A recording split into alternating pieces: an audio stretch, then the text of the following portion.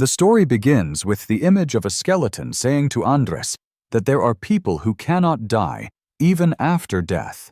For us immortal beings who have escaped the cycle of life and death, controlling an entire dimension is not difficult. Ruling the dimension called Earth is just a matter of time, or so we think. A talking skeleton points in disbelief and exclaims, "How is this possible?" Andres is facing a figure still standing amidst the flames. The person exclaims in surprise, "Why are you still alive?" The person's voice rises. Who knows? Their eyes spark with a crazy glint as they enunciate, "Maybe it's because..." The flames surrounding them dissipate, revealing a distorted, disfigured face. They shout, "Continue! Am I stronger than you?" The person clenches their fist and strikes Andres, who is frightened. To understand what's happening, we need to go back 2 years to an apartment complex. A woman's angry voice is heard, "I can't stand you anymore." Inside the house, the angry girl questions a young man.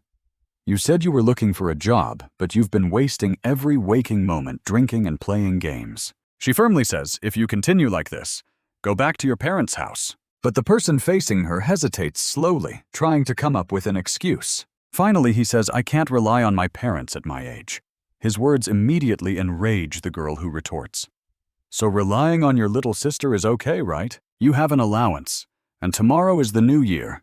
Find a part-time job or something," she says. He, red-faced from drinking, responds carelessly, Got it. We'll figure it out tomorrow. My head is spinning." The girl shouts again after he closes the door. "Why do you keep..." He sighs wearily, then jumps onto the bed. He buries his face in the pillow and mutters, "You're pathetic, Kang-hyun. Why are you living like this? The only thing you've done since coming to Seoul is intern at a big corporation for a short time. You should just get a job packing boxes or something." Hyun glances over and sees the computer on his desk is still on. "I forgot to log out of the game."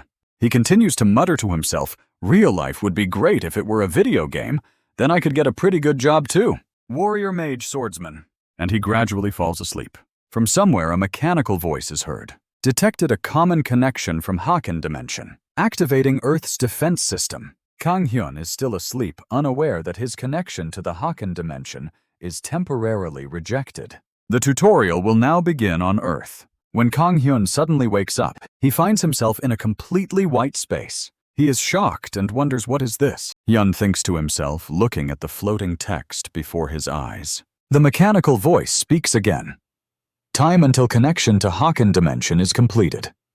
4 years, 364 days, 23, 59, 27, 26 6 seconds, 25 seconds. A notification board appears before him welcoming Kang-hyun to the tutorial. The tutorial consists of 8 stages. He reads the content on the display, which includes 8 steps. Death here does not affect reality. You cannot quit midway. If you fail, you won't be able to try again. Upon completing the tutorial, you will be awakened and rewarded. He is speechless. Then he wonders, what is this? Hyun immediately thinks of the game he used to play.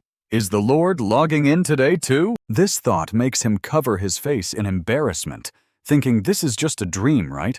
Only hardcore gamers like me would have such a dream. "Mom, Dad, I'm sorry. I'll go find a job, Hyun." Then Hyun says, "But..." His attitude quickly changes to excitement and enthusiasm. Who cares if it's a dream? Maybe this is a sign from God to play one last time. One more round notification appears. "You are entering stage 1. We pray that your bravery, Kang-hyun, will save the Earth." He is slightly perplexed upon hearing this. And wonders save what? The system continues. Stage 1, prove your bravery by overcoming your greatest fear. Mission objective, reach the end of the bridge. Failure condition, death. He wonders which bridge. Suddenly the space around him changes. A fiery red glow appears before his eyes. The surroundings have transformed into a cave with lava flowing below. The small stone bridge is the only path he can stand on, just like many others. Hyun panics, asking, "Is that lava? And what's with this heat?" He is completely bewildered. "Who are these people? What's going on? I'm definitely at home, right?" He thinks to himself. What kind of stupid dream is this? It's so hot. Is this really a dream? A familiar voice calls out beside him. Kang-hyun. His younger sister is standing on the bridge next to him. He exclaims in surprise, "Ide Kang-ah-hyun. then asks, "Why are you in my dream?" Ah-hyun immediately retorts, "That's what you're supposed to say." "This is my line." She looks puzzled. "But is this really a dream, talking about saving the earth and all that?" Hyun's expression turns serious, Kang Ah-hyun. He says, "Stop pretending it's your dream. This is mine." Ah-hyun shouts back, "Does it matter whose dream it is right now?" She analyzes. "How can lava be this hot? If we're dreaming, is it possible to talk naturally like this? Don't you think something's off here?" Hyun confidently responds, "Humph, people say you can't feel pain in dreams, but I think they're lying. You know that, right?" He shares, "I once dreamed I was peeing, and it felt so real. I woke up relieved that the blanket was still safe." Ah-hyun looks at her stupid brother and can't help but say, "What nonsense are you spouting? You're so embarrassing talking about that in front of me." He ignores her and says, "Anyway, I'm going." Ah-hyun is confused. "Going where?" He points to the mission board. "It says to reach the end of the bridge. Can't you see?" Ah-hyun retorts, "You think this is your dream, so you don't understand. It's not like I'm an NPC or something." Hyun gets defensive. "Hey, you can see it too, right?" Ah-hyun questions, "Aren't you scared of falling?" Hyun mocks, "Are you kidding? It's a dream. If I die, I'll just wake up." Before Hyun can finish, a person falls in front of them. Hyun is shocked. He watches as the person is consumed by the lava, suffering greatly. In the end, only a black smoke and the smell of burnt flesh remain. Both of them are frozen in shock. Ah-hyun speaks up first sarcastically, "Well said." She looks at Hyun, who is trembling, but still trying to sound brave. "You said you're not scared at all, right?" Ah-hyun thinks to herself, he's so pathetic. She takes a deep breath, then advises, "Don't do anything stupid. If you're going to move, don't walk. Crawling might be safer." Hyun is embarrassed, but still boasts, "I'm not scared."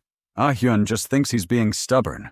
The lava below continues to bubble and churn. Other players on different bridges have started moving. Hyun and Ah-hyun are still crawling slowly and cautiously. Suddenly, Ah-hyun speaks up. "What do you think is going on with us? Any ideas?" Hyun guesses, "It's just a super realistic nightmare, right?" Ah-hyun is skeptical. "You're still saying that," she continues, "but don't you think this is a bit too realistic for a dream? Is it even possible? Something must be going on that we can't even imagine. If we die here, maybe we'll die in reality too." Hyun suddenly exclaims, "Oh no!" looking over. Ah-hyun sees Hyun with tears welling up in his eyes, his voice shaking. "Stop bringing it up, okay? You're making me think about it." Ah-hyun thinks to herself, he's such a coward. Hyun lies down and sighs loudly, then complains, "Let's take a break. I can't crawl anymore. My hands and legs are shaking." Ah-hyun doesn't believe him. "So you're just going to lie there?" Hyun looks at Ah-hyun with a smile. "You know what? It's still possible that this is a dream. If I just keep going like this, I'll wake up again." Before he can finish, another notification appears before them. The set time has passed since the tutorial began. Difficulty level increased. Loud rumbling noises are heard signaling something bad is about to happen. They panic. What's happening now? Others also sense something is wrong. The bridge behind them starts to collapse. Everyone panics. The bridge is collapsing. They all start running, rushing to escape. This is not the time to stand still. Ah-hyun quickly stands up and starts running, leaving Hyun behind. The bridge behind them is collapsing mere steps away.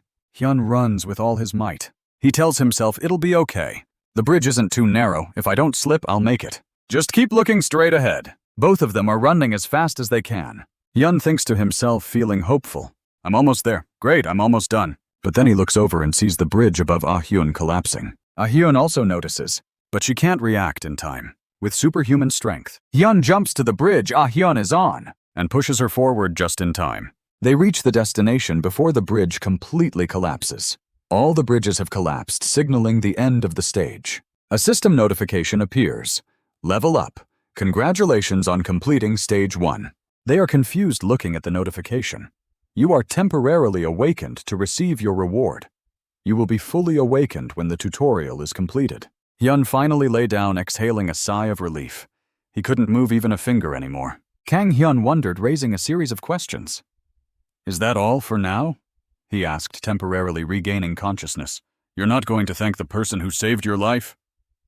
The girl quickly responded knowingly. Thank you. She looked at the status board in front of her. Kang Ah-hyun's name level less than 1 agility. 12 magical strength. 13 additional stats. 1 innate ability. Calmness. Skills. Empty abilities. Empty. She wondered what this meant. Level physical stats agility. He immediately thought of a status window, a first birthday gift a man would want. He tried to strain himself to look, thinking, I want to see it too. The status window on the display showed his innate ability as resurrection, with empty skills and abilities. He tried to take a closer look, telling himself he wanted to. But then he found himself waking up on a familiar bed, surprised, and let out a shout. Hyun was gasping for breath, trying to calm down. He looked up at the ceiling of his room and exclaimed, "It was just a dream, right?" A message was sent. "Today I had a weird dream." A Paros Flapong parrot replied, "Yeah." Others in the group chat started discussing. Talented Monkey messaged me too. Red Fist Gorilla said I fell in my dream and died. Happy Deer sent a Spider-Man emoji. A post about successfully having a lucid dream received many interactions. Seo Ha-min posted a question. My whole family had the same dream of dying in it. What does it mean? Can someone explain? The news on TV reported that the Supreme Leader had survived even in hell. People all over Korea were sharing their strange experiences online. My mom always told me to stop reading novels, but now she's listening to me carefully. It's like the experts don't understand the situation as much as the enthusiasts. Tell me about your dreams. On Reddit, there was a post about sharing current hot currencies related to the tutorial. Someone had invested all their money in coins. A TikTok video with the hashtag Save the World Challenge was posted. A chat room opened for people with innate abilities. Another post said, "Fight, fight, fight." A robotic voice announced, "Time until connection to Haken Dimension 4 years, 364 days." 25. On that morning at the apartment complex, the sound of doors opening and loud calls from 2 people. Ah-hyun, Hyun, both spoke at the same time. You just had a dream, right? You were walking on lava and you almost died. It wasn't just a dream, and our status windows, we had the same dream. She exclaimed, "Damn it, let me speak first." Hyun wouldn't back down, saying, "You're the one who interrupted me." They both stopped talking, panting. Their stomachs growled in unison. They fell silent. Then they agreed to eat something first. The keywords from the strange dream dominated the hot search rankings. Kang Ah-hyun browsed her phone to catch up on the news. But the 2 siblings remained silent while eating. She said, "So it wasn't just a dream. It seems people all over the world had the same dream." He couldn't believe it. Looking at his phone and exclaimed, "Really?" He guessed that dying in the game didn't affect reality. They said about 3 to 4 out of 10 people fell, but weren't injured. Hyun shuddered, remembering the vivid experience. Falling must be painful. She said, "I've heard those who fell were seriously hurt." Hyun remained silent, staring at his phone screen. She asked, "Is it really okay that we're eating normally like this? It seemed like chaos reigned outside." Hyun remained silent, chewing his food. Then he put down his chopsticks and said, "What can we do besides eating properly?" He stood up and walked to the window. He opened the curtains and asked, "Are you thinking of jumping into the chaos?" He looked down at the street. People were chaotic, scrambling for necessities. "It's mine. Sorry I got it first." A group held signs protesting and repenting. The day of judgment has come. Some took advantage of the situation, looting and destroying everything. The 2 looked at the chaotic scene below, speechless. Ah-hyun nonchalantly said, "We can't go to work, can we?" He replied, "Don't ask. Going out now will only get us hurt. Do you remember anything about the connection to the Haken dimension?" She replied, "You didn't check the status window carefully. Did they say we could at least check the remaining time when we temporarily regained consciousness?" She waved her hand and a screen appeared. Hyun thought, "Damn it, I want to see the status window too." The screen displayed time remaining until connection to Haken Dimension 4. Years 360 days.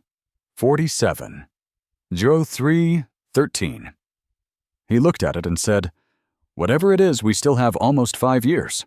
He wondered, can we prepare for that event in 5 years? It's chaotic now, but it'll calm down soon. It's better to stay indoors. She looked at Hyun incredulously, then suddenly nodded, thinking it made sense. Unlike the chaotic morning, nothing else notable happened until evening. Most people returned to their daily lives, and Korea stabilized again within a day. And so the first day ended. Hyun was sleeping. Then he suddenly opened his eyes, seeing a notification board. He calmly sat up in the familiar space. Welcome to Kang Hyun's tutorial. The system asked, "Do you want to see the explanation and usage guide for the basic interface?" He responded. "Skip it. Show me the status window first." A status window appeared. Name Kang Hyun. Title Empty Level 1 Physical. 8 Agility. 9 Endurance. 8 Magic. Additional stats. Skill. Resurrection abilities. Empty skills. Empty. He wondered, is this okay? There's nothing to compare it to. Hyun scratched his head, muttering, "Can I use magic with this magic stat?" He thought somehow having a cool-sounding skill on the board is great. He smiled, intrigued. Resurrection seems like a cheat ability. Skill detail. Resurrection ability. 24 hours after death description. Returns from the dead until the earth escapes the crisis. If the resurrection location is not specified, it will be done at the last sleeping place. Penalty drops. 1 level reduces all abilities by 50% for 24 hours. Note tutorial does not apply resurrection penalty. Hyun was overjoyed, exclaiming, "This is amazing! Unbelievable! My life isn't a waste." The system asked, "Do you want to enter stage 2? He immediately responded, "Of course." He thought, no matter how low my stats are, I can level up and improve them. I'm a miracle resurrection guy. What can't I do? Until now, he was excited because he had the resurrection skill, but he hadn't thought about what was coming next. In a dark castle, the sound of heavy breathing and dripping blood filled the air, heavy with the stench of blood. A gonlin with a bloody head roared. Hyun didn't hesitate, swinging his weapon. He struck strongly, but it dodged. It turned out that the challenge of Stage 2 was to defeat the enemy and prove your skills. He swung his weapon again, thinking, it's like a game because of the system. Blood splattered everywhere, and he successfully defeated the gonlin. His hand holding the club was covered in blood and shaking violently. Hyun thought in fear, I defeated it with a surprise attack. If I hadn't, I would be the one lying there. I killed it. He looked at the gonlin, still lying in a pool of blood. He covered his mouth, feeling nauseous. Damn it, I feel like I'm going to vomit. Then he turned around and walked away, thinking I only won because it was a gonlin. If it wasn't a surprise attack, I would be the one dead. Suddenly he saw a large figure with glowing eyes in the corner. Hyun instinctively stepped back and defended himself. The gonlin had seen him. It saw its dead companion. The gonlin's anger surged. Hyun recalled. Wait, there were 2 from the start. Aren't goblins supposed to be low-level monsters for beginners? This one was twice as big as the previous, and wielded a 1-meter-long sword. If I get hit, I won't just be knocked back. It roared in anger. Then it swung its sword at him. With a body that hadn't exercised in a long time due to unemployment, and a sword that was only 70 centimeters long. The sword was knocked away due to the force. He couldn't withstand the 1-meter-long sword and was hit on the shoulder. More slashes followed. After what felt like an eternity, Hyun was left dazed, covered in blood and tears. He thought in agony, what the hell? Why is this happening to me? His blood-soaked body was dragged on the ground. He thought in pain. Damn it, why doesn't it just kill me? When will I wake up from this dream? Just make it quick. Someone please save me. He realized how much blood a human body contained, confirming it with his own blood. The fear of death overwhelmed him, and he endured the pain until he stopped breathing. 4 goblins tortured him mercilessly. A scream woke Ah-hyun from her sleep. She burst into Hyun's room, exclaiming, "What's going on? Why is this happening so early in the morning?" Then she saw. Hyun was curled up on the bed, shivering, biting his finger and muttering, "Goblins! I'm so scared." A while later, Hyun spoke. "So I died from losing too much blood." Hyun, holding a warm water cup, still looking dazed and shivering, replied, "Yeah. First they pulled out my toenails and crushed them. It wasn't enough, so they pulled out my teeth, and..." Hyun immediately cut him off. "Stop it." She covered her ears, saying, "I'll die too." But that didn't really happen. She asked again, and Hyun suddenly shuddered in shame as he cried. You suddenly jumped up, she said. If you had experienced it, you would understand. Even a tough person would cry and run to tell Mom. Ah-hyun responded with a bit of surprise. I got it. Who cares? She continued. So you don't need to go to the hospital, right? He wondered. Hospital. She held her phone and explained, I've heard that the number of patients treated in the neurology department has doubled in the past 2 days. It seems a few people have experienced something similar. He was taken aback upon hearing this. Then he replied, I don't think so. I don't have money. His statement left her speechless for a moment, before she continued. There are a few good things. I guess when you die, the tutorial will end. Those who die in the first stage won't dream about the second stage, he said with a sigh of relief. It's nice to hear that. Maybe I'll sleep a bit better tonight. The familiar voice of the system chimed in, Welcome to the Kang-hyun Tutorial Stage 2. Error Immediate Transfer. Your bravery can save the Earth. It continued. Hyun was completely stunned as he saw the notification.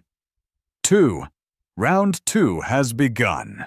He gritted his teeth. Then he shouted, What the heck is this? Followed by a stream of curses that poured out of his mouth uncontrollably. The system ignored his outburst and continued. You won't be able to respawn because you're in the tutorial stage. After a fit of cursing, Hyun tiredly leaned against the wall. He thought to himself, I'm just dreaming, and then I'll wake up and dream again. If I can just get through this, I'll escape this dream. But it didn't seem feasible. Finally, he stood up and thought, so I have to do what I want, right? I'm starving. Hyun walked towards a door. He analyzed his previous choice. Last time I chose a club because it seemed strong and easy to use. He was hesitant because close combat was quite scary, so using a bow might be better. Or perhaps a spear was better than a sword for close combat. He took a deep breath and decided, all right. Then he hid behind a wall, aiming his crossbow at 2 gonlins, thinking, let me show you. The crossbow skills of a Korean reserve soldier, he muttered. He carefully aimed and shot. The arrow grazed one of them. The arrow missed the other gonlin. He wondered if he had hit it. The arrow grazed the face of the gonlin, leaving a small scratch. It turned back to look at him with a wary gaze.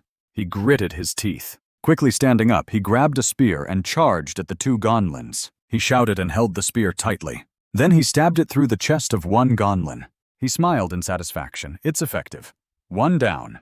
Hyun turned to the remaining gonlin, but he suddenly realized that he couldn't pull out the spear. He looked back and saw the gonlin jumping towards him, weapon raised. With a loud thud, Hyun jolted awake in the real world, clutching his chest and shouting. He was still panting and shivering as he spoke. I still died with just 1 hit.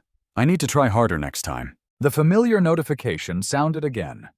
Welcome to the Kang-hyun Tutorial Stage 2. Error. Immediate transfer. Your bravery can save the Earth. Hyun raised his middle finger towards the system notification, cursing, Save my ass. What a mess. Stage 2. Round 3. Today's weapons are a sword and shield. Isn't it better to use a familiar weapon? No, today I'll use a sword. I've spent the whole day learning on YouTube. Hyun got into a ready stance, confidently saying, All right, let's fight, you bastards. And just a few minutes later, he jolted awake on his bed again, shouting, Those monsters, they're ganging up on me. He sat there laughing maniacally to himself. Let's try again, shall we? He continued to mutter, I'll kill them all. His behavior was so erratic that Ah-hyun outside was left speechless. Once again, the familiar notification sounded. Welcome to the Kang-hyun tutorial. Shut up. Stage 2. Error. Immediate transfer. Your bravery can save the Earth. What bravery? Stage 2, Round 4. At first, I just swung my sword wildly. Why? Because according to the status window, this is basic. The system notified him, your stamina has increased by 1 due to pushing yourself to the limit. Hyun was overjoyed. My stats have increased. He fell back exhausted, wondering, do I really have to swing my sword for 8 hours to level up? Hyun called up his status window. Name Kang-hyun title. None level 1. Strength 8 agility. 9 stamina, 8 magic, 20 in additional stats. Special ability resurrection skills none. He noticed the additional stats 1 line. Only now I remembers that I received it when I completed the first level. Actually, he didn't remember, but he made excuses. I was too tired and forgot.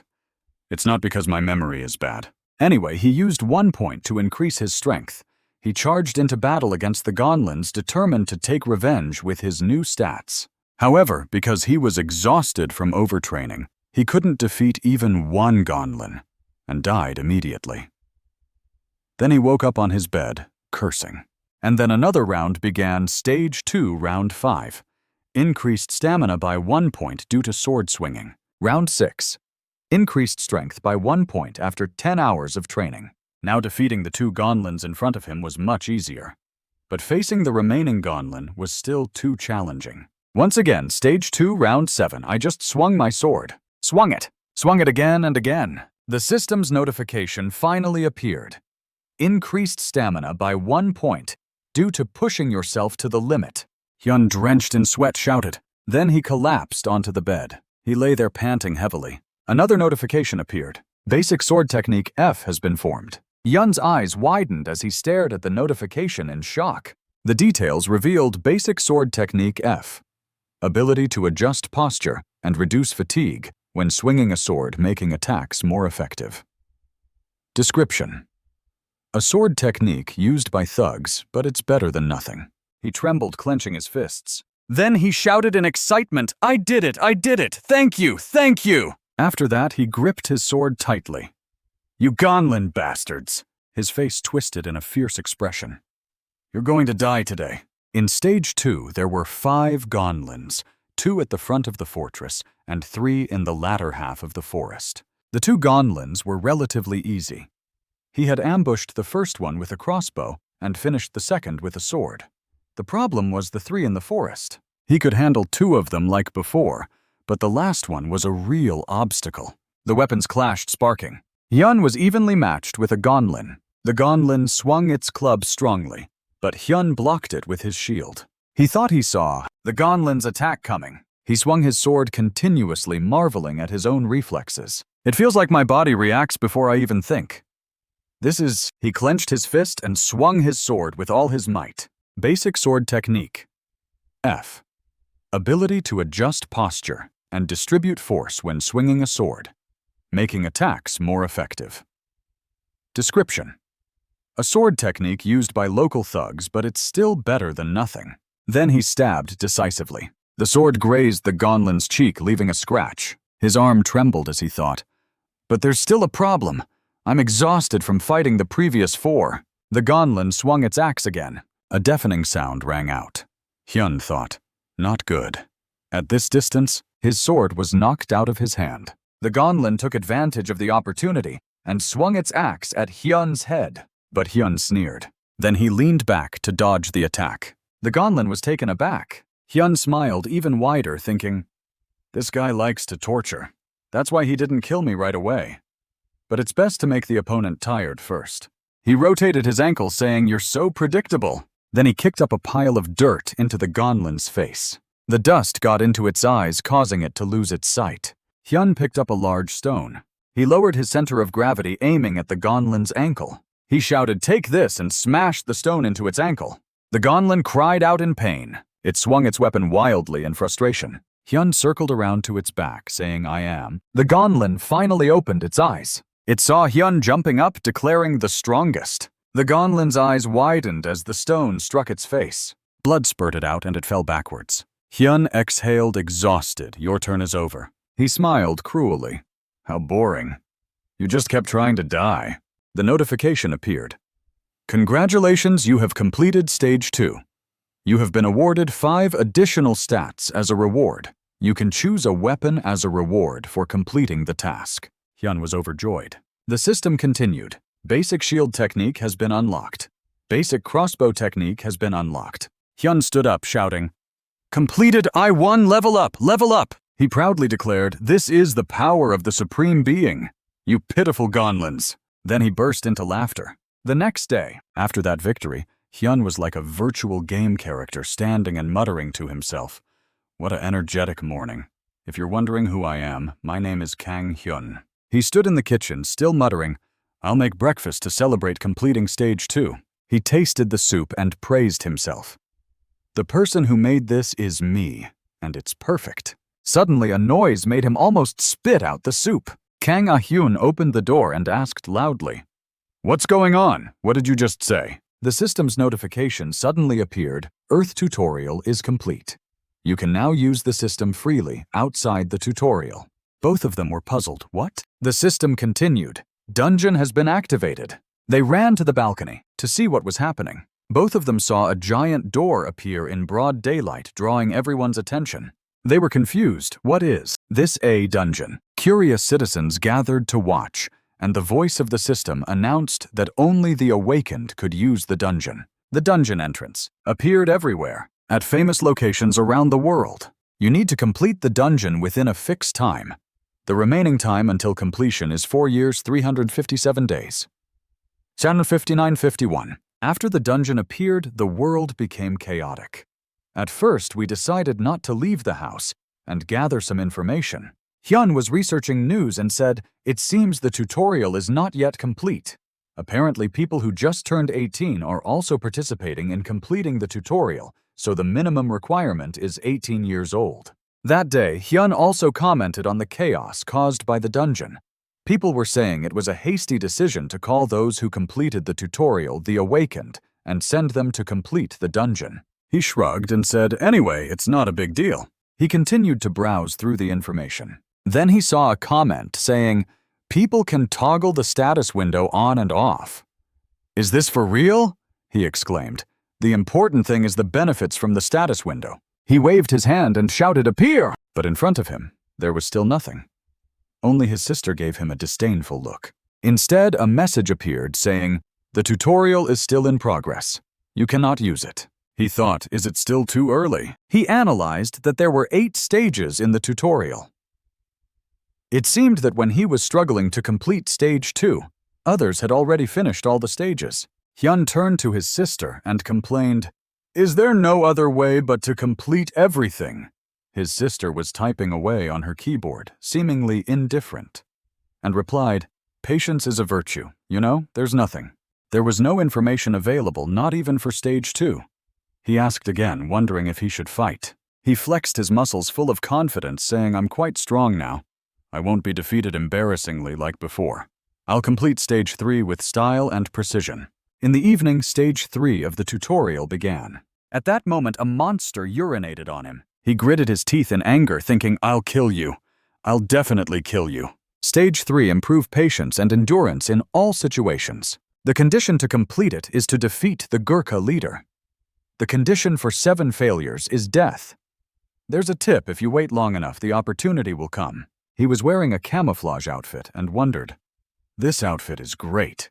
Is this an infiltration or assassination mission or something similar? Hyun thought, to defeat the Gurkha leader, I need to find it first. He scratched his head and said, But first I need to check what I got in stage 2.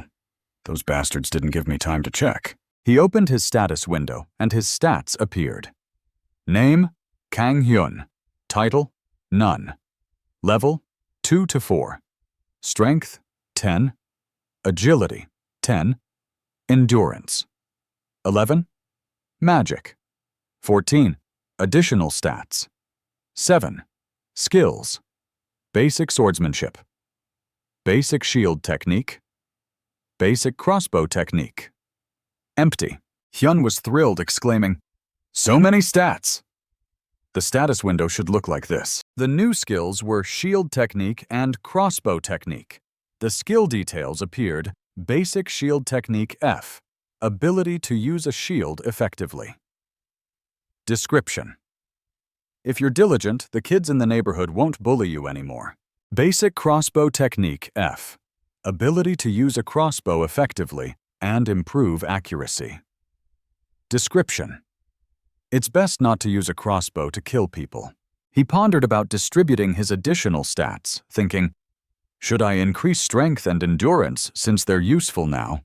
Or should I increase agility by 2 points for safety? He was thinking about what else he needed to do.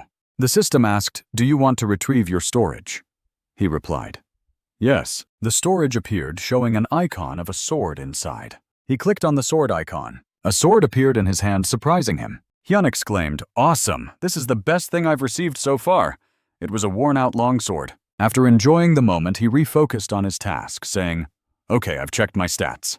Now let's go find Gonlin or whatever." Carlos Hathcock, born on May 20th, 1942, and died on February 22nd, 1999, was a legendary sniper of the Marine Corps who successfully assassinated a general. After crawling 1.4 kilometers for over 3 days, he was someone Hyun respected greatly. From today on, after a day of random thoughts, Hyun wondered, "Have I crawled for 10 hours yet? It's almost time." He hid in the bushes, assessing the situation. 2 guards were on alert. He thought, "Should I charge in?" The guards in front of him were like masked civilians. He felt uncomfortable, thinking, my pants are wet and dirty from my own urine. The grass is making me itch, and there's a bunch of bugs on my head. A shadow loomed over him, making him flinch. Hyun looked up and saw a majestic Gonlin standing in front of him. And what came next was a stream of yellow liquid. It was sprayed directly onto his head. Hyun repeated to himself, "I must endure. Isn't the system saying I need to improve my patience and endurance?" The Gonlin pulled up its pants. Then it casually turned around and left. Hyun trembled, trying to hold on, repeating patience, endurance, patience. But his rational thread snapped.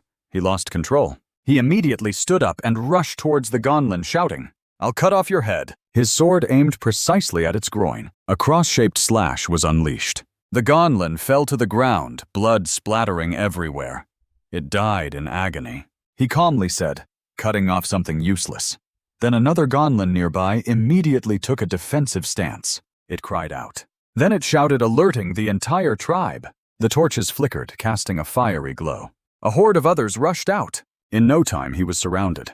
Hyun slung his sword over his shoulder, proudly saying, "Because everything is messed up, I have to say what I've been holding back." He loudly declared, charging forward. The system announced, "The skill Lion's Roar has been formed." His loud shouts and savage laughter, along with the splattering blood, created a horrific scene. Stage 3. Round 2. Hyun furiously shouted, "Let's do this!" The skill details appeared, Lion's Roar D, a skill that reduces the stats and morale of surrounding enemies, removing unfavorable effects of D rank or lower. Description: unleash the rage from the bottom of your heart. It strikes fear into the enemy and removes unfavorable effects from yourself. In round 1, what he learned from crawling for 10 hours, he charged forward, proudly saying, "I'll kill all of you." All of them trembled at his madness. The Gurkha warriors seemed to have gone out hunting and would return only at sunset. In other words, he continued to slash and kill, enjoying himself, saying, "Only the weakest forces are left here. Most are just petty minions." Hyun rushed towards the large tent. Then he burst inside. Hyun furiously shouted, "I'm here, you damn Gurkha leader!" A purple light flashed before his eyes. The leader sat on a throne with 2 sorcerers on either side chanting spells. The leader pointed. The 2 sorcerers deployed their magic. Hyun was hit by the spell and his body froze. The announcement rang out. "You have been hit by a low-level binding magic." He gritted his teeth, thinking, "My body won't move. Is there magic in this tutorial? There must be a way." He searched through his thoughts. Then he took a deep breath. He activated Lion's Roar. He roared, unleashing his power. His strength frightened the Gurkha leader. In just a few steps, he quickly jumped up and raised his sword. He proudly said, "The plan was good, but it ended when you got beheaded." Then his sword came down, accompanied by a spray of blood. The system announced, "Congratulations, you have completed Stage 3. You will receive Intermediate Physical Restoration, B. You have completed Stage 3 in the shortest time. You have set a new record. As a supplementary reward, you have received the temporary title, Unbroken, and a level up." The details appeared. Unbroken, a title given to a rebel who completed Stage 3, which tests patience and endurance in the shortest time. If the record is broken, the title will be transferred. Effect: all stats +1. He recalled completing Stage 3 in just 2 days. Thinking about how he took a week to complete Stage 2, this was a significant improvement. With this growth rate, he concluded. Hyun became narcissistic, thinking, Am I a genius? He continued to imagine, thinking, I'll complete stage 4 in just a few minutes. In his mind, he pictured himself as a warrior in shining armor, standing on the body of a dragon. That was what he imagined a month ago after completing stage 4. In the morning at the apartment, a news broadcast was on TV. 25 days have passed since the activation of the Special Awakened Force to conquer the dungeon. 40% of the discovered dungeons have been conquered. Meanwhile, the Awakened continued to participate in dungeon conquest activities. To thank them, the government is considering rewards. The familiar scream made him not even react while cooking eggs. Not again. His sister turned off the stove and complained. If you keep doing this, the neighbors will complain. Did you get hit by an arrow on the head today? Hyun walked out of the room with a gloomy expression, saying, I finished it. You killed them all. His sister raised an eyebrow, puzzled, saying, Oh, you're out of control again. Suddenly she frowned and exclaimed, Kang Hyun. She asked, What happened in your dream? Hyun's face. Hyun looked at his sister helplessly. She was annoyed and asked, Why are you like this from morning till now? Hyun gritted his teeth, annoyed, replying, The tutorial is annoying me. Hyun said, Good luck. His face looked like that of a criminal. His sister said, You're older than me, you know? Hyun became even more irritated. Hyun was concerned and asked how stage 4 was going. The young girl spoke softly and complained, but Hyun just replied that it was all just like a group project requiring leadership skills and the like. To understand what happened, we need to go back in time. On the screen, detailed information about stage 4 appeared. Prove your leadership skills and lead everyone. The condition for completion was to destroy the core of the dungeon. Failure would result in death. After destroying the dungeon, an exit would automatically open. The best tip was to proceed without leaving any team members behind. Seeing teammates happily high-five each other, Hyun recounted to Ah-hyun that the mission required leading the team to destroy the dungeon's core, similar to a role-playing game where team members acted like NPCs performing their assigned roles. Hyun watched his teammates enthusiastically high-five each other as he recounted to Ah-hyun that the task required leading the team to destroy the dungeon's core, much like in a role-playing game where team members acted as NPCs following their assigned roles. Despite strong opposition from the two couples, the final decision was still to continue. Hyun responded with a nonchalant, what's next? As he ate his meal, Hyun continued saying that at first he led them quite well. He proudly recounted how he boosted their morale with his angry roar and led the charge with his superior healing strength thanks to intermediate body rejuvenation. Hyun explained that intermediate body rejuvenation was a skill he acquired after completing level 3. The system screen displayed the skill's details. Intermediate body rejuvenation. The ability to regenerate and heal bodily injuries using magical energy. Any wound, including cuts, burns, or frostbite, would automatically heal with magical energy. Intermediate body rejuvenation demonstrated its miraculous recovery capabilities, even healing broken bones within a day. Hyun chewed and swallowed his food, then asked if everything was fine now and what had caused him to take a whole month. Being stabbed in the heart made Hyun's anger surge, and killing intent surrounded him. Hyun was speechless at the foolishness of his older brother. Hyun gritted his teeth and replied that the problem arose that night. He angrily roared, spitting out food. Those damn guys were supposed to take turns keeping watch, but they planned to escape together. When I caught them, they ambushed and tried to kill me. I knew from the start, especially when they flirted with each other in the sacred dungeon, Hyun shouted, swallowing the food in his mouth. You crazy bastards! As soon as she finished speaking, Hyun realized his slip-up and quickly shut his mouth. That day, Hyun ate while recounting that similar characters and situations kept repeating through each stage. Under those harsh conditions, he finally found a breakthrough using his super-intelligent brain. Hyun listened intently. She curiously asked what it was. Hyun gently put down his chopsticks. He smiled creepily and boasted, Just eliminate the pests and continue. Going back to the recollection of Stage 4, as per Hyun's guidance, he silently listened to the two arguing back and forth. Let's go a bit further. It would be a waste to return now without getting anything. We don't have much food left. What if we can't find the core? The money from the magic stones alone should be enough. If we die, you'll be responsible, they said. Hyun opened his mouth. He strained himself and shouted loudly, attracting everyone's attention. The two others looked at him in surprise. What, Hyun? The blonde girl trembled, covering her ears with her hands. Hyun, what are you doing? Hyun stopped yelling and pointed his sword at the blonde girl, making her fall to the ground in fear. He threatened, "From now on, you all must follow my instructions. Resisting or complaining will get you killed." The blonde boy retorted angrily, "Are you crazy? That's so unreasonable!" Before he could finish, Hyun punched him in the face. Hyun continued punching the boy with each sentence, "I told you not to complain." The blonde boy was beaten beyond recognition. His girlfriend beside him was crying and trembling. Hyun clicked his tongue. The blonde boy's blood had splattered all over Hyun's face. Hyun gave a warning glance. "Just follow my instructions because I know the way." He glanced at the blonde boy again. "If you continue like this, you're really done for." The system screen displayed Hyun's status name, Hyun title. Resilient, level 14. Strength, 17+1. Agility, 15+1. Endurance, 17+1. Magic, 15+1. Skills, basic swordsmanship, basic shield technique, basic crossbow technique, angry roar, intermediate body rejuvenation.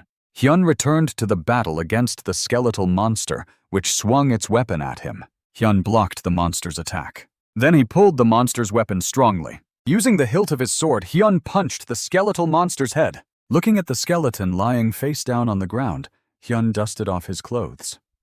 The last one. The blue-haired boy exclaimed in surprise, "Oh my God, he really took them all down." Everyone stood frozen, looking around at the skeletal monster smashed to pieces. "It's just us now." Hyun narrowed his eyes, looking at the round object before him. "This is the core. We just need to destroy the pedestal." He raised his sword. Simple. Hyun forcefully struck and shattered the pedestal supporting the core. The system immediately displayed a notification. "Congratulations, you have completed Stage 4. You have received the reward task, cutting 1 into 2. You received the reward task, Mind Enhancing Ring Level Up. Upon reviewing the results of Stage 4, the benefits gained were not bad. The ability stats increased exponentially, not to mention the items dropped by the monsters that could be collected. Among them, the function of the magic stone was still not understood. If everything could be stored, it would be useful in the end.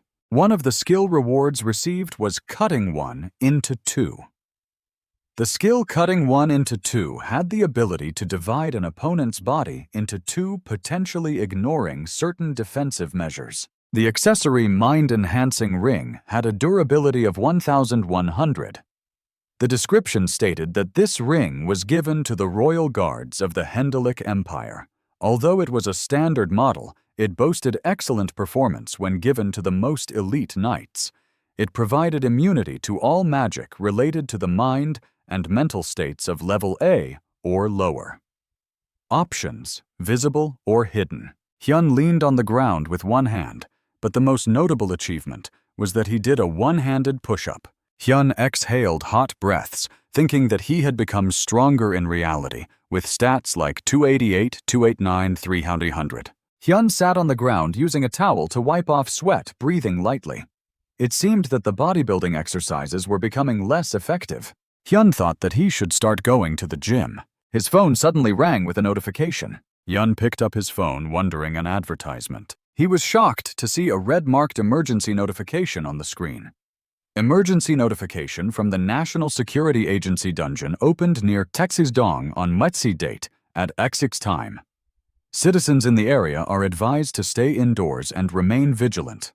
The city was filled with the cries for help from the citizens. Gonlin is vigorously destroying the city's infrastructure. There were also people who had been knocked down by the Gonlin and were lying in pools of blood, trembling. A green Gonlin was chasing a citizen, while another Gonlin nearby was tearing apart the body of another person. The system screen displayed a notification. If you fail to complete the dungeon within the specified time, the dungeon door will open. Hyun looked down from the balcony of the building onto the streets, his eyes wide with shock. Is today? I even sent a completion request. Remembering that his sister had gone out to work while he was training, Hyun panicked, thinking Hyun is in danger. He rushed around the house looking for something to use as a weapon. Hyun gritted his teeth in anger. Damn it, there's not even a cheap longsword here. He suddenly stopped, remembering something. A fruit knife and unwashed dishes were still in the sink. Outside, the sky was blue, and the clouds were drifting lazily. But down below, it was a different world. The sounds of fighting erupted around the city. Hyun took a deep breath, filling his lungs. He stood before the Gonlin holding a fruit knife and shouted loudly, "Long time no see, you bastards!" A Gonlin looked towards Hyun and cried out. Hyun clicked his tongue, gritting his teeth, thinking that he still couldn't use his skills. However, this attracted the Gonlin's attention. The Gonlin roared and charged at Hyun together. Hyun smiled creepily and laughed out loud. What's that? The noise from those low-level bastards is too annoying. Hyun narrowed his eyes, thinking that although he couldn't be sure if their levels were the same as in the tutorial somehow, he skillfully wielded the fruit knife in his hand. Hyun stabbed a Gonlin through the brain with one stroke and could still distinguish their levels by their movements. The Gonlin cried out in pain, its body trembling. Hyun smiled. Thanks for coming. He pulled out the knife from the Gonlin's head. I'll use this knife well. It's a good product. At the company where Kang Hyun worked, everyone was using whatever they could find to barricade the doors, trying to prevent the Gonlin from entering. The faces of everyone were tense with anxiety. Hyun was also filled with worry, looking towards the door. Hyun gritted her teeth, looking down at her phone screen. After reading the message Hyun sent, Hyun thought, what is he thinking? The cries of the Gonlin echoed in Hyun's ears. The terrifying cries of the Gonlin grew louder inside the room. Something hit the door strongly. A pair of legs stepped inside. Hyun's hoarse voice rang out, I'm not going to break the glass. He smiled maniacally, his whole body covered in monster blood, looking scarier than the Gonlin outside. Your big brother is here to save you, Kang Hyun. Hyun was overjoyed and triumphantly held up the bloody knife towards his older brother. The atmosphere became silent as Kang Hyun appeared. Kang Hyun's face turned bright red as whispers erupted around her. What's going on? Who are you? You're Hyun's older brother, right? Hyun hesitated. Older brother, what's... The old man, shaking with fear, interrupted. Kang Hyun curiously looked towards the old man. The old man, his face red with anger, shouted at Kang Hyun. I don't know who you are, but how did you break through the barrier? What am I supposed to do now? Those creatures. Hyun glanced apologetically at the old man. It's my fault. Sorry I couldn't control my strength.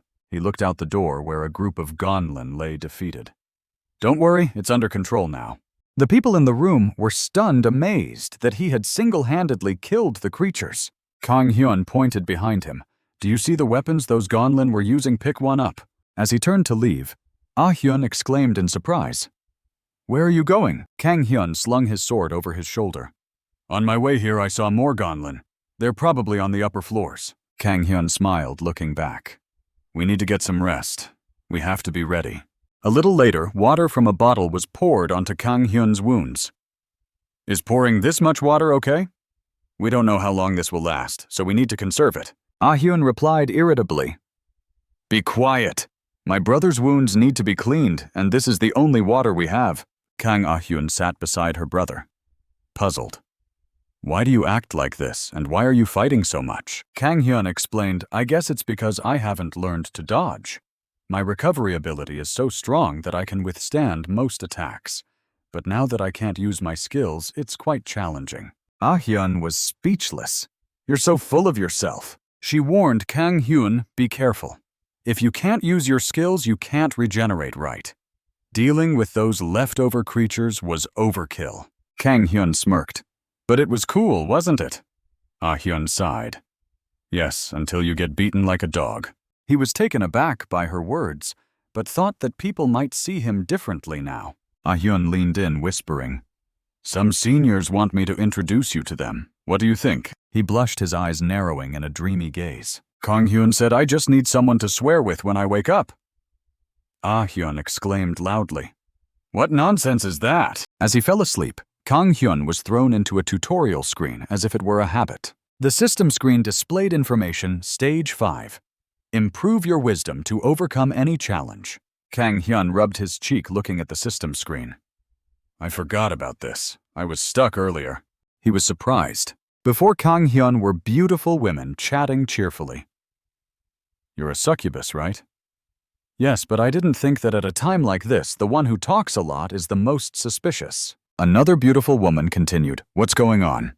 Everyone calm down. Kang Hyun was astonished watching everyone chat and laugh. What's going on here? The system displayed a mission. Defeat the succubus disguising herself as a human. Failure will result in the death of the succubus hiding her true identity. Those who discover her true identity will be targeted first. Kang Hyun stroked his chin thinking. Succubus, a creature known for seducing men in their dreams. They're known for their beauty.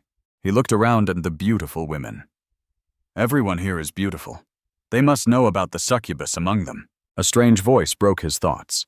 Kang Hyun, what do you think? Kang Hyun was startled, huh? What? A black-haired woman smiled seductively. About the succubus? Who do you think it is? Kang Hyun thought to himself. She's really beautiful up close, and she smells nice. He scratched his head, embarrassed. I don't know, Kang Hyun glanced at the system screen. The system notified him the iron-willed ring is resisting hypnosis. The system explained iron-willed ring. Durability. 1100. Ability grants immunity to all mind-affecting magic and mental attacks of grade A or lower. This ring was given to the Imperial Guards of the Hendelic Empire. It can enhance the wearer's physical condition either visibly or invisibly. As night fell, Kang Hyun's group decided to stop and light a fire for warmth. He gazed silently at the flames. Kang Hyun was lost in thought again. He recalled the stages. Stage 1 was a ring of fire. Stage 2 was a battle against Gonlin. Stage 3 involved fighting a creature that urinated on his face after crawling for 10 hours, and Stage 4 was a month-long group activity. He smiled smugly. Finally, I can enjoy some fun after rolling around like a dog. Oh Lord, I'm sorry for cursing. I didn't know the person who prepared this for me. Feeling a bit out of line, Kang Hyun covered his mouth. I need to control my expressions. If the succubus discovers my true identity, I'm done for. A contemplative Kang Hyun sat before the fire. If she's a succubus, she's definitely powerful. She can disguise herself as a human, and might be skilled in magic. I should just act like an NPC. He thought male NPCs will be hypnotized by the succubus. Using female NPCs would be better. I'll sleep on it and think about it later. When he opened his eyes again, his vision was blurry. Kang Hyun was taken aback. This ceiling looks familiar. He sat up abruptly. This is Ah Hyun's office. A man spoke up. You're awake? I was about to wake you. The military has arrived. Ignoring the two men, Kang Hyun clenched his fists, his eyes wide with anger. She must have realized I knew. She might kill me while I sleep. Suddenly something calmed Kang Hyun down. What's coming? It was the sound of military vehicles gathering outside. A team of soldiers equipped with advanced weapons stepped out of a truck. The soldiers on the truck also opened fire. The hail of bullets took down most of the Gonlin. From the high floor, Kang Hyun watched in amazement as the military arrived. Unlike Kang Hyun, the people in the company were overjoyed. We're safe now. Those creatures can't withstand guns. Kang Hyun remained silent for a moment before saying, It's not over yet. A strange feeling washed over him. Kang Hyun was taken aback. He looked down at the soldiers fighting below. What's going on? What's this feeling? His heart became restless. Something feels off. What is it? Kang Hyun glanced to one side. The soldiers quickly reloaded their guns. One soldier complained too many to count. Endless. Another soldier retorted, Didn't the military teach you anything? Keep shooting. Damn it, why is this happening before I get discharged? The experts should handle this, not us. A soldier was shocked. What's that, a red Gonlin? The red Gonlin swiftly beheaded a soldier. It then targeted a military ID vehicle. A soldier reported, Sir, they've been killed. The officer asked what, I didn't hear that. A bullet hit the red Gonlin, but it didn't flinch due to its hard skin. The soldiers panicked. It's heading straight for us. The red Gonlin was closing in. Faster move. The hail of bullets continued. The red gonlin jumped into the air. The soldiers were horrified. They watched in awe as the massive creature loomed over them. Blood splattered everywhere. On the Earth server, 2 more accounts disconnected. The military vehicles lost control. The trucks collided. Soldiers screamed, "What's going on?" Kang Hyun's eyes widened. That's not a mistake. The uncomfortable feeling is coming from the red gonlin. He was shocked. What's happening?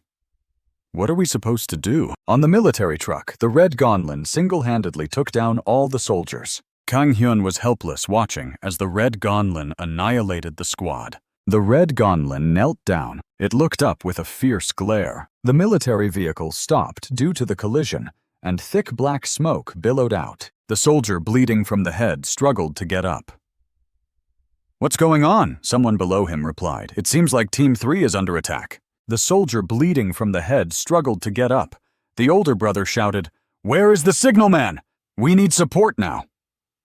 The soldier in charge of communication replied, "They said they'll send someone skilled." The other soldiers said Red Hound. Red Hound referring to Jong Jae's unit. Jong Jae leaned against the vehicle holding his head in pain. The older brother soldier looked up at the wall and saw the red gonlin. "Oh my God," he exclaimed. Jong Jae urgently asked the signalman, "What about the support?" The soldier in charge of communication replied, "They said they'll send someone skilled." Jong Jae wondered. Just one person. The red gonlin jumped from the front of the vehicle. Jong Jae cursed. "Damn it!" He pointed his gun at the red gonlin. "Die!" But to his despair, when he tried to shoot, no bullets came out. He screamed inwardly as he saw the red gonlin charging towards him. Kang Hyun ran towards them, holding a large and heavy brick, and threw it forcefully at the red gonlin. The brick hit the red gonlin right in the face, causing it to spray water everywhere and fly back. The red gonlin landed 10 meters away from the military vehicle and lay motionless. Jong Jae stared in shock at what had just happened. What just happened? Kang Hyun jumped onto the military vehicle and stood in front of Jong Jae, asking, "Are you okay?" Looking at Kang Hyun's intimidating face and hoarse voice, Jong Jae asked, "You're quite strong, aren't you? Are you a soldier?" Jong Jae's eyes filled with blood looked at Kang Hyun as if he had seen something terrifying. Jong Jae shouted, stepping back and pointing his gun at Kang Hyun. "Monster! Kang Hyun, raise your hands. Damn it, put your gun down. You don't look human." Jong Jae took a deep breath and asked again, "Are you human?" Kang Hyun replied dryly. "You're surprised." Jong Jae stared at Kang Hyun, thinking, "Is this a volunteer? He looks really strong." Kang Hyun stood up, bowed slightly, and said, "I apologize for losing my composure." Jong Jae replied, "It's understandable, you've just escaped death." Jong Jae sincerely thanked Kang Hyun. "Thank you for helping us," Kang Hyun responded. "No need to thank me. I wasn't there for justice." The soldier saw the red gonlin getting up again. Not again. Kang Hyun thought to himself, if the military is destroyed, those bastards will come to the company. Hyun. He grabbed his weapon, jumped out of the military vehicle, and told Jong Jae, "Don't shoot or you'll hit me." Kang Hyun turned around and asked, "Do you have something like pepper spray?" Jong Jae replied, "We have almost every type of weapon." Kang Hyun said, "That's good for me." Jong Jae was surprised, "Huh?" Kang Hyun interrupted Jong Jae, saying, "Never mind, just put on a mask. Hurry up, I don't have time to explain." Kang Hyun emphasized, "Please make sure no one shoots while I'm fighting. If you miss, I'll die." Jong Jae assured him. "Got it? Got it." Jong Jae shouted to the soldiers, "Everyone wear gas masks and be cautious. Only shoot when you get close to the monster. Never point your guns at the center of the street." Hyun, watching from above, saw all of this. After entrusting Jong Jae with the task, Kang Hyun cautiously approached the red gonlin. The red gonlin cautiously looked ahead. Kang Hyun gritted his teeth. "I hate you guys." Jong Jae pulled the pin out of the pepper spray can and threw it forcefully at the red gonlin. The red gonlin glanced up at the pepper spray can, which started to spread its contents throughout the air. The red gonlin cried out in pain as the pepper spray affected its eyes. Kang Hyun was also affected by the pepper spray, but he smiled. Even the gonlin is struggling. Kang Hyun jumped high and shouted, You're experiencing pain for the first time, aren't you? He laughed maniacally. Your endurance is quite good, but I'm used to enduring pain more. Kang Hyun charged at the red gonlin, using his sword to strike its weapon. First, he confiscated its weapon, which flew 10 meters away. Kang Hyun continued to slash at the red gonlin. His whole body trembled due to the pepper spray. Damn it, he cursed. From the military vehicle, Jong Jae stuttered. This is crazy. Is he an awakener? A different voice came from behind him. What's going on exactly? The gray-haired older brother looked at Jong Jae in confusion. I thought I was the only support. Jong Jae was taken aback. The gray-haired older brother's eyes narrowed behind his gas mask. Kang Hyun's sword was severely damaged after fighting the red gonlin. He panted, rubbing his sore arm. Kang Hyun's eyes were bloodshot. You bastard, he cursed, seeing the red gonlin kneeling down, protecting itself. Kang Hyun thought I anticipated this, but it didn't take any damage. If this continues, my endurance will drop. He wondered if he should use something as a tool. The only thing I know is to slash, he thought. The gray-haired older brother's voice was heard along with his precise strikes at the red gonlin. Sorry, he said. His strikes were accurate, targeting the weak points like the chest and muscles. Kang Hyun was amazed so fast. Who is he? The gray-haired older brother glanced back silently. Seeing the red gonlin still able to stand up, he thought I didn't feel any impact. It's like cutting through stone. He stood up, reassuring himself, I'm an awakener. It's just a level F dungeon boss. He shouted, it must be unusually strong, so there must be other weak points. Kang Hyun smiled wryly. You know a lot, don't you? Kang Hyun ran towards the gray-haired older brother. I don't know who you are, I understand. Do you have any ideas? The two of them charged at the monster. The gray-haired older brother explained to Kang Hyun. My physical strength isn't that great. My body is about to give out, Kang Hyun replied. I can see that. The gray-haired older brother jumped high, preparing to strike the red gonlin. Kang Hyun asked, what will you do when you run out of strength? The sword struck the red gonlin's head, but was damaged. Kang Hyun cursed, no damage. Damn it! He glanced back, looking for something to use as a weapon, and saw the red gonlin's weapon that had been knocked away. Kang Hyun ran to pick it up. The gray-haired older brother continued to attack the red gonlin. I have speed, but lack the strength to finish it off.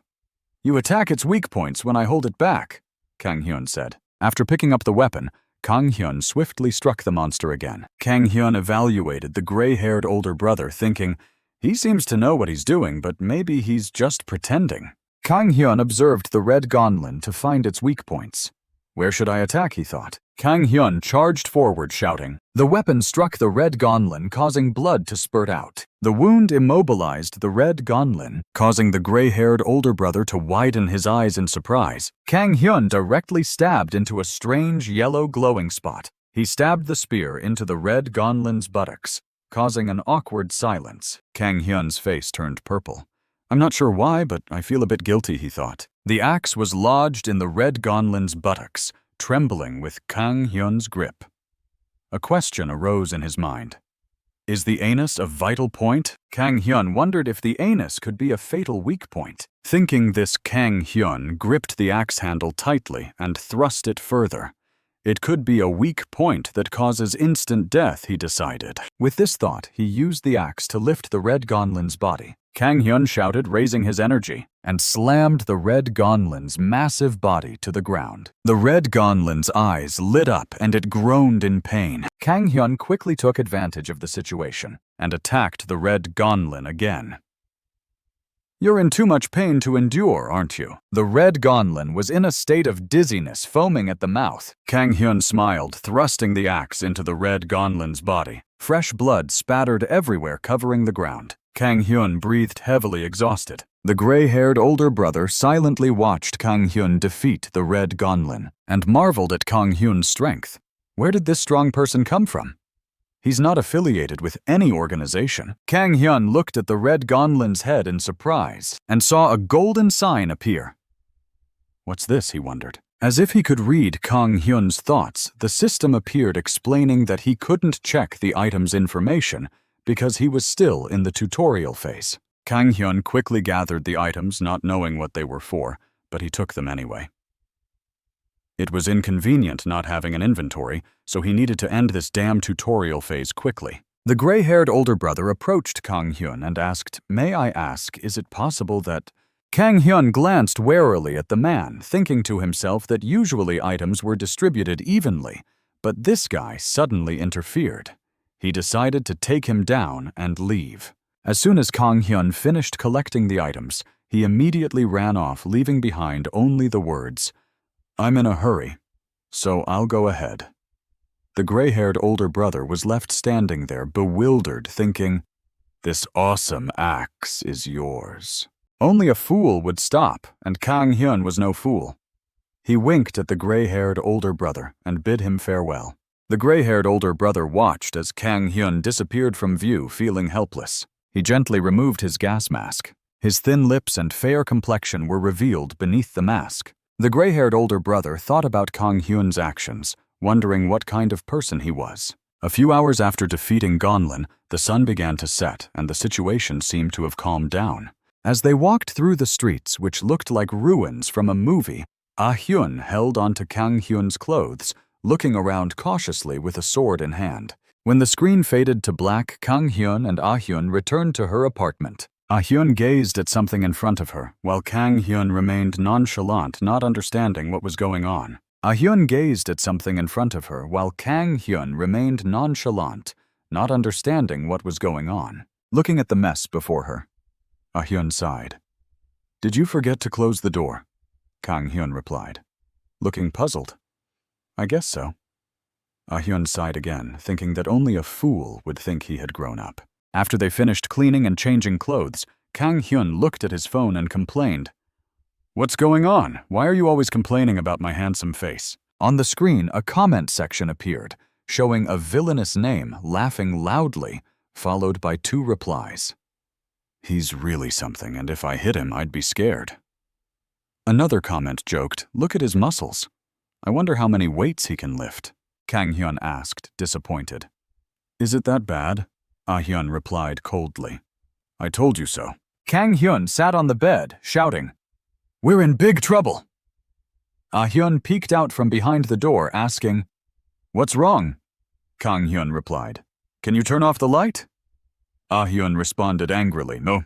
Kang Hyun grabbed the blanket, pleading, "Please just do it." Ah Hyun sighed. "Fine, I'll turn it off because you've had a tough day." Ah Hyun held a toothbrush, warning Kang Hyun, "Don't shout again tomorrow morning or else." Kang Hyun smiled, winking at Ah Hyun. "Don't worry, it's an easy stage. We'll drink beer and chat tomorrow." Ah Hyun didn't trust Kang Hyun's confidence, saying, "Your confidence is as scary as a death warrant. I'm not expecting much, but good luck." The lights went out in the small room, and Kang Hyun fell silent, drifting off to sleep. Suddenly, he opened his eyes wide. He couldn't help but think about the events of that morning. The person he met was quite strong, and he wondered how many stages they had cleared. He should have been eliminated in the 2nd stage. Kang Hyun pulled the blanket up and turned to face the wall, telling himself not to think about it anymore. He would complete the 8th stage because he would become stronger than anyone. He closed his eyes and fell asleep, entering the tutorial phase. Kang Hyun felt a bit excited thinking about the beautiful succubus he met yesterday. She was gorgeous even though she was a monster that could kill him. As he entered the 5th stage, Kang Hyun's face turned red and he shook his head. "Oh my god, you scared the hell out of me." He opened his eyes with excitement. However, instead of seeing the beautiful succubus, he was faced with Gonlin. Kang Hyun reacted quickly, punching Gonlin in the face. "What the heck is this?" Gonlin's face swelled like it had been stung by a bee. It fell to the ground unconscious. Kang Hyun looked around bewildered. Is this the world? Is this Gonlin? He was surprised to see the system screen appear. The system announced the stage's conditions. Complete the invasion of the Gonlin pack in the cave and conquer the dungeon. Failure condition death. The Gonlin in the cave have poor eyesight but excellent hearing. Use this to your advantage. Kang Hyun's voice attracted the attention of the Gonlin which surrounded him. He thought their hearing is good, so... The Gonlin's cries echoed in Kang Hyun's ears and his face turned pale. His teeth chattered, making a kenket sound. Kang Hyun shouted in frustration. Why did the stage's content change? In the real world, Ah Hyun shouted annoyed, "It's too loud!" A fight broke out in an internet cafe. A brown-haired young man was punched bleeding from his nose and stuck to the wall. The person responsible was another young man with white hair. The white-haired young man held his bleeding nose. The brown-haired young man glared at him, asking, "Why?" The white-haired young man lying on the ground trembled, saying, "You're not even in the tutorial stage, and you're stronger than an awakener." The white-haired young man stepped on the brown-haired young man's body, saying, "Not bad. If you don't know how to fight, what's the point of becoming stronger?" On the computer screen, a video of Kang Hyun fighting the Red Gonlin played. The white-haired young man watched with a twisted expression. "But it's good to know there are still interesting awakeners out there." The system announced the 5th stage's conditions. Defeat the Gonlin militia hiding in the crowd and eat humans at night. Failure condition death. Tip knights and mages can use special abilities 1 swine wine per day. Kang Hyun stroked his chin, thinking, "A monster that eats humans at night.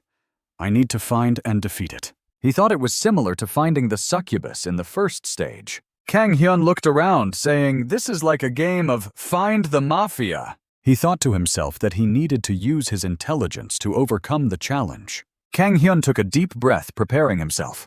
He shouted, "Everyone gather around." The sudden loud voice drew everyone's attention to Kang Hyun. They all stared at him. Kang Hyun coughed a few times and strained his voice. His face turned red as he warned, "From now on, anyone who moves will be considered the culprit." In the real world, the next morning arrived. Kang Hyun woke up dazed, thinking that in a typical mafia game, the person who talks the most is usually the first to die. He thought to himself that he had never won a mafia game and had never even thought about it. Kang Hyun rubbed his head, feeling frustrated, thinking that he should eat something. He had repeated the same mistake for a month and a half. Kang Hyun's voice turned serious. "How are you, Ah Hyun?" He made a dangerous face, pushing his glasses up. On the same day, Kang Hyun held a strange book, thinking that his sibling was born smart. Ah Hyun mocked gross, looking at the aura surrounding Kang Hyun. Ah Hyun sighed. "After work, I'll have to deal with this mess. You should have used the money to soundproof the room instead of buying a suit." Kang Hyun lamented, "It's been 53 days, 53 days. I've died 53 times in this damn 5th stage. I need to do something." He complained that using intelligence to overcome the challenge was pointless because the content changed every time. Even a Mensa member couldn't win. Ah Hyun shook her head. "You're a Mensa member. I guess it's faster to just implant someone else's brain instead of waiting for you to become smart." Kang Hyun looked puzzled. "Oh." Ah Hyun sighed. "You're still saying the same old thing, you idiot." Ah Hyun walked towards the door, saying, "Instead of buying a suit, you should have soundproofed the room. The neighbor downstairs just installed a subwoofer." Manhwa. The system announced the 5th stage's conditions. Prove your intelligence can overcome all difficulties. Kang Hyun looked around. Is this a dungeon? He glanced at the system screen, wondering what terrible task they had in store for him this time. Kang Hyun's eyes widened as he read the conditions on the system screen. He smiled, satisfied. "I've got it." The system announced the conditions. Complete the Level F dungeon. Tarank's Lair. For condition death. Tip Tarank's Lair has 20 guards. Find its weakness and devise a strategy. The torches in the cave cast flickering shadows. Kang Hyun ventured deeper into the cave and encountered Tarank, a monster that spat venom. He thought, complete the dungeon. The condition seemed simple. Kang Hyun charged into battle against Tarank. The monster continuously spat venom, and Kang Hyun thought, I finally found a solution that even Aristotle couldn't. The venom covered Kang Hyun's body, and he wondered, what is this? A spider that spits venom? Kang Hyun's eyes widened in surprise. He looked at his arm, which showed signs of necrosis. My arm is poisoned. Kang Hyun swung his sword with his other hand. He struck Tarank with a powerful blow. The monster cried out in pain. Kang Hyun slid under Tarank's body. His sword was covered in the monster's blood, and he smiled. That hurts. The system screen appeared, revealing a hint about Tarank's weakness. A single slash cut through Tarank's body. The monster was cut in half by Kang Hyun's full-force strike. As it fell from above, blood splattered everywhere. Kang Hyun was overjoyed, thinking he had finally made a strong breakthrough. Kang Hyun arrogantly stated that the weak points weren't important. What mattered was being able to kill them right, instead of searching for a key he would crush and overcome. The system displayed a notification. Congratulations, you have completed Stage 5. You have received a reward for your mission. Giant Strength. Kang Hyun smiled smugly, thinking that this wasn't just for those with poor physiques. The system announced a new skill, Giant Strength. Its ability was to enhance muscles with magical power, described as increasing strength by 12 points for 10 minutes. Then his status board appeared. Name Kang Hyun. Title: The Resilient Level 25. Strength 20. +1 Agility 119. +1. Vitality 19 +1. Magical Power 19 +1. Additional stats included Intermediate Swordsmanship, Basic Shield Technique, Basic Crossbow Technique, Lion's Roar, Intermediate Body Reformation, and Giant Strength. On a morning a few days later at some school or another. Inside Class 3-2, the students' chatter filled the air. As they moved out into the hallway, a loud voice rang out. "Hey Kwon Minsu, give me a punch as a birthday gift." Minsu, holding his head in pain, looked at his phone and replied, "Later, I'm exhausted after that damn tutorial." A blue-shirted boy responded, "Right, you're 18 now. How was your first stage?" Minsu tiredly replied, "As bad as the rumors said, but I still completed it." The boy lay down on the desk, sighing. "The problem is, from Stage 5 onwards, there are no decent tips." The blue-shirted boy comforted him. "Just completing Stage 4 puts you in the top 1%. Perhaps those who completed it kept valuable information tightly guarded among themselves." Minsu was still staring intently at his phone. Minsu suddenly sat up, saying, "New info. Someone completed Stage 7 and is about to challenge Stage 8. The blue-shirted boy leaned in, skeptical. Fake news, probably. Minsu read from the post. Stage 4 is about leadership. Subjugate all members with strength. Stage 5 is about wisdom. Muscular strength is the highest form of wisdom.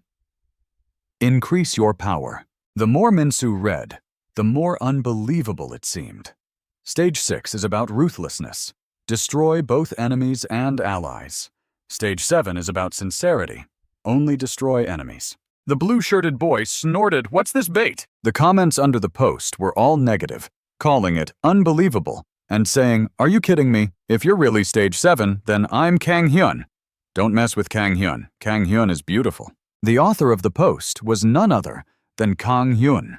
After reading the negative comments, he became furious and was on the verge of transforming. Ah Hyun glanced at him disapprovingly and asked, "Why are you yelling again?"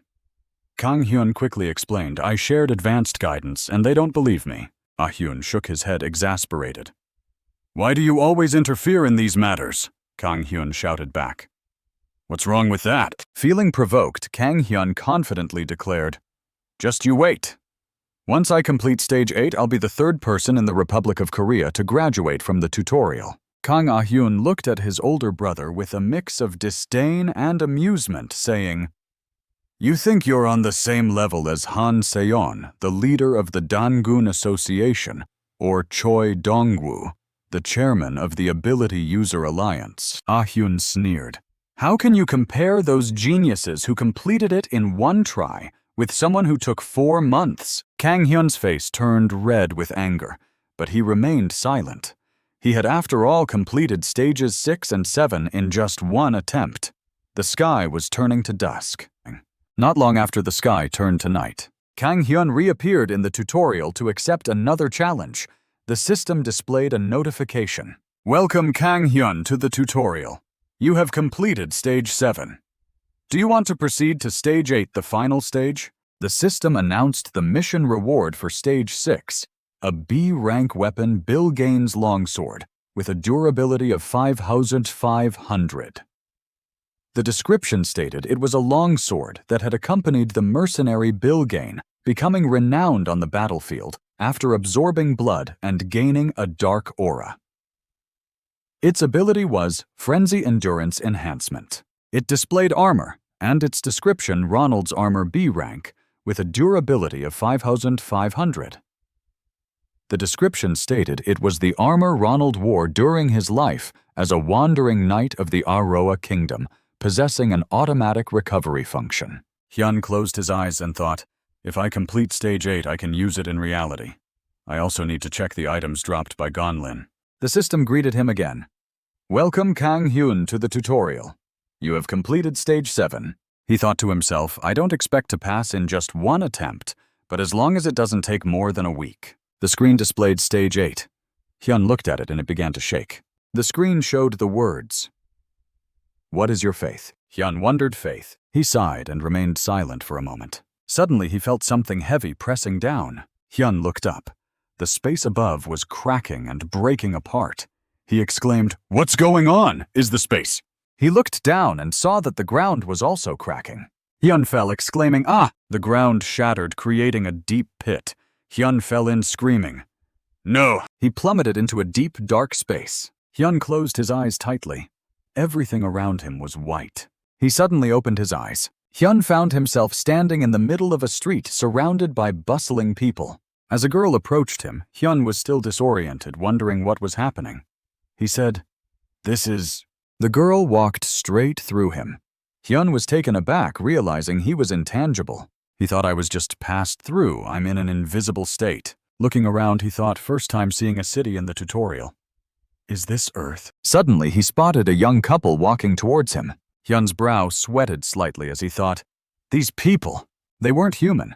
They had lizard-like faces. Two men standing and chatting, sipping coffee were also non-human. A mother holding her daughter's hand as they crossed the street had a similarly monstrous appearance. Everyone around Hyun seemed to be like that, he observed silently. Suddenly, Hyun noticed something. While everyone else walked by without noticing him, a teenager around his age seemed to be looking directly at him.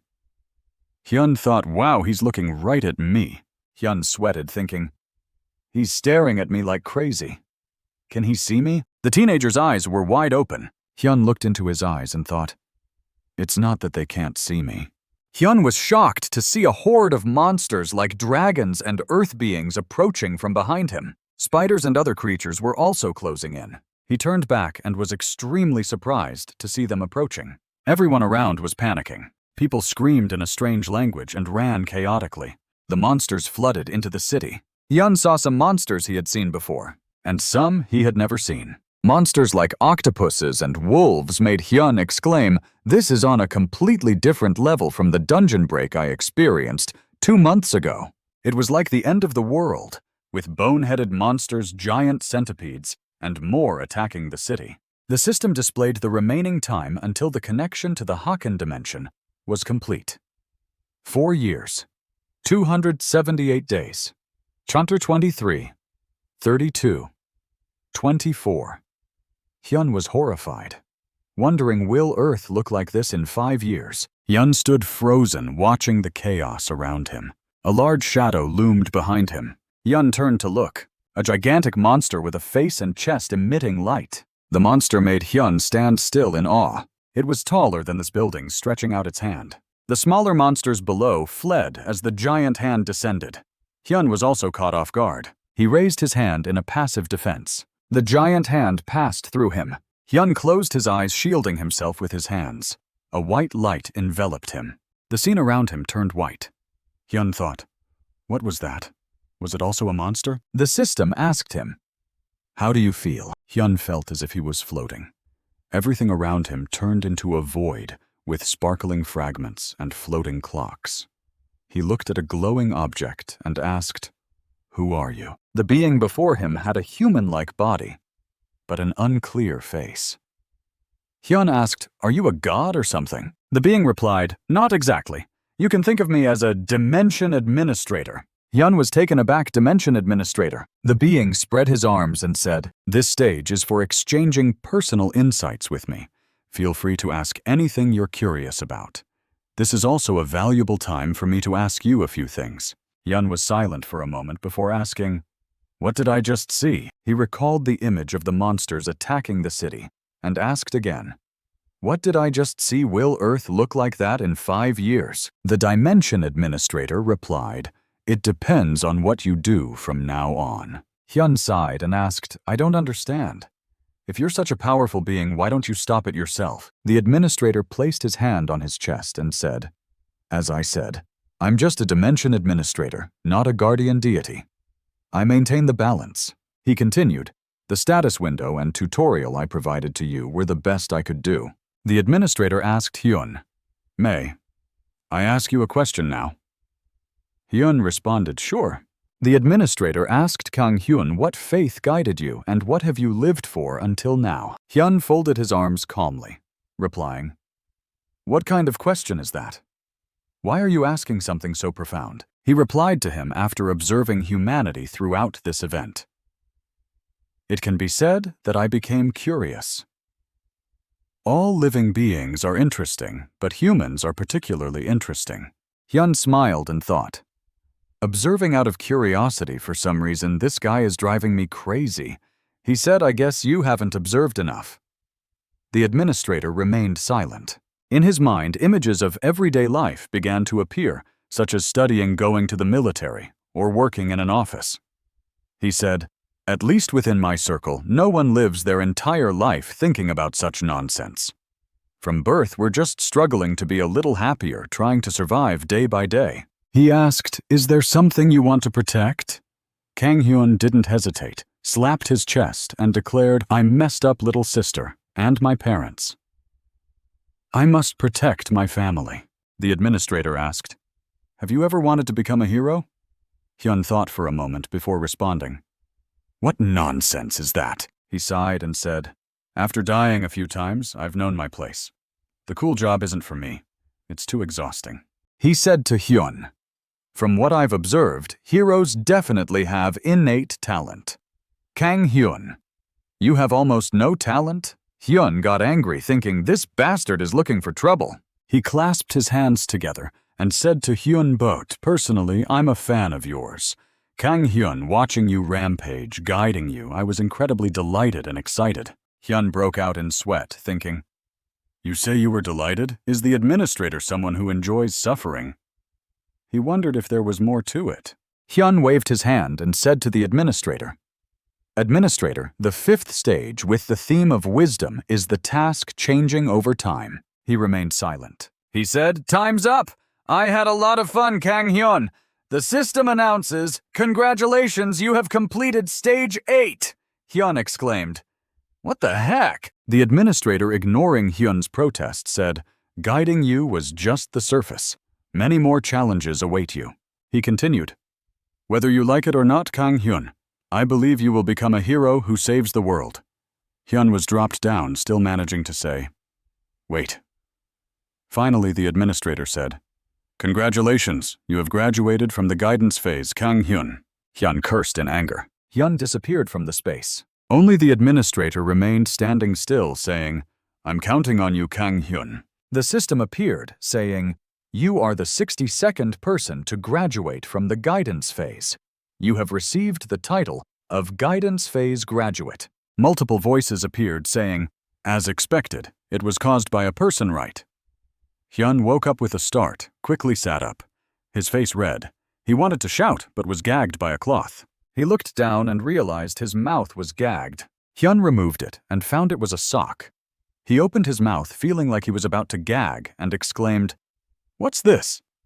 His sister was sitting beside the bed, arms crossed, and asked, Are you awake? Hyun nonchalantly said, I knew you'd gag me because I'd shout. Hyun threw the sock away and said, But did you have to use a sock? She smiled and said, If you don't like it, just keep your mouth shut when you wake up. She looked at Hyun and said, I can tell by your face that you failed again. Can't I? How long will it take this time? Today Hyun smiled mischievously. He raised his hand, conjuring a floating screen, and shouted, Status window. He smiled contentedly and said to Hyun-si, This is the power of your big brother. He thought he was now a chosen one. Hyun said, I don't see anything. Hyun stood up, stepped out of the room, and said to Hyun, Let's go make some money. Today I made breakfast for you as a special reward.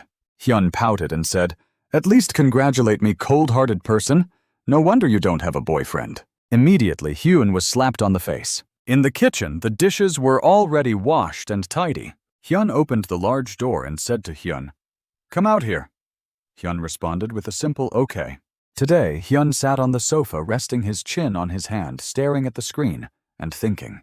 The screen displayed completed tutorial phase and described a title for those who completed all 8 phases. The effect was a plus or -2 on all stats. He said to himself that the effect wasn't that great. Suddenly he noticed something. The screen displayed something, and he thought, "Can't I combine the titles?" The system displayed, "Except for the selected title, the others will only provide 50% effect." Hyun exclaimed, "That's standard." All of his stats were displayed. Name: Kang Hyun. Title: Completed tutorial phase. Level: 28. Strength: 21 plus 2.5. Agility: 19 plus 2.5. Vitality: 20 plus 2.5. Magic power: 20 plus 2.5. Supplementary stats: not available. Ultimate technique: Resurrection. Swordsmanship: Intermediate D. Shield technique: Basic F. Crossbow technique: F. Lion's roar. C. Body rejuvenation. Intermediate B. Cleave. E. Endurance. B. He looked at it and said, "Of course I should use completed tutorial phase."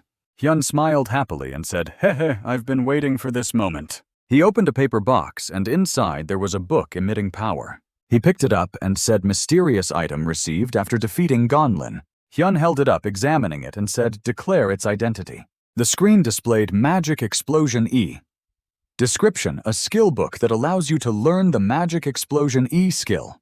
Ability: fires a magic sphere that can create an explosion. Upon seeing the skill book, Hyun's face turned serious. He hugged the book to his head, silently trembling. Suddenly he stood up, raised the book high, looked at it, and smiled in joy. After 4 months of shouting during the tutorial phase, Kang Hyun finally reached the stage of shouting silently. The system asked, "Do you want to learn the Magic Explosion E skill?" Hyun enthusiastically responded, "Of course I do." The screen displayed, "You have learned the Magic Explosion E skill." The book in his hand disappeared. He looked at his hand, saw that the book was gone, and smiled, saying, "I've received the reward." Hyun clenched his fist and said, "Now that I've received the reward, should I go apply to the Awakener Training School?" In a peaceful city, a beautiful girl strolled down a crowded street. She introduced herself. "My name is An Myung, a newly appointed civil servant." Her face was bright, and she held a cup of coffee. She continued, "My first task is at the Awakener Training School, where those who complete the tutorial phase can receive a certificate. Our country's Awakener training system is said to have developed rapidly, becoming one of the best in the world." Myung smiled happily, saying, "They may be rookies, but they are the future heroes. Isn't it wonderful to witness the beginning of their journey?" That was her thought a few hours ago. The scene in the large conference hall was filled with many people coming to participate. Myung apologized, looking flustered. Her eyes were teary and she stuttered. Standing before her was Hyun, looking very intimidating. Myung, shaking, asked to see his ID card. The photo on Hyun's ID card showed a gentle and friendly face, which was completely different from his current appearance. Hyun, looking displeased, asked, "What's wrong?" Myung covered her face with the paper, avoiding him. She trembled and said, "Why are you doing this to me?" The people around them began to gossip. Hyun hastily explained, "There's nothing going on, I didn't do anything." He heard the people around him whispering to each other. "What's going on?" A guy said to the girl next to him. "He's making her cry." The girl asked, "Is he threatening her?" Everyone looked at Hyun with disdain and took pictures with their phones. Hyun, flustered, said to Myung, "Wait, I didn't do anything, I swear."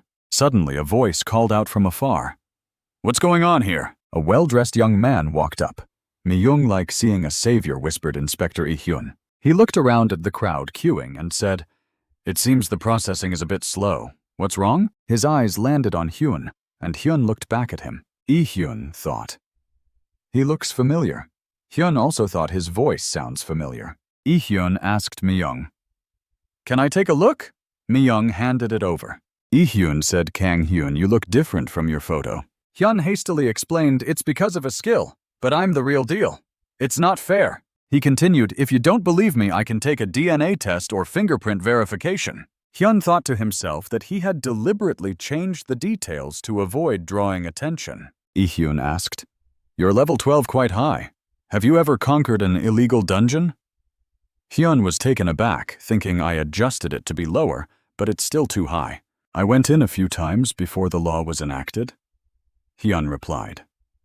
Hyun asked, "I see. What's this man-force skill you listed among your ultimate techniques?" Hyun proudly introduced his skill. "It temporarily doubles my strength," Hyun said. "Thank you for your cooperation. Just one more thing," Hyun thought. "He's asking too many questions." Hyun said, "In Stage 3, Awakeners receive a skill. In Stage 4, it's an accessory, and in Stage 5, it's another skill. I need to see all those rewards." Hyun thought, he's being very thorough. He rolled up his sleeve and said, "Okay, this is the skill I received in Stage 3. He bit his arm hard. Hyun was taken aback by what he saw. Drops of blood fell to the floor. Hyun showed the wound on his arm to Hyun. Suddenly, small sparks of lightning appeared on Hyun's wound. The bite wound began to heal. Hyun adjusted his glasses and said, "A healing skill." Hyun raised his other hand, showing a ring, and said, "This is what I received in Stage 4, and in Stage 5. He thought to himself, "I'll say it's a skill that transmits fear to enemies around me with a roar. If I use it here, will it be okay?" Hyun said. "It's fine, go ahead."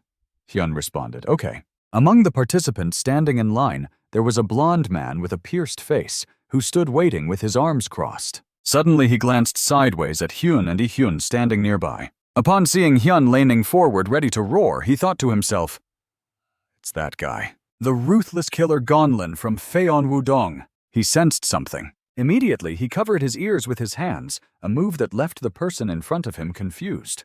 Hyun used his skill, letting out a roar that immediately frightened everyone in the hall. They all covered their ears, wondering what was going on. Hyun also winced, covering his ears.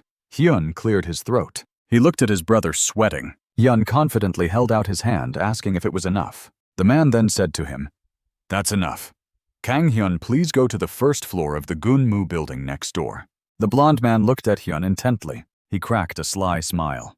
Hyun recalled his imagination of himself looking dashing. He thought that the last time he almost rejected because he looked different from his ID photo. However, after drawing attention with his fierce roar, everyone in the room focused on him, whispering, "Is that him?" The subject of everyone's discussion, Hyun was devouring a full box of meat. He propped his head on his hand, thinking that he seemed to have made a bad impression. Some people in the room even ridiculed him, scolding their companions so loudly that they became frightened. Hyun just felt that something was off, but didn't think much of it. The blond man sitting in the back row watched him with a thoughtful expression. At this moment, Instructor Hyun stepped onto the podium along with a few other assistants. He thanked everyone for waiting. Standing at the podium, Hyun adjusted the microphone. His voice echoed throughout the room. "I am Kim Hyun. From now on, I will be directing the training at the Songnam branch of the Awakener Training School. It's a pleasure to meet you all." The audience applauded in response. That day, Hyun began to outline the content of the training course, which would last for 10 days, including theoretical classes in the morning and practical sessions in the afternoon. Food and accommodations would be provided. If there were no serious issues, everyone would safely complete the training and receive their certificates. The audience listened quietly as Hyun continued to explain, "As you all know, it's been nearly half a year since the world changed. Information about dungeons and monsters emerged daily, and thus tactics were continuously being developed." Hyun emphasized, "In other words, what you're about to learn is not entirely the correct answer." Hyun felt a bit dissatisfied, thinking that starting off by discouraging others wasn't a good approach. "I will teach you the most important things to help you survive, as information can become outdated or incorrect," Hyun declared. Finally, he announced the schedule for the next 10 days, hoping to cooperate with everyone. That's all for today's session. Let's take a 10-minute break before moving on to the next part. The break made the room much noisier with people mingling and chatting. However, Hyun remained listless, leaning against the back of his chair, staring at the ceiling. He felt unenthused, thinking that this was going to be a long 10 days like military training. Suddenly, a muscular figure approached him. Hyun looked up. The man extended his hand. "My name is Kwak Soo-il. Let's shake hands," he said with a smile. Hyun was caught off guard, unsure of what was happening. A moment later, he thought, "Who is this gym enthusiast?" Hyun shook hands with him, saying, "My name is Kang Hyun." Il smiled. Hyun sensed that something was off. Il deliberately squeezed Hyun's hand tightly and pretended to be friendly, saying, "Let's help each other out." Il thought to himself, people like this need to be taught their place from the start. The sound from earlier had put Il under pressure, making his face turn red. He didn't want to be outdone by Hyun, so he decided to make the first move. He thought he had disliked Hyun since the chaos earlier. Suddenly, Il's eyes widened. He looked at Hyun, who was squeezing his hand with incredible force. Il cursed inwardly. How is he still holding on? Hyun silently activated his super strength. The system immediately activated super strength. Super strength was a magical ability that enhanced muscle strength, described as increasing strength by 12 times for 10 minutes. Hyun's muscles became incredibly strong, allowing him to exert a force that made Il feel like he was bearing 10 tons of weight. Il's muscles strained, and he panicked, thinking, "I'm losing in a strength contest. I've put all my points into strength." Many eyes were on them. Are they fighting? Il felt embarrassed, thinking, "Oh no, everyone's looking. I can't back down now." Il gritted his teeth and increased his strength 100-fold. His veins bulged and his skin turned a deep red as if it might burst. Il's arm exploded, spraying blood everywhere, a horrific sight. Il was shocked. Hyun was taken aback. Those who had been watching were also caught off guard, getting splattered with blood. The blond man witnessed the entire scene, his eyes gleaming with a twisted smile of excitement. Blood splattered all over the floor. The training hall erupted in screams. An ambulance arrived at the entrance. In the monitoring room, Hyun angrily protested, "I swear that muscle-brained guy came and shook hands with me first, and then his muscles suddenly exploded." Hyun responded nonchalantly. "Do you think I'll believe that?" Hyun scratched his head, thinking, "This is crazy." Hyun explained, "It's not about believing it or not. It's the truth. My unique ability, Giant Strength, increased my strength by 1.5 times, so I avoided getting hurt." Hyun suggested checking the CCTV footage if they didn't believe him. Hyun pointed out a crucial detail, asking, "Your unique ability is called manpower, right?" Hyun was taken aback, replying, "Ah, yes, manpower."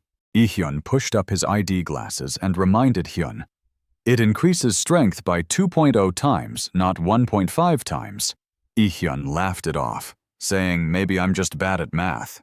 Hyun stared at Hyun intently as if verifying something. Then he sighed. "I understand.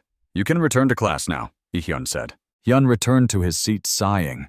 It had been a tiring first day. At this moment, a figure appeared beside him and sat down. Hyun glanced over to see the blond man sitting neatly with his arms crossed, smiling. "May I sit here?" he asked. Hyun thought to himself, "Not another gym enthusiast. Is it a thug now?" But he replied, "Sure, it's fine." The blond man introduced himself.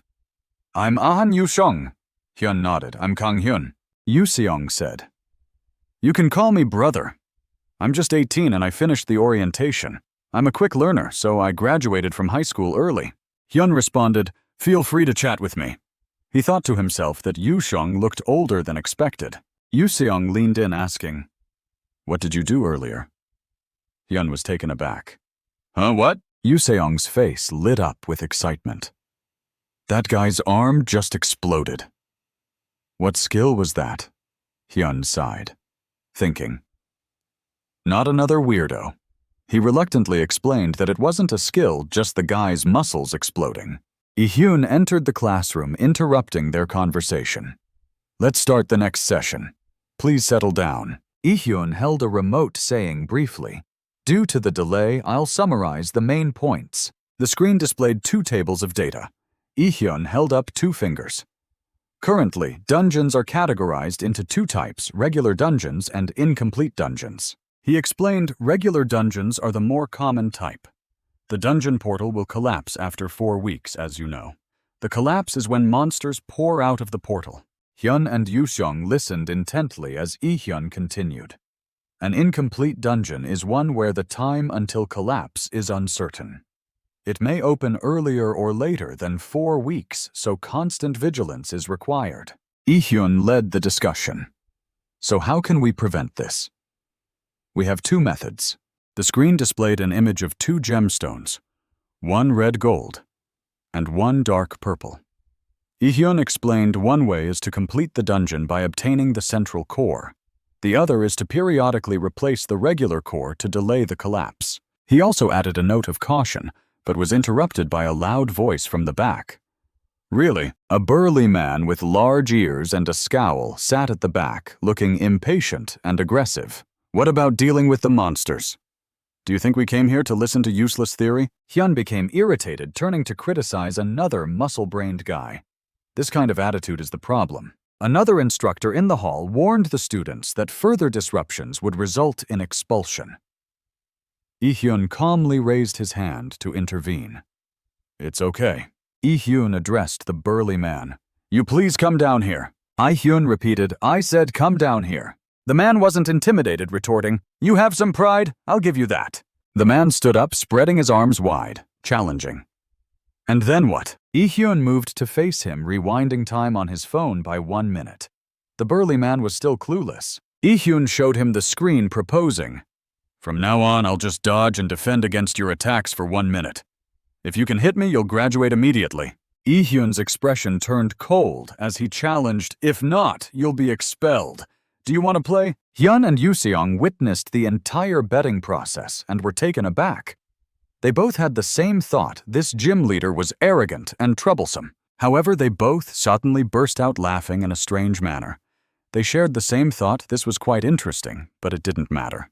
Lee-hyun declared, From now on, I will only dodge and defend against your attacks for 1 minute. If my body gets even a scratch, I will make you graduate immediately. He continued, And if you fail, you will be expelled. What do you think? The man with large ears and a fierce expression gritted his teeth. Who do you think I am? The inventory window popped up. The man pulled out a sharp sword from his inventory and sneered. Are you sure you won't regret this? The staff behind tried to stop Lee-hyun, sir. But the sword is real. Lee-hyun pushed his glasses up and replied, It's fine. His face darkened and he ordered, Let's begin.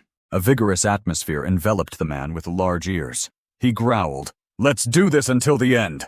The man crouched down, took a stance, and shouted, I'll attack now. He charged towards Lee-hyun, swinging his sword down. Lee-hyun dodged it with ease. Lee-hyun calmly said, Announcing an attack beforehand makes it pointless. Even if you don't ambush me, the element of surprise is fundamental to an attack. The man with large ears was enraged. He swung his sword horizontally as if to cut Lee-hyun in half.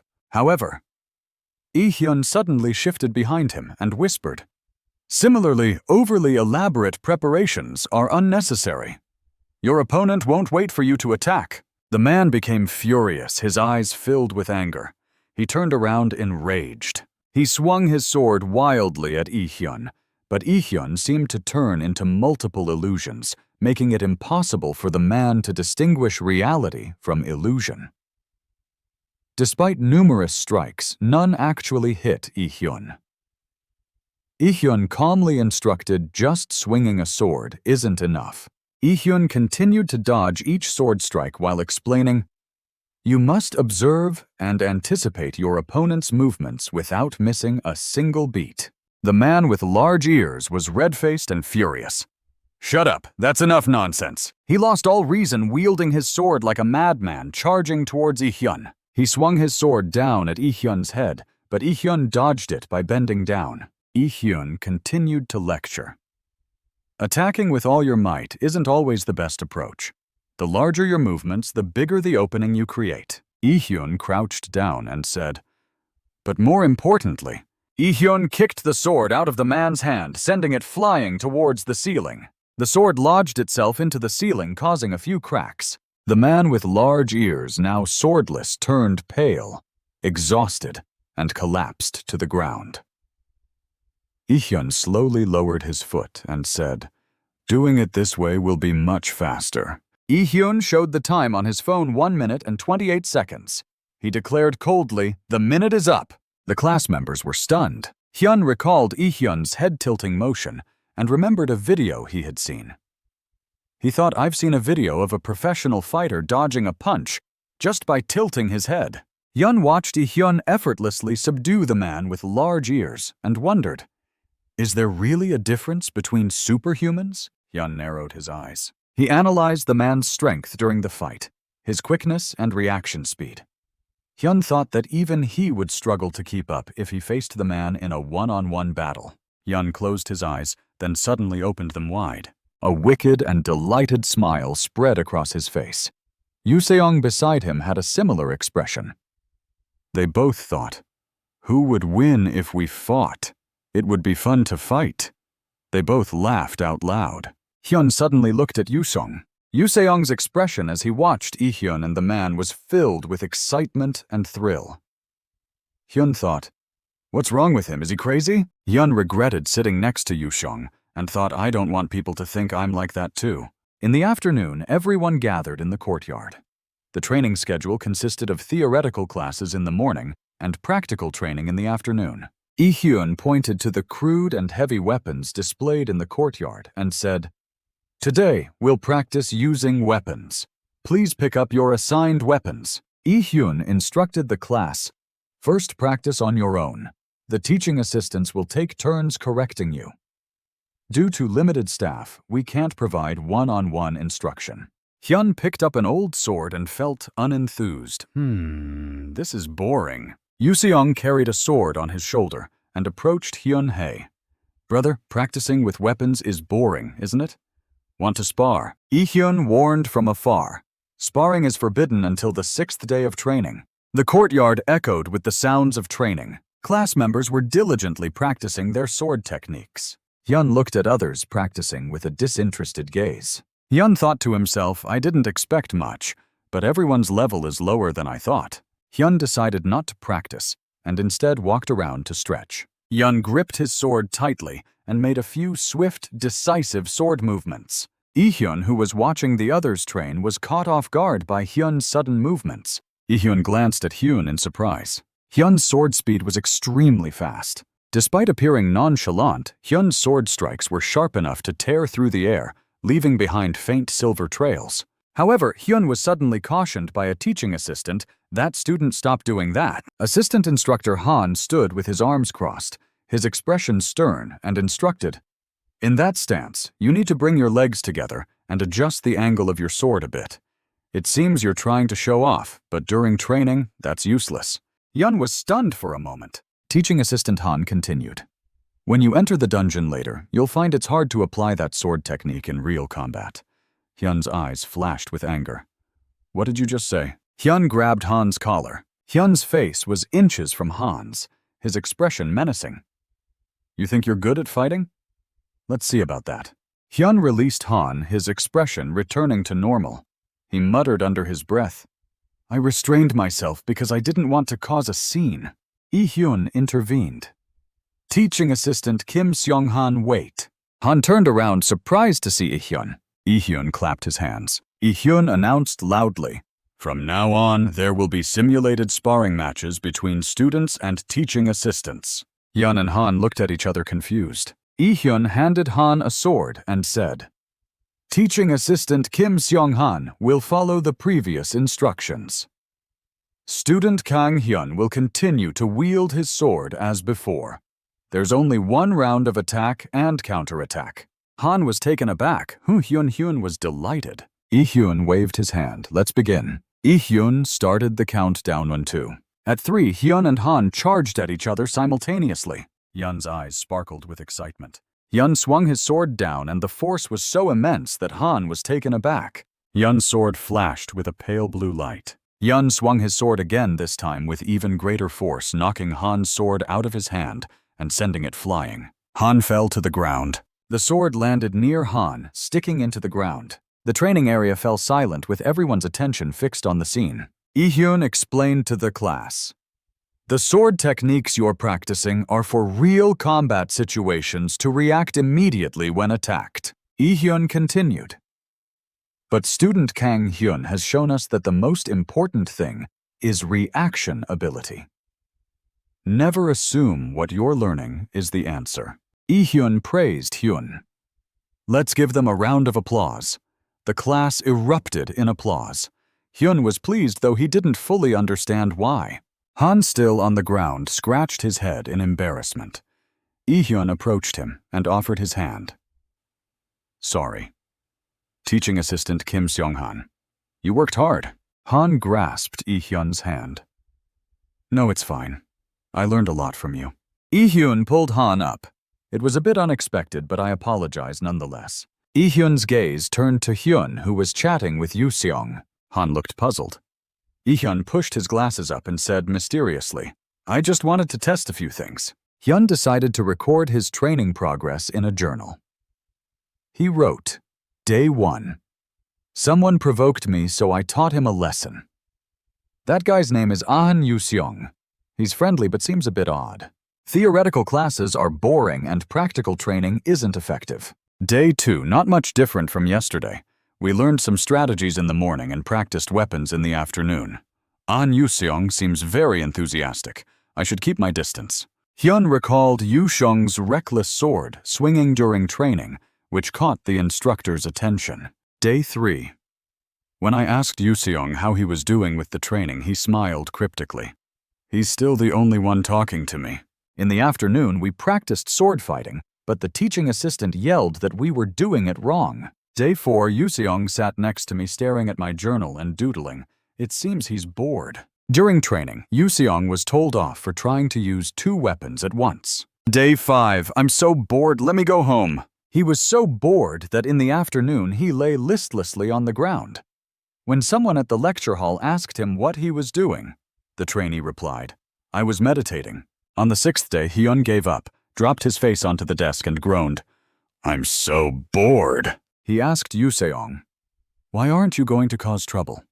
Yoo-seong replied, "Didn't you say before that we should quietly complete the training?" Hyun lifted his face from the desk and said coldly, "If you get kicked out, it's not my problem."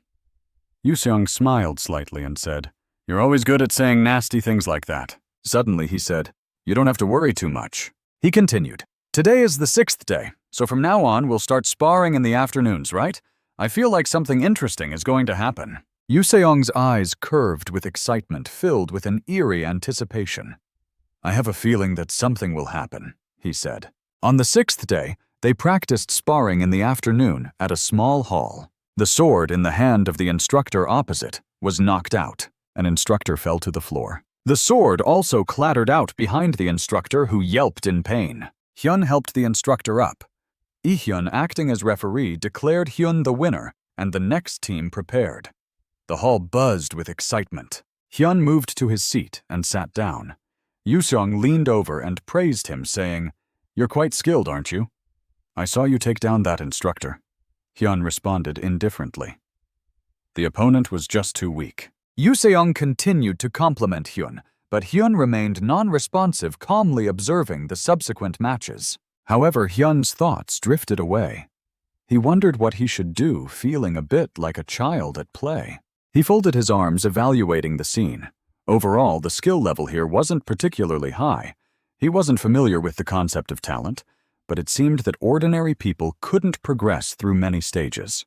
Watching the dull battle, Hyun thought with disdain.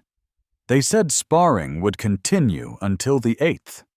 Did they really have to keep doing these boring things? Suddenly, a contestant charged forward, and his opponent shouted. The opponent's face turned pale as he raised his sword in defense, shouting.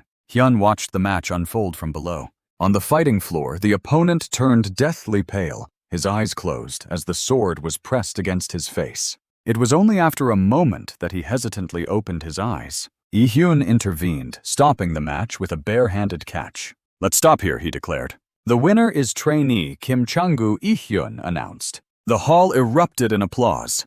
Hyun praised the winner in his heart, thinking, he's quite skilled.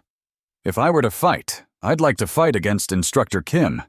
Hyun called out, all right, next team, step forward. All right, Yoo-seong said, standing up.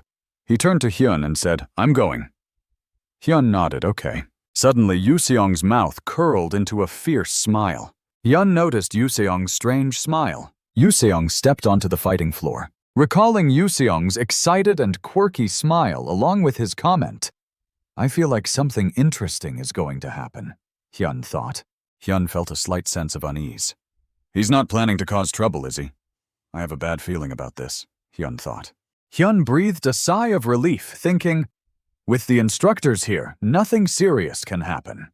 Right on the stands, Yoo-seong stood on the fighting floor facing a young woman with a staff. Hyun provided information. Trainee Lee Yuri is a mage and will use her own weapon instead of the training weapon. Hyun emphasized to Yoo-seong that this would give her an advantage due to the spatial disadvantage. Do you have any objections? Hyun asked.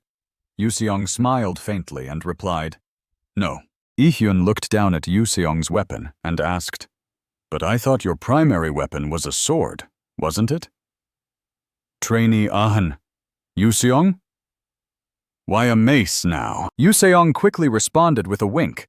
Is there a rule that says we can only use one type of weapon? Hyun signaled. All right, both of you, step back. I'll count to 3 and then you both start, Hyun announced. Hyun became alert as Hyun counted 1, 2.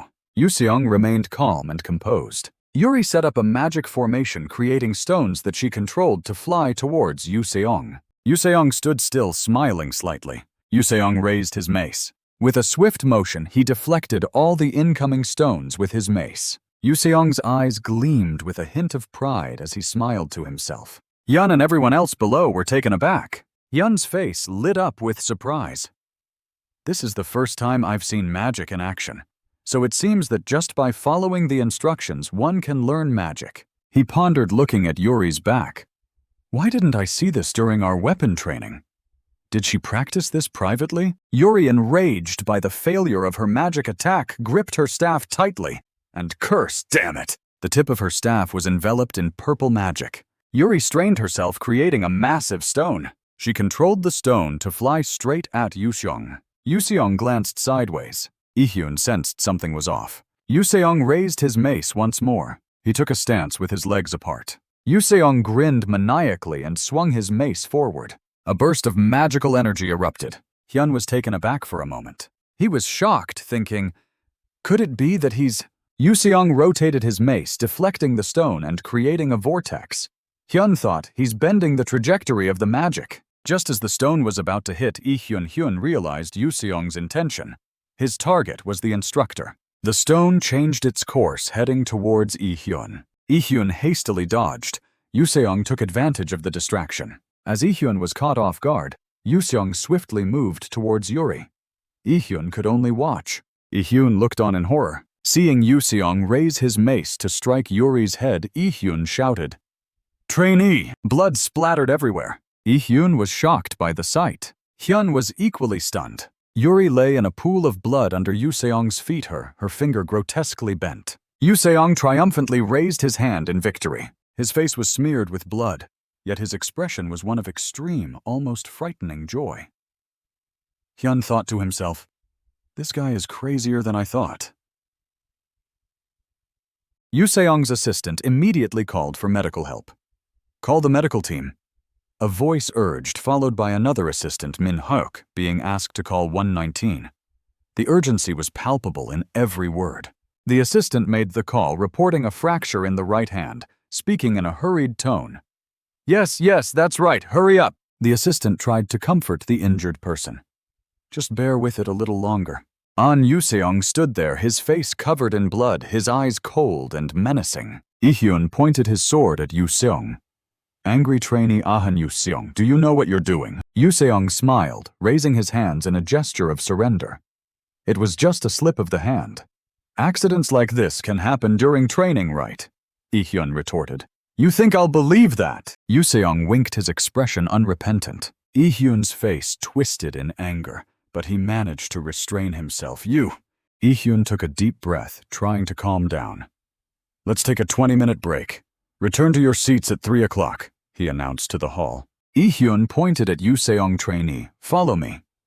Yoo-seong responded with a yes, yes.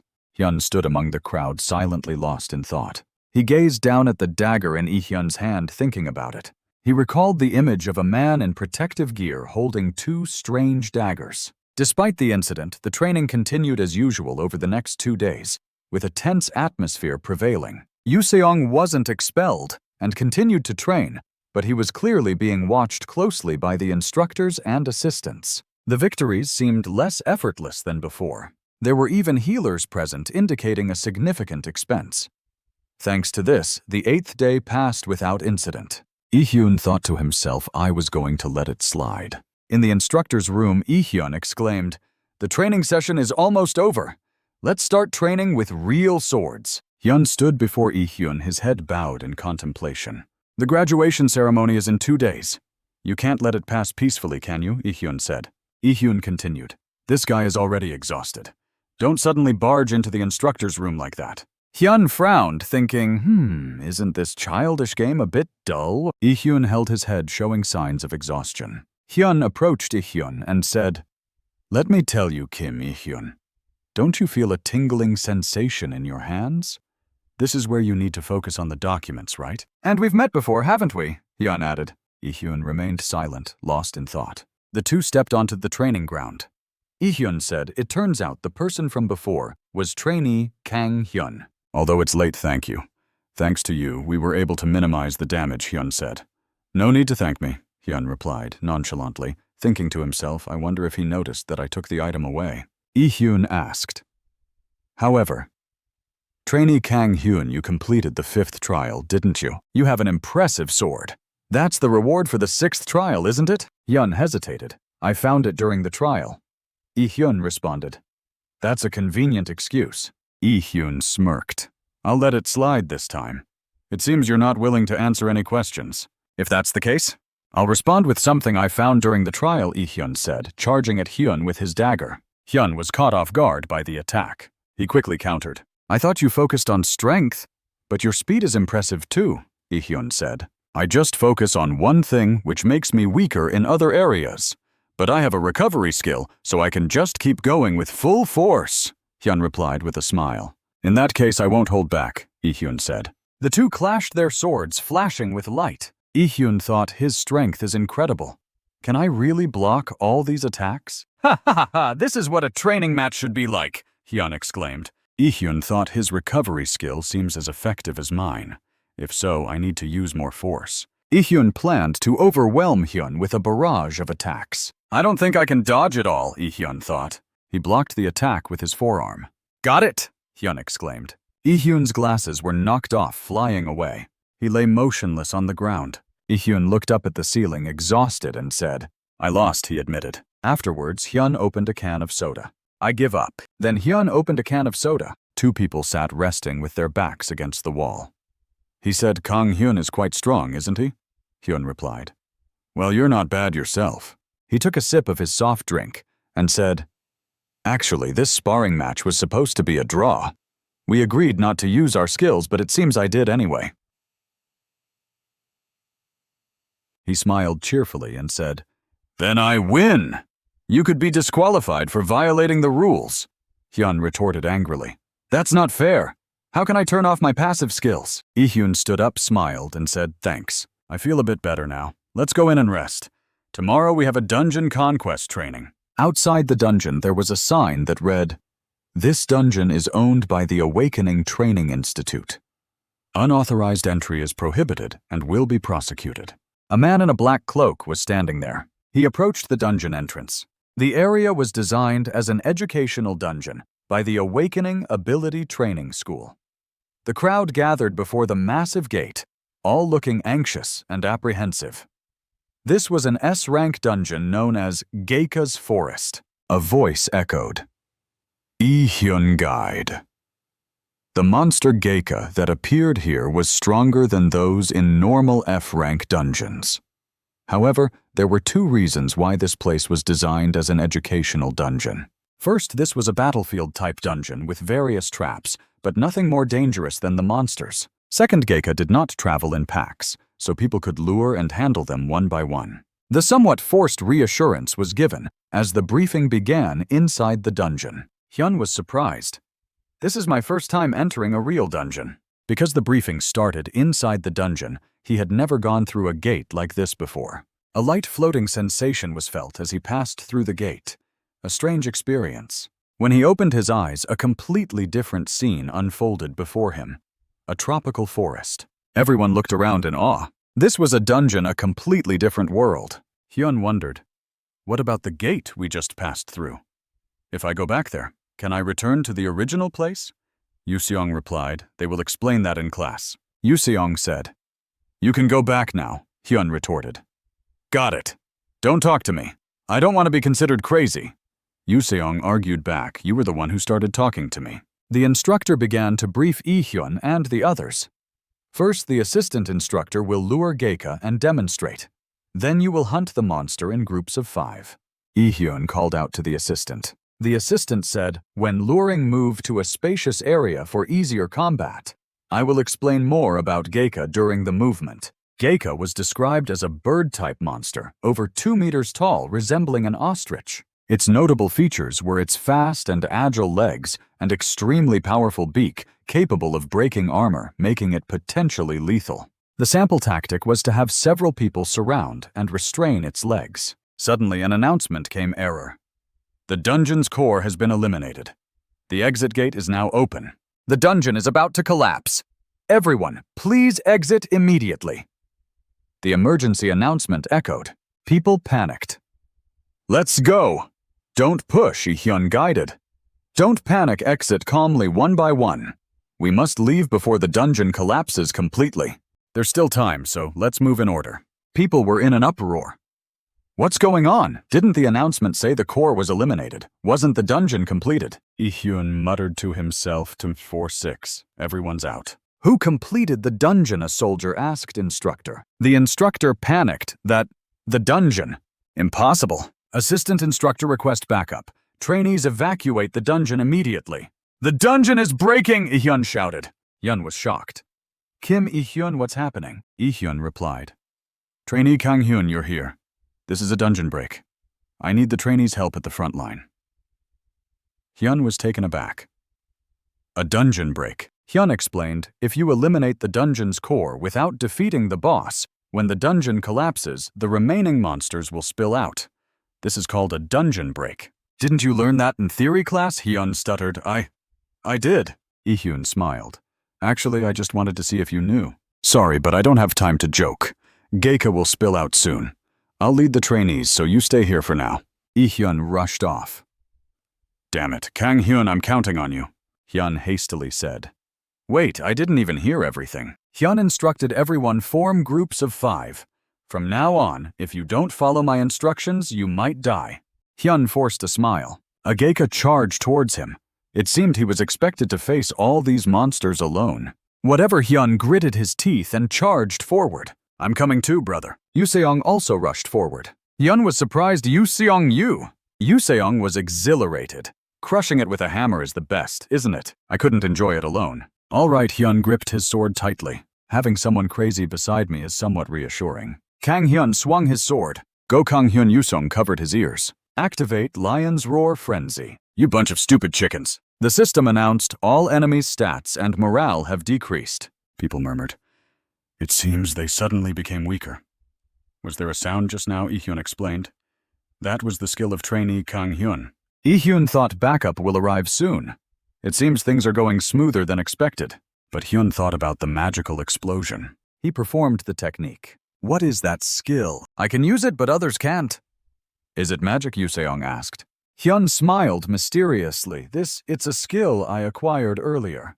It's a secret, he replied to Yuseong's inquiry. More importantly, look over there. Hyun pointed ahead. A mutated Geika, the boss monster, appeared. This is bad. Backup hasn't arrived yet, Hyun worried. Even though Kang-hyun had faced a boss before, it was a significant issue, because it was his first time fighting a real monster and with just one more person. That one's mine? I'll let my little brother have it, Yuseong said with a delighted smile. Hyun growled. No way, it's mine. Tomorrow is the graduation ceremony. Yeah. Seon asked, was there an incident during the dungeon conquest training today? Ihyun replied. Yes. Someone broke into the dungeon and intentionally caused a dungeon break. The man continued. According to the report, it's the shufa of a dungeon terrorist, which has been happening for a month. Seon slightly raised her lips. She asked, are there any outstanding trainees? Ihyun checked the report and replied, yes, there are 2. He continued, they are the ones who defeated the mutated Geika boss. Seon was surprised. Ihyun elaborated, one is a trainee with extraordinary physical strength, speed, agility, everything at a monster level. His most significant advantage is his incredible recovery ability. Not just his endurance, but his recklessness and disregard for injury lead to unpredictable tactics that make it hard for enemies. Ihyun continued. The other is a different type. I'm not sure if I should call him a genius. He's a trainee born with exceptional combat abilities. His quick reactions and effective techniques are outstanding, but his violent nature is a significant limitation. Seon chuckled and coughed. It's rare for Kim Ihyun to praise someone so much. Has he been offered a recruitment? Ihyun replied. When I was an instructor, that was illegal. Yuseong commented. You're still as rigid as ever. Ihyun smiled. It's normal for employees to resemble their boss's association head. Seon looked at him. I am the head of the Dagun Association, Seon said.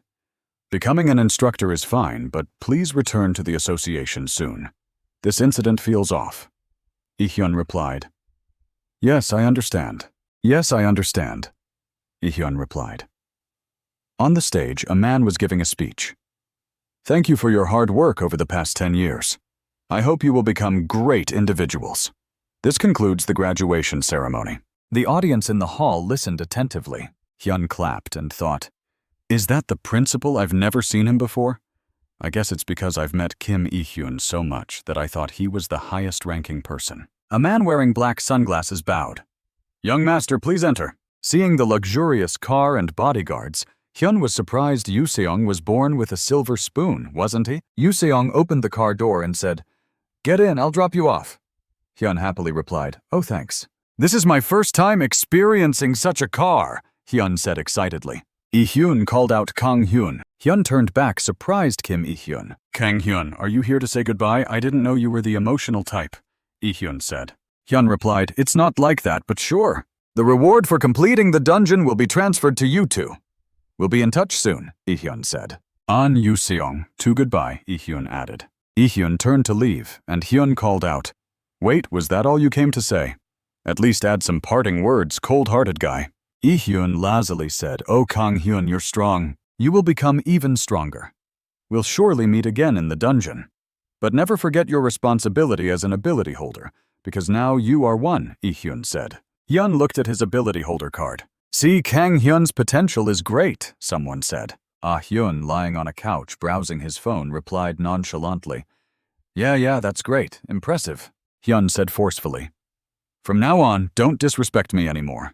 He confidently declared that from tomorrow he would conquer every dungeon. Kang Hyun wondered, how do you find a dungeon? She asked. Does it appear on the map?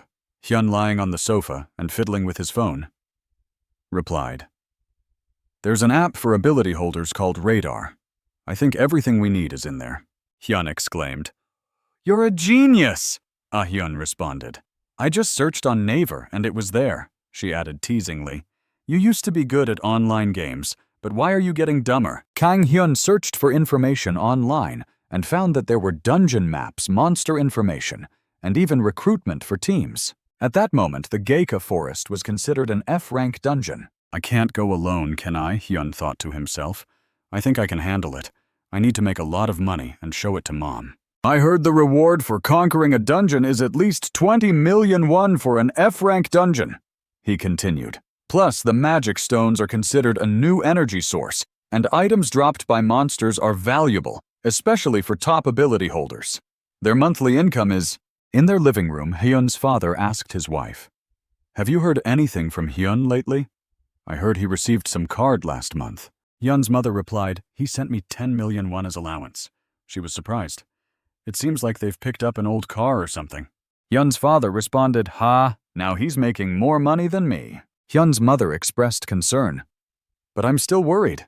I've heard many people get injured or die. What if something happens? Hyun's father reassured her. Let him handle it. It's better than being unemployed at his age. On TV, they said you need to form a team to enter a dungeon. Hyun isn't the adventurous type, his father continued. I'm sure he'll be fine.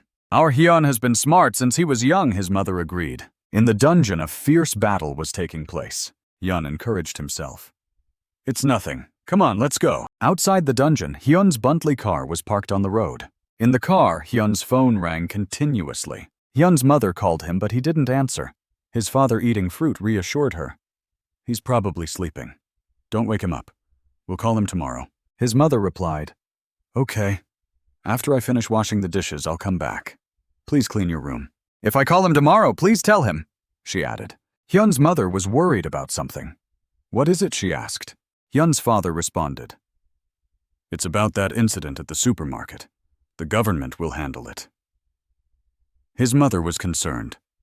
How long do we have to wait? If Kang Hyun had a team, I would rather call him than risk it being dangerous. After the intense battle, an announcement was made that the dungeon's core had been eliminated and an exit gate had opened. Hyun emerged from the dungeon determined to conquer it in one day. Maybe conquering an E-rank dungeon is enough, he thought. I should be careful. I still don't know if resurrection works in real life. As he opened the car door, he thought to himself, First I'll go home and sleep. Tomorrow I'll eat beef with Ah Hyun, he planned. Hyun looked at his phone and saw 36 missed calls from Ah Hyun. What's going on, he wondered. The phone rang again. After a few rings, Ah Hyun said, Brother, something's happened. Father and mother. Hyun's face darkened as he answered the phone. The TV was reporting on a dungeon incident in General City where a large-scale dungeon had opened. The government announced they were working on a solution. The Ministry of Defense, along with civilian ability holder groups, had cordoned off General City to prevent further damage. However, concerns were growing for the people trapped inside. In response, the Dangun Association announced they would actively participate in rescue operations. Hyun asked worriedly. Brother, are you really going? He thought it was dangerous to go alone. Hyun reassured his sister. Don't worry, I've graduated from the training program. I'll be fine. He tightened his shoelaces, confident. Ah Hyun remained silent. She was worried. Be careful, don't get too reckless. Hyun patted her shoulder. I said I'll be fine. Go inside and rest. I'll bring Mom and Dad back soon. Hyun got into his car, telling himself he would bring his parents back soon. At a checkpoint, Hyun's car was stopped by soldiers who told him he couldn't proceed further. Hyun calmly showed his ID card, saying, I'm an ability holder. Can't I go in? The soldier examined his card and noted he wasn't affiliated with any organization. The commander told Hyun he could pass, saying all ability holders were allowed in. The soldier warned, We won't be responsible for anything that happens to you. Hyun saluted and thanked him, asking curiously, Aren't you a soldier? Are you a civil servant? Hyun's car sped off, leaving the two soldiers behind. Hyun checked his phone and saw that at least 5 dungeons had been confirmed to have opened, including an E-rank dungeon. Hopefully they're still holding on. I'll get there in time, he hoped. He thought if no monsters appear on the road, I'll be there in 2 hours. Suddenly, a wild boar charged into Hyun's car, causing it to flip over. Hyun crawled out angry. What the heck is this thing? You dare to damage my beloved Bentley? He exclaimed. Hyun drew his sword. Come here, you scoundrel, I'll avenge my Bentley. The boar stopped glaring menacingly. It's quite big, Hyun noted, concerned. Just then a pack of monsters attacked. Hyun thought, last life I incinerated an entire nation of Gonlin. Why do they keep appearing? I don't have time for this, Hyun said. The best revenge is forgiveness, right? Goodbye, friends. Hyun sprinted into the forest, leaving the boar and Gonlin behind. The Gonlin attacked the boar.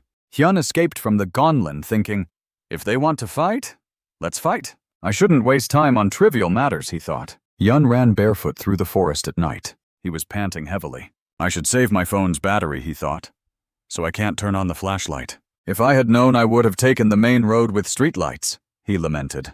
Hyun was gasping for breath. A monster suddenly attacked him. Hyun realized the monsters could turn invisible. They can turn invisible, he thought. I won't be able to relax. Hyun continued running in the dark.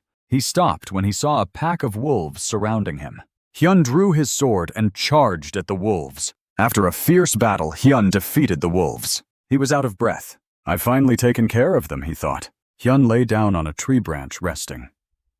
"I can't sleep comfortably after fighting all night," he thought. "Sleeping on a tree isn't comfortable either." Hyun sat on the branch, thinking, "I need to hurry." Elsewhere, Hyun's parents were sitting against a wall, his mother worriedly checking her phone for news from their son. "Is it okay to let Hyun come here?" she asked, worried. Hyun's father signaled for her to be quiet. Hyun's father thought, "I said it would be okay, but is it really?" "The orc that appeared yesterday. I thought we could handle it," he continued. "They say it's an S-rank monster from a dungeon." Hyun's father was worried. Can Hyun defeat this new monster, he wondered, and eliminate all the orcs? Hyun smiled maniacally. "Orcs are just a warm-up for me. My dear parents, your son is coming." Hyun laughed loudly, proud of himself. "I'm the one who conquered an F-rank dungeon alone." He stood amidst the carnage, confident. A growling sound came from behind. Hyun turned to see a group of orcs approaching. Hyun murmured, surprised. Before him stood 3 powerful orc warriors. Hyun's eyes widened in shock. "Damn it, this is an E-rank dungeon, not F-rank." Standing under a building, Hyun shouted, "Mom, Dad, I'm here." He signaled for them to stay quiet. Hyun's father, hearing his son's familiar voice, exclaimed, "That's Hyun's voice." Hyun's mother was equally shocked. "That's Hyun." They looked out the window and saw their son. Many monsters charged at Hyun. Hyun swung his sword, striking down the monsters one by one. He gritted his teeth, enduring the pain. Hyun mustered all his strength. He launched a powerful attack. The orcs continued to attack relentlessly. One orc warrior fell. It groaned in pain. Another orc, enraged, charged at Hyun. A massive explosion occurred, sending Hyun flying. The orc warrior had used magic, its eyes flashing with strange light. Hyun, severely injured, struggled to get up. His blood dripped to the ground. Hyun felt his strength waning. "Damn it," he cursed, despairing. Thousands of orc warriors continued to charge, surrounding Hyun. A massive orc general appeared, towering and more ferocious than the other orcs, growling menacingly. Hyun sneered at the orc general. "Huh? You're the leader, you look disgusting." He panted heavily, feeling drained. He tried to conserve his magic to recover, but he knew he didn't have much time left. The system announced Lion's Roar activated. He roared furiously. "Let's see what you're made of, you scum!" Hyun charged forward, having nothing left to lose. He was knocked back, covered in blood, and groaned in pain. The orc general punched Hyun's face with a powerful blow. He realized this scoundrel was toying with him. The orc general was completely playing with him. The orc general continued to attack, not giving Hyun any chance to counterattack. Hyun was defeated, unable to move. Kang Hyun thought to himself, "I'm not sure if my magic has been exhausted, but my body hasn't recovered." He lay motionless on the ground, despairing, unsure if he could revive. Hyun tried to get up, his trembling hand attempting to grasp his sword tightly. "But I couldn't run away while my family is right behind me." He shouted resolutely, "Come on, you scum!" Hyun charged into battle, having no other choice. Though he was knocked back, he struggled to get up again, determined not to give up. Hyun saw his parents hiding in the house and called out to his mother anxiously. The orc warriors climbed the walls, attempting to attack his family. His father was horrified by the scene, trembling. His mother was frantically searching for their son. Hyun shouted, "Don't come up here, you scum!" He ran frantically towards his parents. But he was continuously attacked by the orc general. He was hit with powerful blows and fell, shouting, "Don't come up here!" He collapsed on the ground, his eyes fixed on the house where his parents were. Gradually, he lost consciousness and saw nothing more. In the hall, the leader appeared. She had just finished eliminating the orcs. Someone asked, "Are you done too?" Seon replied, "How are the civilians?"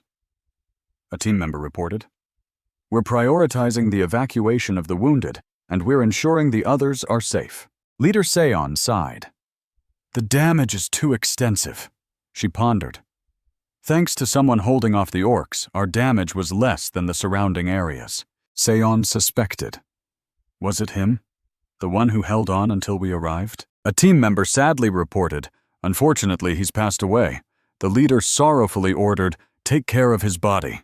But when she looked down, she was surprised. She searched for Hyun's body, but couldn't find it. Feeling anxious and worried, A person suddenly appeared unconscious. Hyun suddenly woke up, opening his brown eyes. He sat up slowly, looking around in confusion, wondering if he had slept on a tree. The system displayed a notification, Resurrection. Revival ability activated 24 hours after death. Description: Revival will continue until the Earth's crisis is over. The system continued. If the revival location is not set, revival will occur at your last sleep location. Penalty 1 level down. All stats reduced by 50% for 24 hours. Hyun murmured to himself.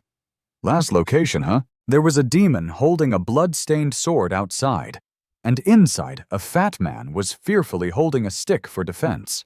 Behind the fat man, a woman was terrified and continuously trembling. He clenched his fist, gritting his teeth. It's been 24 hours. Hyun grasped a large sword. He jumped up, using his agility, thinking, I must go back there immediately. Hyun landed on the ground. He was sweating, thinking, my body feels so heavy. Is this the penalty of resurrection? Hyun quickly ran away. As he ran, he thought, please, I hope everything is okay. As the sun set and night fell, at an old house, Hyun spoke, welcome back. After 5 hours of running with this heavy body, this is my hometown. He opened the door, which was now in ruins. Hyun looked down, his face downcast. He recounted. After wandering all night, I finally reached a military unit and borrowed a soldier's phone to contact Hyun. Hyun continued. Only after that did I receive news that my father had lost his hand and my mother was unconscious. He was on the phone. 2 months had passed. The news on TV reported the Dangun Association is preparing to hunt bosses in the 2G plane, a D-rank dungeon. Leader Han Seyeon mentioned that a C-rank dungeon has recently appeared. When she saw him getting ready to go out, Hyun asked, You've died 3 times this week, Hyun. Are you okay? He replied calmly, I'm fine. As Hyun closed the door, Hyun shouted, It's not your fault! Stop blaming yourself! He had just left, and the hand on the door handle moved. It turned out Hyun had stepped out looking after him. The system displayed information on a notification board, Antria. A group of people were fighting, and the notification board showed level up. Yuseong raised his hand, smirking, Niece, I'm leveling up. A person in the group said, Wow, you're leveling up again. Congratulations. You're indeed our team's ace. Yuseong thought to himself, I'm the one who's completed up to stage 5. Soon I won't be with these losers anymore. I'll level up to 35 and join the Dangun Association next month. He thought, but since I'm a good person, he suddenly smiled hypocritically and said, Thanks to you guys, I believe you'll catch up soon. Something caught Yusei notice. What is that? A person rushed out from inside the dungeon. Hyun was holding a sword, his face tense, and rushed forward. The group shouted, Antria, run! Who goes into the dungeon alone? Yuseong called out in surprise. Hey! They continued shouting. The central dungeon is ahead. It's very dangerous. A brown-haired person in the group asked, What should we do? Should we follow him? Yuseong replied, We can't leave him behind. Let's go after him. A large group of Antria monsters and their soldiers arrived. Hyun stood before the Antria monsters. He thought about Wayne's secret. A system notification displayed Wayne's ability. When activated, all stats increase by 40% magic power. Description: Wayne, a berserker who dedicated his life to B-class battles, pushed himself to the limit and successfully explored absolute strength by destroying his own body. Around Hyun's body, a powerful energy surged. The Antria monsters closed in on him. Hyun fiercely cut down the monsters with his sword, slicing them in 2. Then he smiled confidently, saying, Magic explosion. He used his strength to attack the Antria monsters. When Yuseong's group arrived, they were stunned to see the Antria monsters lying dead on the ground covered in blood. Yuseong was shocked, his mouth agape. Before Hyun, there was a blue ball emitting powerful energy. He raised his blood-stained hand, thinking, I received Wayne's secret yesterday, and it worked well with my physical recovery skill. Hyun clenched his fist, thinking, if I didn't have a higher-level physical recovery skill, it would have been more troublesome. A system notification announced intermediate physical recovery. Ability to recover and heal body wounds using magic power.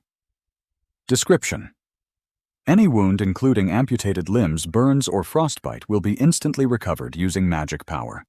Intermediate physical recovery shows the miracle of recovery, Even broken bones can be healed in a day.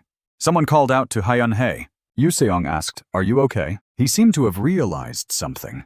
Hyun looked at him puzzled. Someone picked up the energy-emitting ball, which was a core.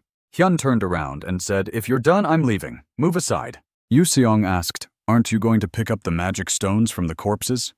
Hyun replied coldly, "I don't need them. I'm leaving." As Hyun left, the group discussed, "This guy will get us a lot of money." Hyun closed his eyes, thinking, "There's no time to think.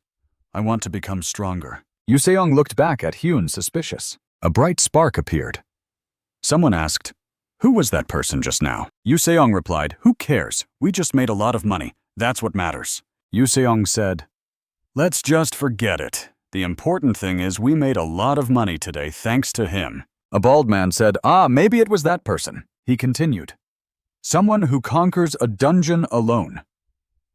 Yu Seong looked incredulous. "Even if the rumors are true, this isn't an F-rank dungeon. It's an E-rank." Yu Seong sneered. "Conquering an E-rank dungeon alone is something even Han Seon or Choi Dongwoo can't do." They checked the system and were shocked. The system announced, "The core of the dungeon has been taken. The exit gate has opened." The Antria monsters lay in pools of blood. A golden book surrounded by power appeared. The system said Antria's shield. Description: This is a skill book containing Antria's shield. Ability: when activated, it can make your skin harder. Hyun looked at it seriously, thinking Wayne's secret and physical recovery have exhausted my magic. And now this. The system announced another notification. Berserker's Sword B. Durability: over 500. Description: A sword that accompanied the Berserker mercenary for 30 years, making his name known on the battlefield. Initially just a normal sword, but after accompanying the Berserker, it absorbed blood and was imbued with dark energy. Ability: Warrior's Enhancement. Enhances physical strength. Another notification popped up indicating a 1.5-fold enhancement to strength and stamina for 5 minutes. However, during its use, it impaired judgment and had various side effects, so caution was advised. No matter how powerful the ability was, it would be useless if not used at the right moment. In the dungeon, Hyun spoke as if pondering, sitting on the carcass of the Antria monster, despite the urgency of the situation. Hyun continued saying that if he hadn't lost his composure at that moment. He shook his head in dismay, wondering if using it wouldn't lead to regret. Now he just needed to do one thing: become stronger by any means necessary. Hyun held a book emitting a yellow glow, vowing to master this skill. Outside the dungeon, numerous reporters were waiting. A male reporter approached with a recorder saying, "Recently, I've heard that someone cleared the dungeon alone." "Is that person you?" Yu Seong waved his hand, saying, "No, it's not us." He pointed and said, "It's that person over there." Hyun emerged from inside looking tired and taking a deep breath. He rotated his shoulders, releasing tension. Hyun looked at something. There was too much light, making him squint. "What's going on here?" The reporters swarmed around Hyun, asking if he was the ability holder from the recent rumors. One of them requested him to look their way, suggesting he join their organization if he wasn't already part of one. Hyun ignored them, saying he didn't care about the rumors, and asked them to move out of his way. A reporter raised his voice, accusing Hyun of bumping into him. Hyun shouted back, "So what if I bumped into you?" The reporter was intimidated, sweating profusely. The reporter apologized meekly. Hyun walked away. After Hyun left, the reporters discussed among themselves, speculating that he seemed ready to fight, and wondered if he had a criminal record. At a corridor, Hyun took out his car keys, opened the door, and complained about the hassle, feeling that the reporters had wasted his time. This red car was Kang Hyun's second vehicle. Someone called out to Hyun, addressing him by name. Hyun turned around, asking who it was. A man in a suit smiled, saying he wasn't there to threaten Hyun, but to help him Kang Hyun. He offered Hyun a business card, smiling. Hyun took the card, murmuring as he read it. It read Seon Yeonho, a member of the Ability Holder Alliance. The man continued, saying they had been watching Hyun for a while and were willing to support him if he joined them. He added that Hyun didn't need to make an immediate decision and could contact him any time. The man bowed respectfully before leaving. Hyun looked at the business card, lost in thought, and muttered, So this is the Ability Holder Alliance. He thought about how the alliance was different from profit-driven organizations, as it was established to support the rights of ability holders. At a convenience store, Hyun ate noodles while thinking that he had never known about such a supportive organization.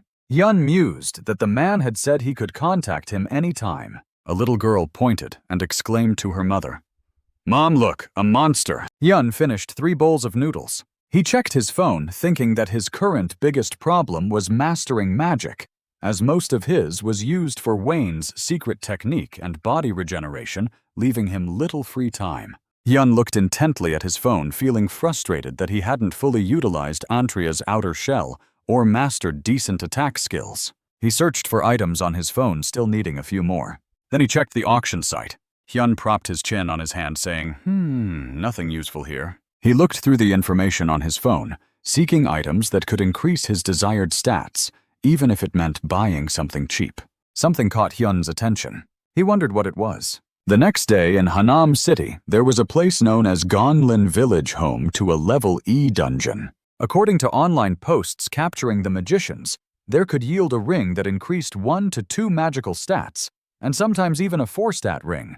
Hyun headed there knowing the dungeon boss was Gonlin the Great Mage, and capturing it would likely drop a high-quality ring. The post mentioned that recently, some individuals had taken over the area, not allowing others in, claiming it as their own, and the authorities didn't care as long as the dungeon didn't collapse.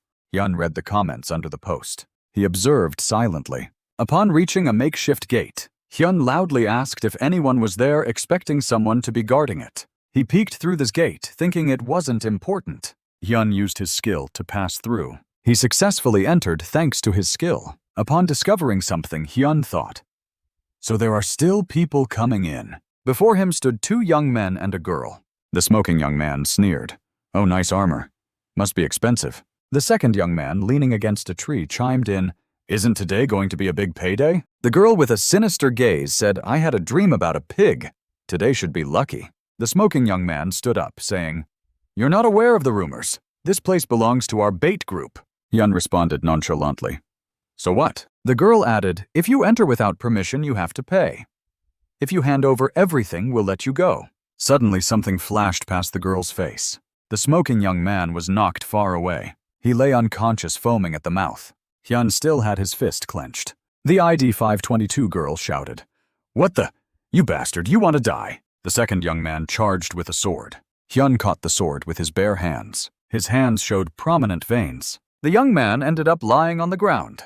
Hyun taunted, "I like guys like you. You know why." Hyun continued to attack, saying, "Because I can beat the crap out of you and not feel guilty." Hyun used his magic explosion skill. A powerful force struck Hyun's back. Hyun turned around silently. His hand was shaking. The girl thought, "Magic explosion? That's a long-range skill." She trembled, terrified and pale. Hyun approached her, saying, "Thanks for teaching me something new."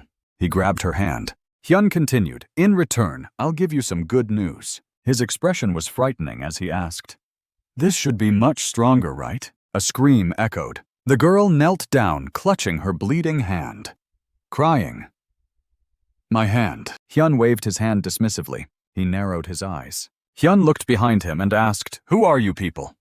The others were angry. The leader cursed, "You dare to mess with bait." He brandished his sword, threatening Hyun. Hyun calmly asked, "Is that so?" He showed the same frightening gaze, thinking that having them around would be convenient for guidance. In a dungeon, the world was decided by strength, such as violence or money. Hyun reflected that he used to be nobody, but was now living well. Moreover, he had achieved a dominant position in his guild, like a tiger growing wings. The leader threatened Hyun, saying he wouldn't survive if he stayed in the dungeon. Hyun punched him, surprising everyone. The leader's eyes turned black and his nose bled. He exclaimed, "What's going on?" Hyun mocked them, saying they couldn't even dodge. Hyun retrieved a sword and drew it. Hyun commanded, "You scum, gather before me in 5 seconds." He licked the blade, announcing the start of the recruitment drive. Hyun declared, "The selection for the exclusive Kang Hyun Guild begins now." Hyun put his arm around Yu Seong's shoulder, loudly announcing that Kim Seong-woo had passed the test. He asked them to applaud, but they remained silent. Hyun held a knife to a man's throat and he hastily clapped. Another man asked, "What about us?" Hyun said you can reform and live a normal life. They agreed, promising to behave. Hyun punched them, saying, "You think I'd believe you?" He beat them until they were bloody. Hyun cursed them, calling them murderers and liars. Seong-woo seemed about to say something to Hyun. Hyun's hands were covered in blood and shaking. Seong-woo, with a bloodied face, urged Hyun to leave. As the sun set, Seong-woo commented that not all dungeons were like this, some being even larger than cities. Hyun looked around and asked if Seong-woo was just wandering around. Seong-woo replied that he was avoiding paths with monsters. "Just keep going towards those monsters, I'm done," Seong-woo said, turning to Hyun and asking, "Really?" As they walked, Seong-woo turned back to Hyun and asked, "Shall we go to where those monsters are?" Then Hyun replied, "Are you crazy? It's getting dark." Seong-woo pressed on. "So what should we do?" Hyun suggested they take a break to eat first. Seong-woo asked if he had any food, and Hyun replied, yeah. They started a fire to rest. Hyun urged Seong-woo, "Hurry up, are you almost done?"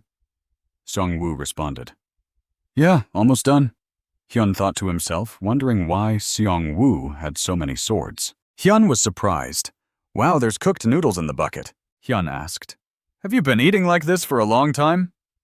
Seong-woo thought Hyun was asking if the noodles were hot, and he replied calmly, "I can still handle it." Hyun handed Seong-woo the noodles, saying, "Here, eat this." Seong-woo responded with a thanks, but thought to himself that he had cooked it. They enjoyed their noodles. An awkward silence fell over them as they ate. Hyun broke the silence, asking Seong-woo, "How old are you?" Seong-woo replied, "I'm 25. Hyun asked further, "Were you a student before becoming a professional?" Seong-woo respectfully answered, "Yes." Hyun wondered aloud why Seong-woo didn't continue his studies instead of being there. Seong-woo paused before explaining that tuition fees kept increasing, making it hard to balance part-time work and scholarships. Seong-woo continued sharing that things got worse when his father's business failed, leading to a financial downfall, and his mother's severe shock. Hyun suddenly called out, his expression frozen as he warned Seong-woo, "You're not thinking of selling your story, are you? You want to die?" Seong-woo defensively explained that he only shared because Hyun asked. Hyun scolded Seong-woo to stop complaining and eat his noodles, saying they needed to be ready. Seong-woo obediently agreed. After finishing their noodles, they discarded the bucket. They extinguished the fire and went to sleep. Seong-woo quietly opened his eyes. He sat up gently. Seong-woo looked towards Hyun's sleeping bag, thinking it was an opportunity to kill him. His eyes were fixed on Hyun, a drop of sweat rolling down his cheek. Seong-woo recalled the time Hyun fought against the Bait Guild. Shaking his head, Seong-woo thought that killing Hyun wasn't an option. It was better to escape. Seong-woo carefully got up and started to leave quietly. Hyun called out to him. The voice came from Hyun's sleeping bag, asking, "Where are you going?" Seong-woo forced a smile and replied, "Just going to do some stuff." Hyun told him to come back, and Seong-woo responded with a yes. Hyun threatened that if Seong-woo ran, he would die. Seong-woo acknowledged. Hyun emphasized that he wasn't joking, Seong-woo would really die. An uncomfortable silence enveloped Seong-woo. Seong-woo pointed and said, "Look, that's Gonlin's territory where the dungeon core is." Hyun raised his hand, responding, "Ah, right. I can feel the massive magical energy concentrated there." Seong-woo asked if Hyun could sense it, and Hyun retorted, "Can't you calling Seong-woo weak?" Seong-woo forced a laugh. Seong-woo told himself to stay calm, to not be teased anymore. Seong-woo was secretly pleased that Hyun would die soon, and thought that the information about the dungeon core being the main target was useful. Seong-woo mentioned that their group had been attacked by patrols around the Bait Guild's area. Seong-woo smiled sinisterly, thinking that since they hadn't encountered any patrols, the forces must be concentrated in the territory. Seong-woo thought to himself, wondering if Hyun could survive the attack of a level E dungeon. Hyun smiled menacingly, saying, Good. Killing Gonlin is my specialty." Seong-woo murmured, "Let's see." As they entered, numerous monsters rushed out. Hyun confidently declared, "Let's fight." The backpack was thrown. It hit Hyun. Hyun looked at Seong-woo with a sharp gaze. Seong-woo ran away, cursing Hyun and saying, "I'm out of here, you crazy bastard! Bad luck meeting you!" Hyun was taken aback by the sudden appearance of monsters. However, his face turned menacing as he recalled his warning to Xiongwu, "If you run, you'll die." After running for a while, Xiongwu stopped to catch his breath under a tree. Xiongwu confidently thought that no matter how strong Hyun was, he couldn't defeat him. The system announced that the core center of the dungeon had been eliminated and the exit portal had opened. Xiongwu read the system's announcement. He continued to read, stunned, and wondered if it was a dream. The Level E Goblin Village dungeon was known for all monsters gathering around the core. The system repeatedly announced the elimination of the dungeon core. The exit door had opened. Xiongwu was shocked, unable to believe what was happening. He wondered how Hyun could clear the dungeon alone so quickly. Xiongwu was baffled by Hyun's ability to withstand the overwhelming power. He speculated that Hyun might have used fire to burn the monsters. Xiongwu pondered whether Hyun's strength was due to superhuman strength or endurance. Both were important, but the real necessity was overwhelming defensive power and unshakable determination against enemies. If one could withstand the monster's attacks and reach the leader by the shortest path, victory was certain. Xiongwu shuddered at the thought of Hyun's abilities, fearing for his life. He thought Hyun was cunning, not just a fool. Despite being hindered by restraints, Hyun punched a golbin. Surprisingly, his arm was unharmed when it was bitten forcefully by its sharp teeth. After defeating the golbin leader, Hyun obtained magic stones and a ring. The ring, named Golbin Mage's Ring, increased magical power and mana recovery speed by 10%. The description stated it was used by Golbin mages to enhance magic. Hyun looked at the ring and said, "All right, mission accomplished." He stepped through this portal saying, "Let's go meet Xiongwu and kill him." As he stepped through the portal, he was met with a group of armed people waiting for him. Hyun immediately guessed their intentions. Hyun said, "You brought all these people because you couldn't handle me alone." Hyun looked around. He spotted Xiongwu standing far behind the group to the right. Hyun was ready to fight, but was interrupted by someone who seemed to be clarifying a misunderstanding. Hyun looked at the person in surprise. The man smiled. He said, "We didn't come to fight, but to talk. It seems our guild member was rude to you." The man introduced himself as Jung Wee Hyun, the main force of the Bait Guild, and asked Hyun his name. Hyun responded nonchalantly, not interested. Hyun cut Jung Wee Hyun off, saying, "Let's skip the small talk and get to the point. It's annoying." Jung Wee Hyun withdrew his hand and went straight to the point. He offered Hyun a deal to join the Bait Guild, promising support fame and a position in the executive board. Jung Wee Hyun thought to himself that recruiting Hyun would make his guild one of the biggest. Kang Hyun looked at Jung Wee Hyun with half an eye and sighed. Hyun declined, not interested. Jung Wee Hyun wasn't surprised and pulled out a business card saying, "Think carefully." Hyun took the card and pondered. After a moment, Hyun tore the card to pieces, shocking everyone. Hyun threw the pieces at Jung Wee Hyun and said, "Though I'm a bad guy, I don't act like your thugs." Hyun mocked. "You're just a bunch of third-rate hoodlums who dare to recruit." Hyun continued to provoke Jung Wee Hyun. "Are you getting angry? Let's fight right here then." Jung Wee Hyun, though provoked, restrained himself and smiled. "No need. I'm here to talk today. Let's talk another time." Hyun sneered. "There won't be a next time. You're just unlucky to keep coming after me like insects." Watching Xiongwu leave, Jung Wee Hyun sighed in relief, impressed by Hyun's character. But as he turned, he felt a menacing aura and turned back. In a different scene, Hyun was driving feeling mentally exhausted. He thought to himself that facing over 100 people with his current magical power would likely end in his death. "I hadn't even dealt with Xiongwu yet because of that scoundrel Jung Wee Hyun." But after that, he became spirited and determined, saying he would deal with them soon. Going back to the developments on Hyun's side, after interrogating everything, one of them got angry and criticized. "Right? Chairman Kim Seong-woo said he's the one who guided that guy." He asked Seong-woo if it was true, and Seong-woo hesitated and denied it, saying no. But Wee Hyun didn't give him a chance.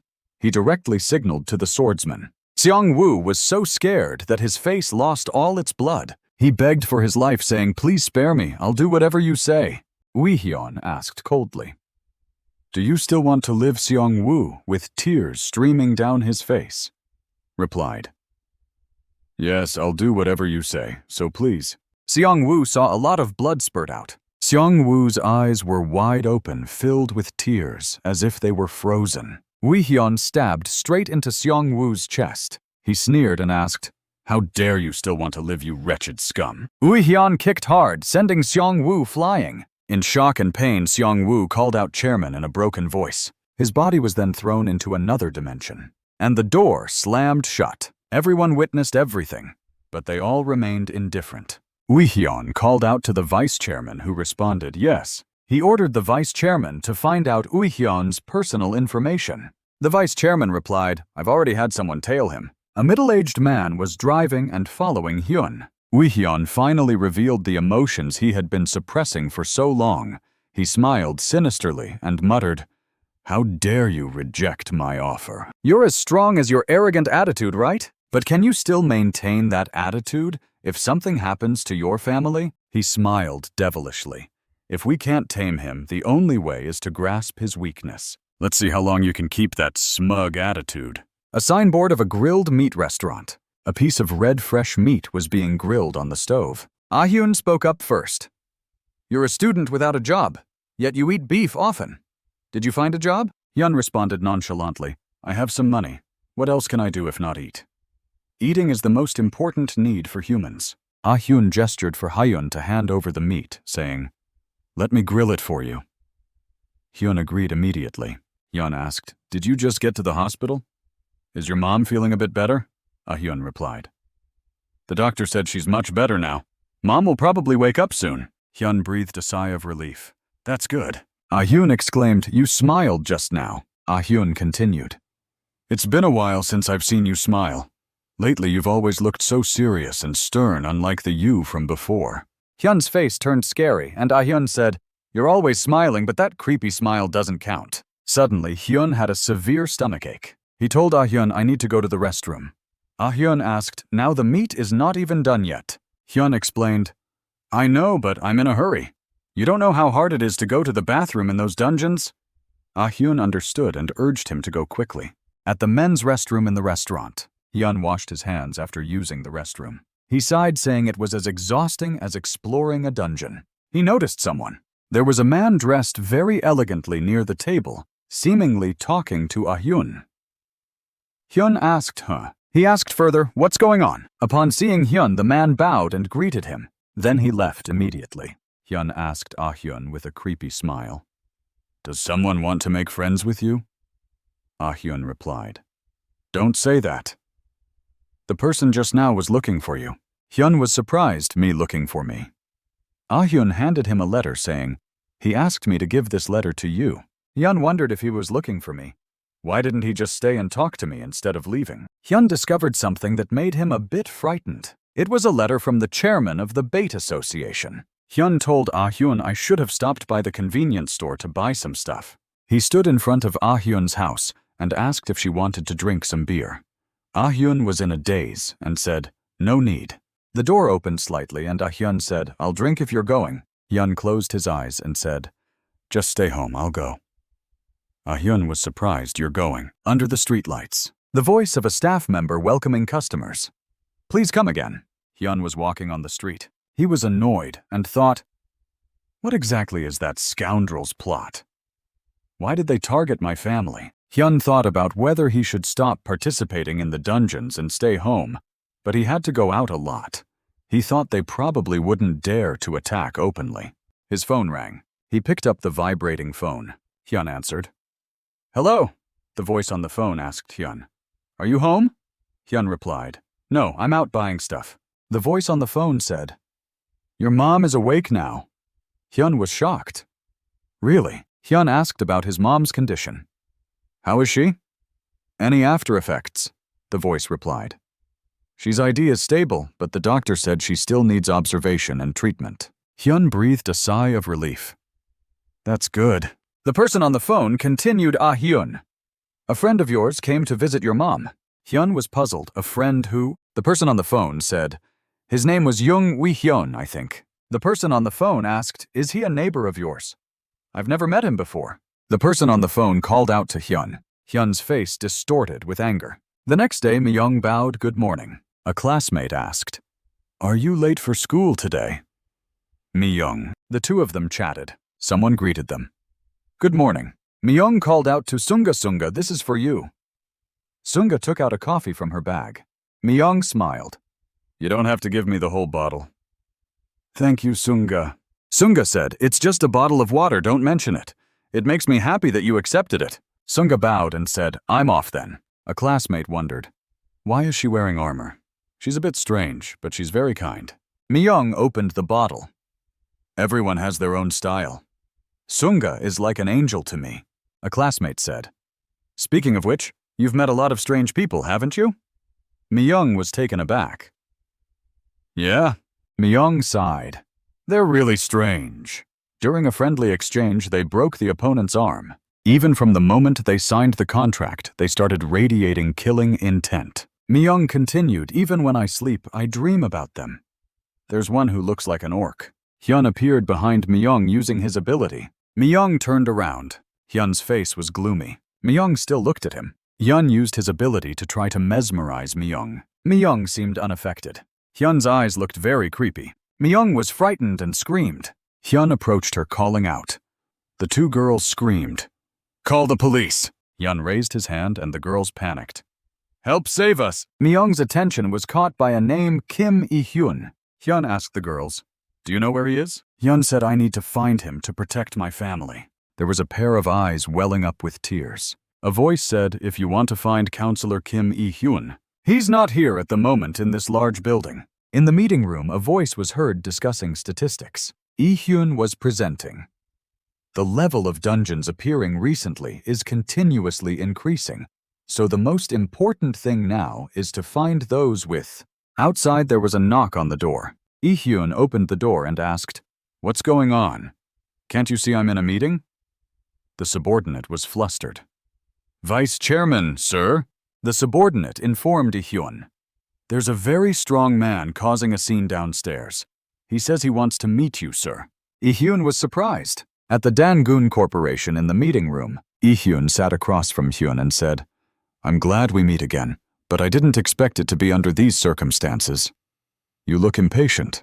Il-hyun asked, what brings you here, Kang-hyun? Hyun said straightforwardly, I want to hire you. Il-hyun calmly drank water and suggested, let's get straight to the point. Hyun asked, can you tell me more details? Hyun looked worried. The Bait Association is targeting my family. He explained, so I need someone to protect my family while I eliminate them. Il-hyun repeated. Protect what exactly happened? Il-hyun put down his cup, the Bait Association. We know about their reputation, Il-hyun said, but under the current circumstances, we have no legitimate reason to eliminate them or protect your family. Hyun looked frenzied. So protect my family and I'll eliminate them. It's a win-win, right? Il-hyun sighed. You're still as stubborn as ever. Il-hyun asked, why me? It doesn't seem like you chose me because I'm with Dangun. Hyun replied honestly. You're the strongest awakened person I know, Il-hyun suggested. What about An Yusong? Thinking of An Yuseong's unusual demeanor, Hyun said, you want me to leave my family with him, but I don't have his phone number. Hyun requested seriously, just protect my family for a week. I'll pay you handsomely. Hyun continued, I don't want to brag, but Il-hyun picked up his cup. I've made a lot of money, probably more than you think, Kang-hyun, and I'm now the vice chairman of Dangun. So if you want me, you'll have to give me something other than money. Hyun was taken aback. Not money. A moment later, Hyun exclaimed in horror. You can't be serious. Il-hyun looked embarrassed. Hyun realized what Il-hyun was implying. You want my body, Il-hyun said coldly. Is it really worth it to come here to negotiate? He sighed helplessly, and I felt that talking to him for a longer time would only annoy me, so let me make a suggestion first. It wasn't a grand proposal or anything, but if it succeeds, please come to meet our guild leader. Hyun still looked embarrassed as he continued. Just once would be fine. I'll need to get your consent, but with this condition, we can help you as a guild Kang-hyun. Later, Il-hyun reported back to him that 5 bodyguards were currently stationed inside and outside the family home, according to his assignment. I also came up with a suitable excuse and arranged for 5 bodyguards at the company where his sister worked. Hyun sat in the car and spoke up. That impression. Il-hyun responded seriously. It's best to do things thoroughly, but are you sure you're okay going alone? Bait is a pretty big guild. At this point, the car was not far from Bait Guild. Hyun leisurely assessed, compared to your company, it doesn't look that big. Lee-hyun reminded him. The size of an office building doesn't determine the size of a guild, especially when the number of dungeons they own is unusually high. I'm sure they're plotting something behind the scenes. This statement made him thoughtful, stroking his chin. Suddenly, he warned. Besides Kang-hyun, you said you've contacted me and arranged to meet as soon as I received the letter, right? So they've likely gathered all their available forces in advance. They might even ambush you. When he received the letter, Hyun agreed without much thought. I'll do as you say. Where should we meet? Returning to reality, he unbuckled his seatbelt and said, You know this, but the safety of my family is my top priority. Even if they ambush us, I'll fight back. Lee-hyun thanked him. Thank you for protecting my family. He took out his phone and handed it to him. Keep this safe for me. He looked puzzled. Why me? Hyun decisively left the car, saying, You can head home now. Seeing this, Lee-hyun hurriedly asked, Are you serious, Kang-hyun? He replied gently, Don't jump to conclusions. Nothing bad will happen. For now, I can't explain in detail, but I'm sure I'll return safely by tomorrow. I'm off then. He watched as Hyun's figure gradually disappeared. At Bait Guild, Jung Ui-hyun had been waiting for him. He greeted Hyun warmly. Welcome, Kang-hyun. He proudly revealed the crowd behind him. We've been waiting for you. Hyun sneered. Let's get straight to it. Are you here to challenge me? Gathering all these people? Hyun continued. That's not necessary. Ui-hyun smiled, his eyes narrowing. You're part of Bait Guild's family now, so we're here to welcome you. From now on, before he could finish, Hyun burst into laughter. Hyun laughed so hard he was shaking. You call this family? He sneered. You're talking about family. Electricity crackled around his body. The system immediately received the signal, activating Lion's Roar magic. Hyun roared, his muscles bulging. He slammed his fists on the ground. A strong gust of wind blew back at him. Ui-hyun's men panicked. What the heck is this? What's he doing? Hyun didn't stop. The energy surging from him grew wilder. He shouted at the ground. Ui-hyun tried to withstand the gale. This guy is crazy. What if the ground collapses? Seeing Hyun continue, Ui-hyun deployed his iron net technique. But Hyun pulled out a sword. I knew you'd do that, you bastard. He used the secret technique of the crescent moon. The power of a giant. A single decisive slash. Sharp sword strikes broke through the wind, heading straight for the iron net, cutting it to pieces. Ui-hyun's men lost their support and fell into the pit. He's gone mad. Some on the periphery warned fall back, but many still fell into the pit. After a while, the scene was left in ruins. Bodies and concrete debris were scattered everywhere. A stone made a faint noise. Hyun broke it and stood up, shaking his head. Not bad. It turned out the item he used was Antria's skin. Description produces Antria's skin. When activated, the skin hardens. Suddenly, a voice came from behind him, Kang-hyun. Ui-hyun jumped down, still smiling. Please think this through. It's not too late. We can still be good partners. Why not be patient and respond thoughtfully? Partners, you're the one who crossed the line first. Ui-hyun bowed. I apologize for targeting your family, but think again. He offered Hyun a deal. If you and I join forces, we can take down Dangun and Han Seon. They're all talk and no substance. We can bring them down. Do you understand how valuable an alliance between you and me would be? Hyun scolded. You're just talking nonsense. Ui-hyun laughed loudly. Just in this building alone, we have over 200 members. Nationwide, we have at least double that number. He sounded sincere. We just need a representative for our guild. Ui-hyun emphasized that this person must be a supreme master leading the guild members. Then Bait Guild can expand globally. Hyun spat. Then he spat a wad of saliva directly onto Ui-hyun's face. The scene froze for a moment. Hyun glared. Listening to you is like listening to an elementary school student presenting. Hyun reached out to touch his face.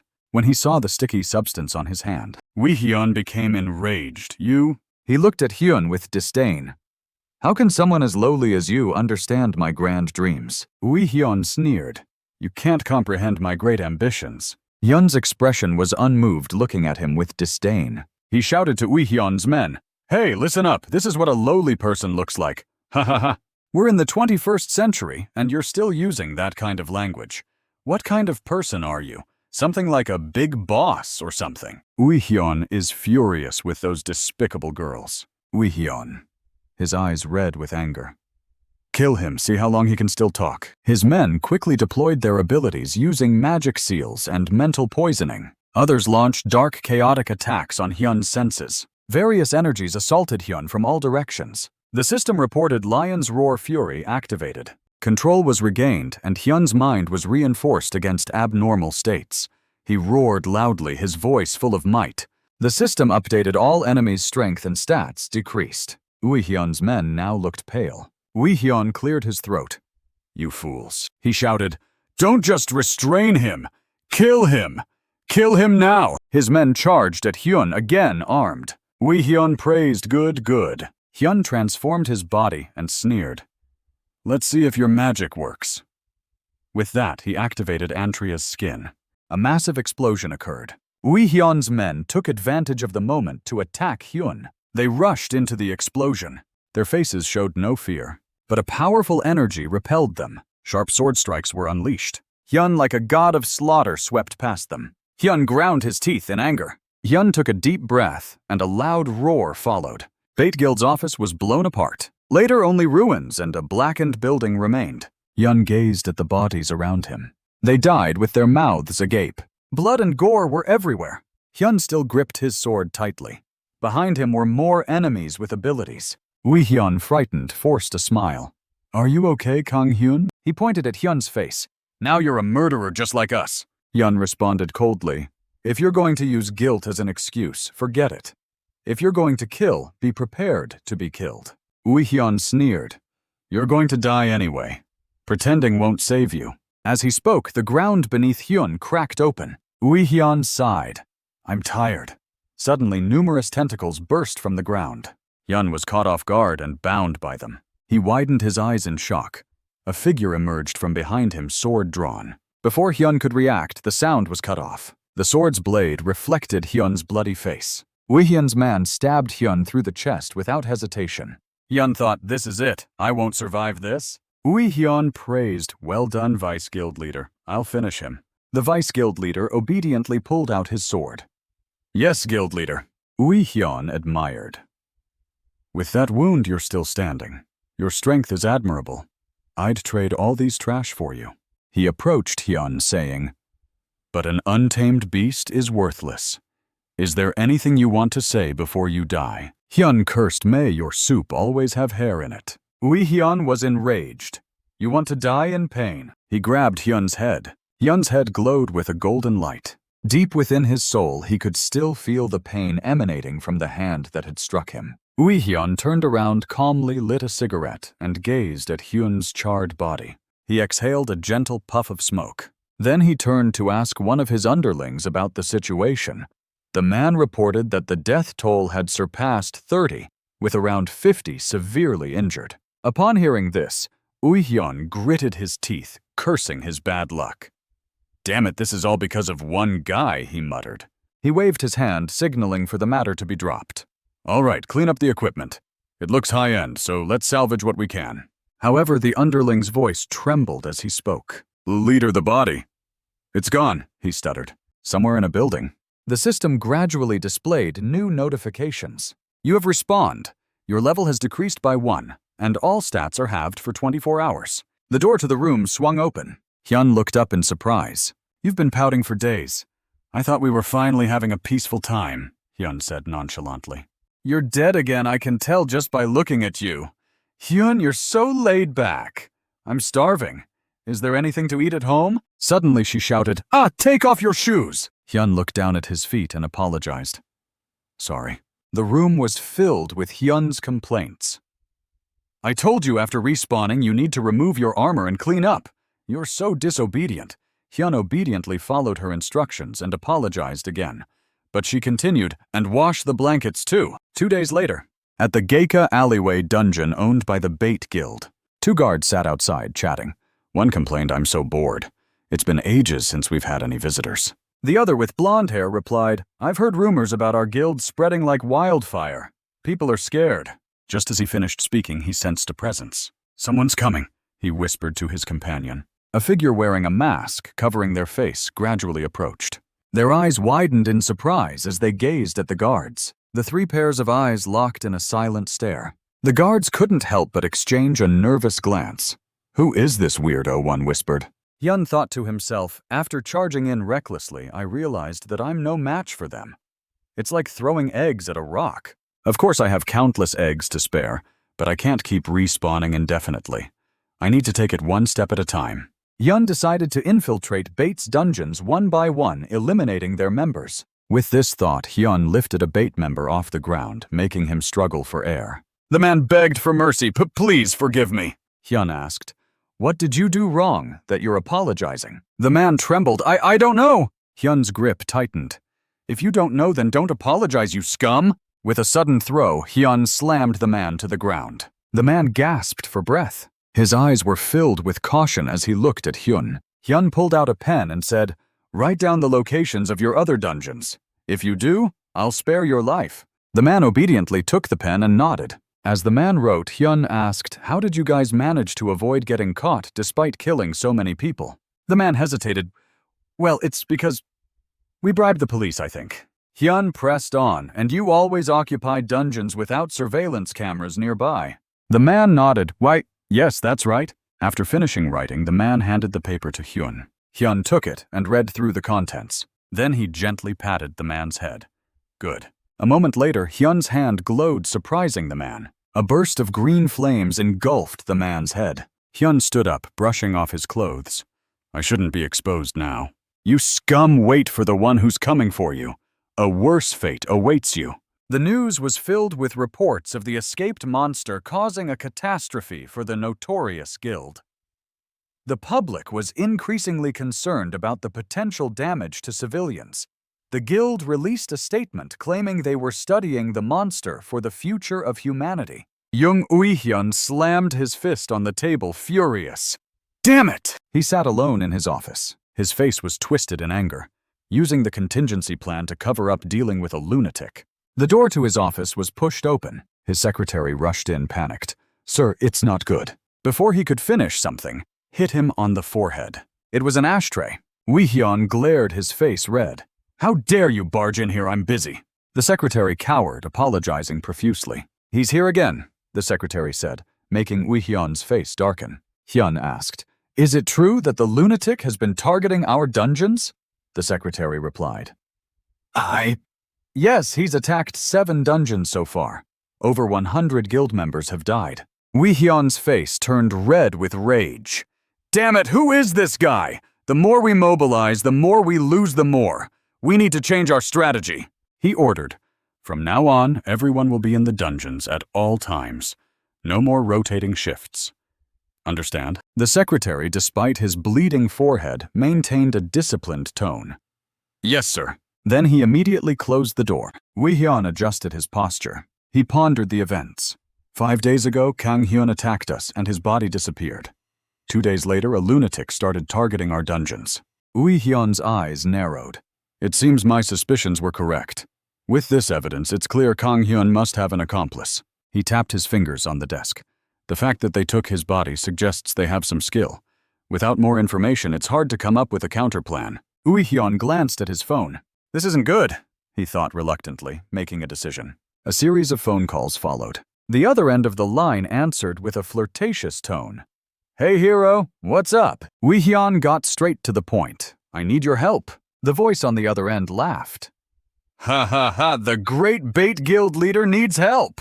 That's rich, especially after what happened to your guild. You've been beaten to a pulp, haven't you? What's in it for me if I help?" Uihyun said calmly. "A fight." The other end was surprised. "Huh? You want to fight?" Uihyun persuaded. "Don't you want a thrilling battle? The suspect is likely not an ordinary person. It'll be satisfying, I promise." The man on the phone seemed intrigued. "All right, let's give it a try." Towards night, 2 guards were still stationed at the entrance of the dungeon. Han Yuseong asked the guard beside him, "What's your name?" The guard Kim Il-woo replied, I'm Kim Il-woo." Yuseong said nonchalantly, "You can call me Yuseong, or just say I'm Uihyun's underling." An Yuseong stretched. "When will the strong one arrive?" He warned Ilwoo, if I wait and don't see anyone, you'll be in trouble. Ilwoo was intimidated but didn't dare speak up. Footsteps were heard approaching. An Yuseong became alert. Hyun appeared before them. An Yuseong couldn't help but smile. His eyes shone with excitement. My sixth sense is tingling like never before. He reached into his space and pulled out a weapon. Gripping the warhammer tightly, he thought, if I don't run, I'll die. Hyun looked up, noticing Yuseong's cautious stance. Hyun asked in surprise, "Why are you here?" An Yuseong. Yuseong was taken aback by Hyun's voice. Kang Hyun, how are you here? Kang Hyun. Why are you here? Yuseong repeated, confused. Yuseong's face lit up with interest. Ah, so you're the one. You're the one who's been causing all the trouble. Ha ha ha, you're always up to something interesting, Yuseong said, walking towards Hyun. Hyun thought he must be backed by someone powerful, and he's quite rich. Could the one backing Bait Guild be? Hyun pointed his sword at Yuseong. You're with Bait Guild, aren't you? Yuseong replied nonchalantly. I'm ashamed you think I'm associated with those trash. What would people think of me? Hyun didn't believe him. Then why are you here? Yuseong asked, do you know Jung Ui-hyun, the leader of Bait Guild? He's the one who asked for my help. It's amusing that a self-absorbed person like him needs me, Yuseong said with a hint of pleasure. Hyun's expression turned blank. Oh really? Hyun decided to ignore Yuseong and walk past him. I'm leaving, don't block my way. Hyun even suggested, let's grab a meal sometime. Hyun thought to himself, I don't even have his number. What am I even saying? But he didn't notice Yuseong's sudden attack from behind. Yuseong charged at Hyun, hammer in hand. Hyun barely dodged the attack aimed at his head. Hyun's eyes widened in surprise. What the? Yuseong sneered, you're so slow. The two clashed in a fierce battle. Hyun declared, even if we're acquainted, I won't go easy on you. Back off. Yuseong, despite being exhausted and sweating, had a gleam in his eye. That's what I want. Let's fight. The system updated Hyun's stats, revealing Yuseong's immense strength. Hyun gripped his sword tightly, charging at Yuseong. Yuseong dodged the attack with ease. However, the sword left a long gash on Yuseong's face. Yuseong asked, how powerful have you become? You're quite something, Yuseong said, continuing to fight. The battle between Hyun and Yuseong intensified. During the chaotic battle, despite his body being covered in wounds, he still showed a thrilled expression. Hyun frowned again. This battle was obstructing his plans. He gritted his teeth, needing to end it quickly. However, watching each move he and Yuseong made, his eyes lit up with excitement. It had been a long time since he'd had such an exhilarating fight. Yuseong noticed the expression and realized that Hyun was enjoying himself too. The gatekeeper, still ranting, charged forward again. The two looked at each other in slight surprise. The gatekeeper delusional thought that if he made a good impression here, he might one day rise to a leadership position. A moment later, Yuseong struck, beheading the gatekeeper with a swift motion. His weapon was instantly smeared with blood. The gatekeeper's body fell backward, lifeless. Yuseong sighed. He revealed a frustrated face. I was having fun, don't interfere. Hyun thought to himself, so they're not allies, but they're still willing to kill each other. Yuseong sighed again. He carelessly sheathed his weapon, clearly disappointed. I really wanted to have a good fight with you. He continued, resigned. But now, even if I wanted to fight, I couldn't. I don't want to be hated by you. Hyun thought silently, I've hated you for a long time. Yuseong then asked Hyun if he knew what kind of person Jung Ui-hyun was. Hyun honestly replied, I don't know. Yuseong explained that Jung Ui-hyun was the illegitimate child of a conglomerate chairman, which was why the scum dared to act so brazenly. Hyun commented, sounds like an 8 o'clock drama, he asked, biting his teeth. So what? You're telling me not to mess with him because he's rich? Hyun turned to leave. If you were afraid, you shouldn't have done this in the first place. Don't waste my time. Go home and sleep. Yuseong caught up, putting his arm around Hyun's shoulders. Hey, I wasn't finished talking. He said, seriously, I want to join you in what you're doing. I want to see that bastard get angry. The next morning at Bait Guild, Hyun was furious, damn it. He was so angry that he smashed his keyboard. The 3 dungeons had been raided, and he'd lost contact with Yuseong. He slammed his fist on the table, repeatedly cursing, You useless bastards! His secretary remained calm, standing there as Hyun cursed the incompetent members. After a while, Hyun's anger subsided, and he was out of breath. Ui-hyun ordered his secretary to summon all guild members to gather at 8 a.m. the next day. The secretary doubted how many could actually make it. Wee Hyun frowned.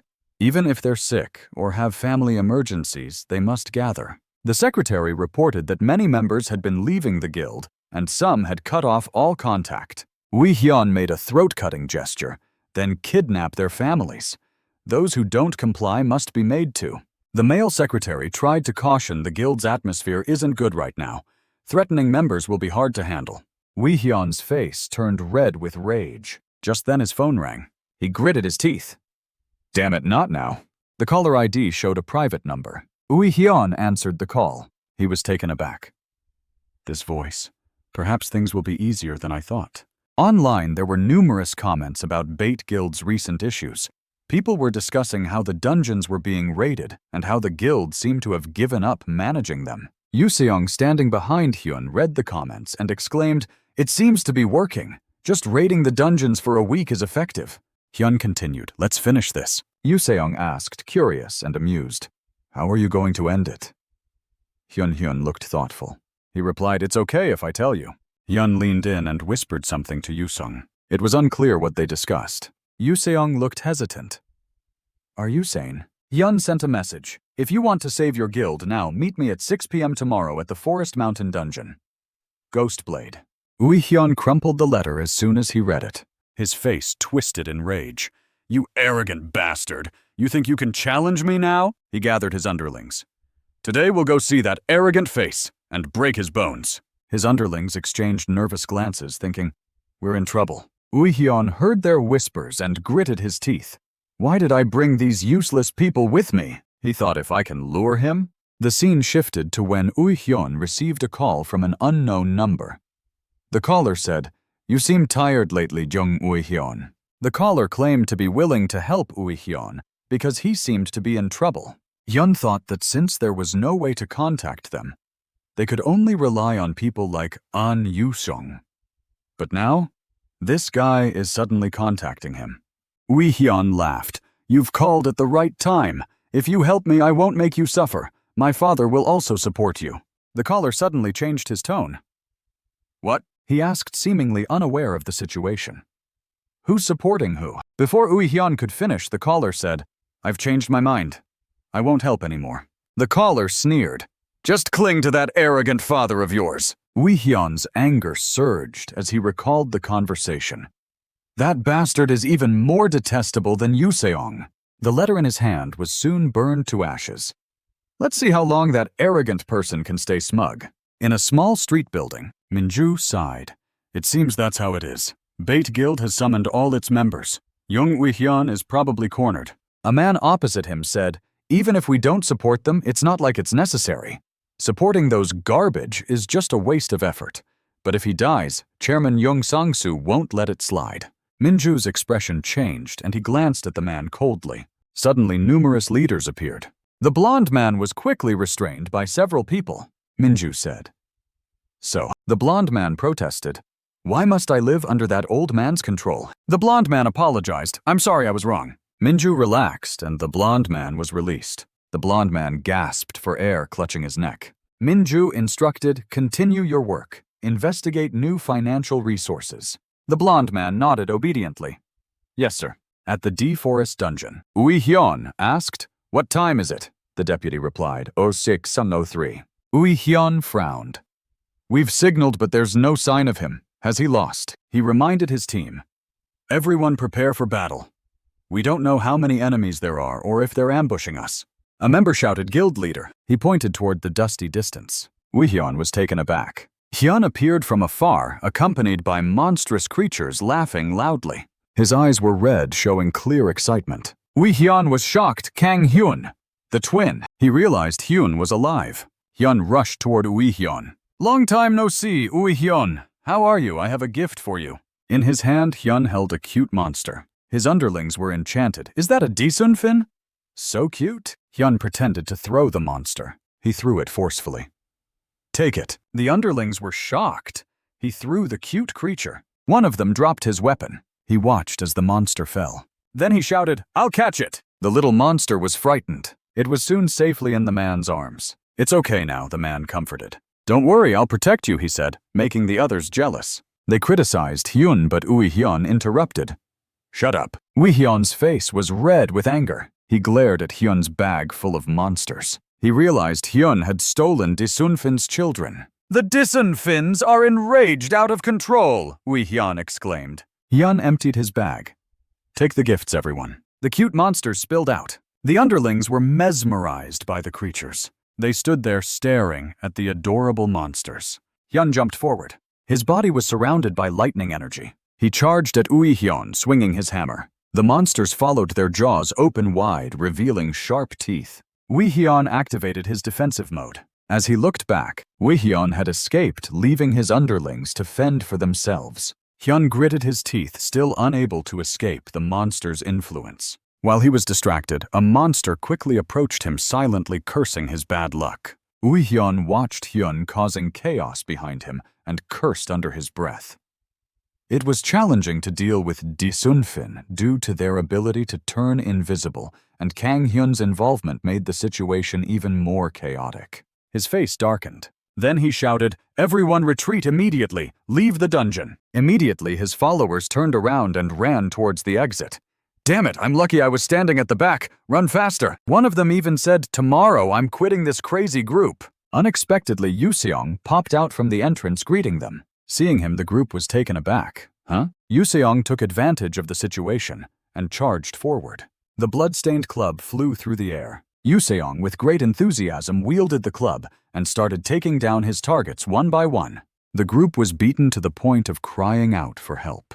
Uihyun, observing from behind, thought angrily, "Has Yuseong betrayed us since when?" He was now the target, but he was sure there was still a way to counterattack. Uihyun felt fear. He watched his teammates being beaten mercilessly, and his mind kept repeating, "What should I do?" Uihyun thought about Hyun. He clenched his fists, anger making him tremble. Uihyun thought that if things continued this way, he would have to resort to his last resort. He clenched his hands into fists, and Uihyun was now burning with rage, seemingly ready to unleash his ultimate technique. Another person was beaten until they spat blood. Hyun was also fighting intensely, using his sword to slash at those attacking him. He sighed, complaining, "I'm tired of cutting them down. They're as sticky as leeches." Just as Hyun finished speaking, he heard someone shouting his name. The person shining brightly rushed towards Hyun and shouted, "Even if it's the end, at least I'll have you as my companion." Caught off guard, Hyun couldn't avoid the attack. Uihyun's fist struck Hyun's face. This desperate attack by Uihyun caused a massive explosion. After the punch, Uihyun stood there observing Hyun's condition. He thought that using a skill with such strong firepower put his own life at risk, but... However, it didn't take long for Uihyun's expression to change. From the midst of the flames, a hand reached out and grabbed Uihyun's head. Uihyun's face began to corrode, and he let out a painful scream. He couldn't believe what was happening. Hyun said to him, "Was it really necessary to go that far? You fool." Hyun pushed Uihyun away with force. Then Hyun coughed up blood. Uihyun retaliated by kicking Hyun, sending him flying backward. Uihyun cried out in pain and collapsed. Hyun warned him, "Stay there and watch. I'll deal with you later. You're not going to leave peacefully while I'm battered. I'll make you watch as I finish off your minions." With that, Hyun charged back into the chaotic battlefield. Uihyun laughed helplessly, thinking it was all over. "It's all over. All because I messed with the wrong person." The more Uihyun thought about it, the louder he laughed. He laughed maniacally. A moment later, the ground was littered with bodies. The scene was gruesome. Uihyun was still laughing loudly. Hyun and Yuseong stood before him. Yuseong asked nonchalantly, "What's so funny, boss?" Hyun said, "Let him be. He's probably having a nice dream." Uihyun kept repeating, "It's over. It's all over." He started to lose control, talking to himself. "Wait, it's not over yet. How can it be? I won't accept it. I won't die like this. I'm the illegitimate child, the outsider. My siblings are like strangers to me, not caring about me, looking down on me.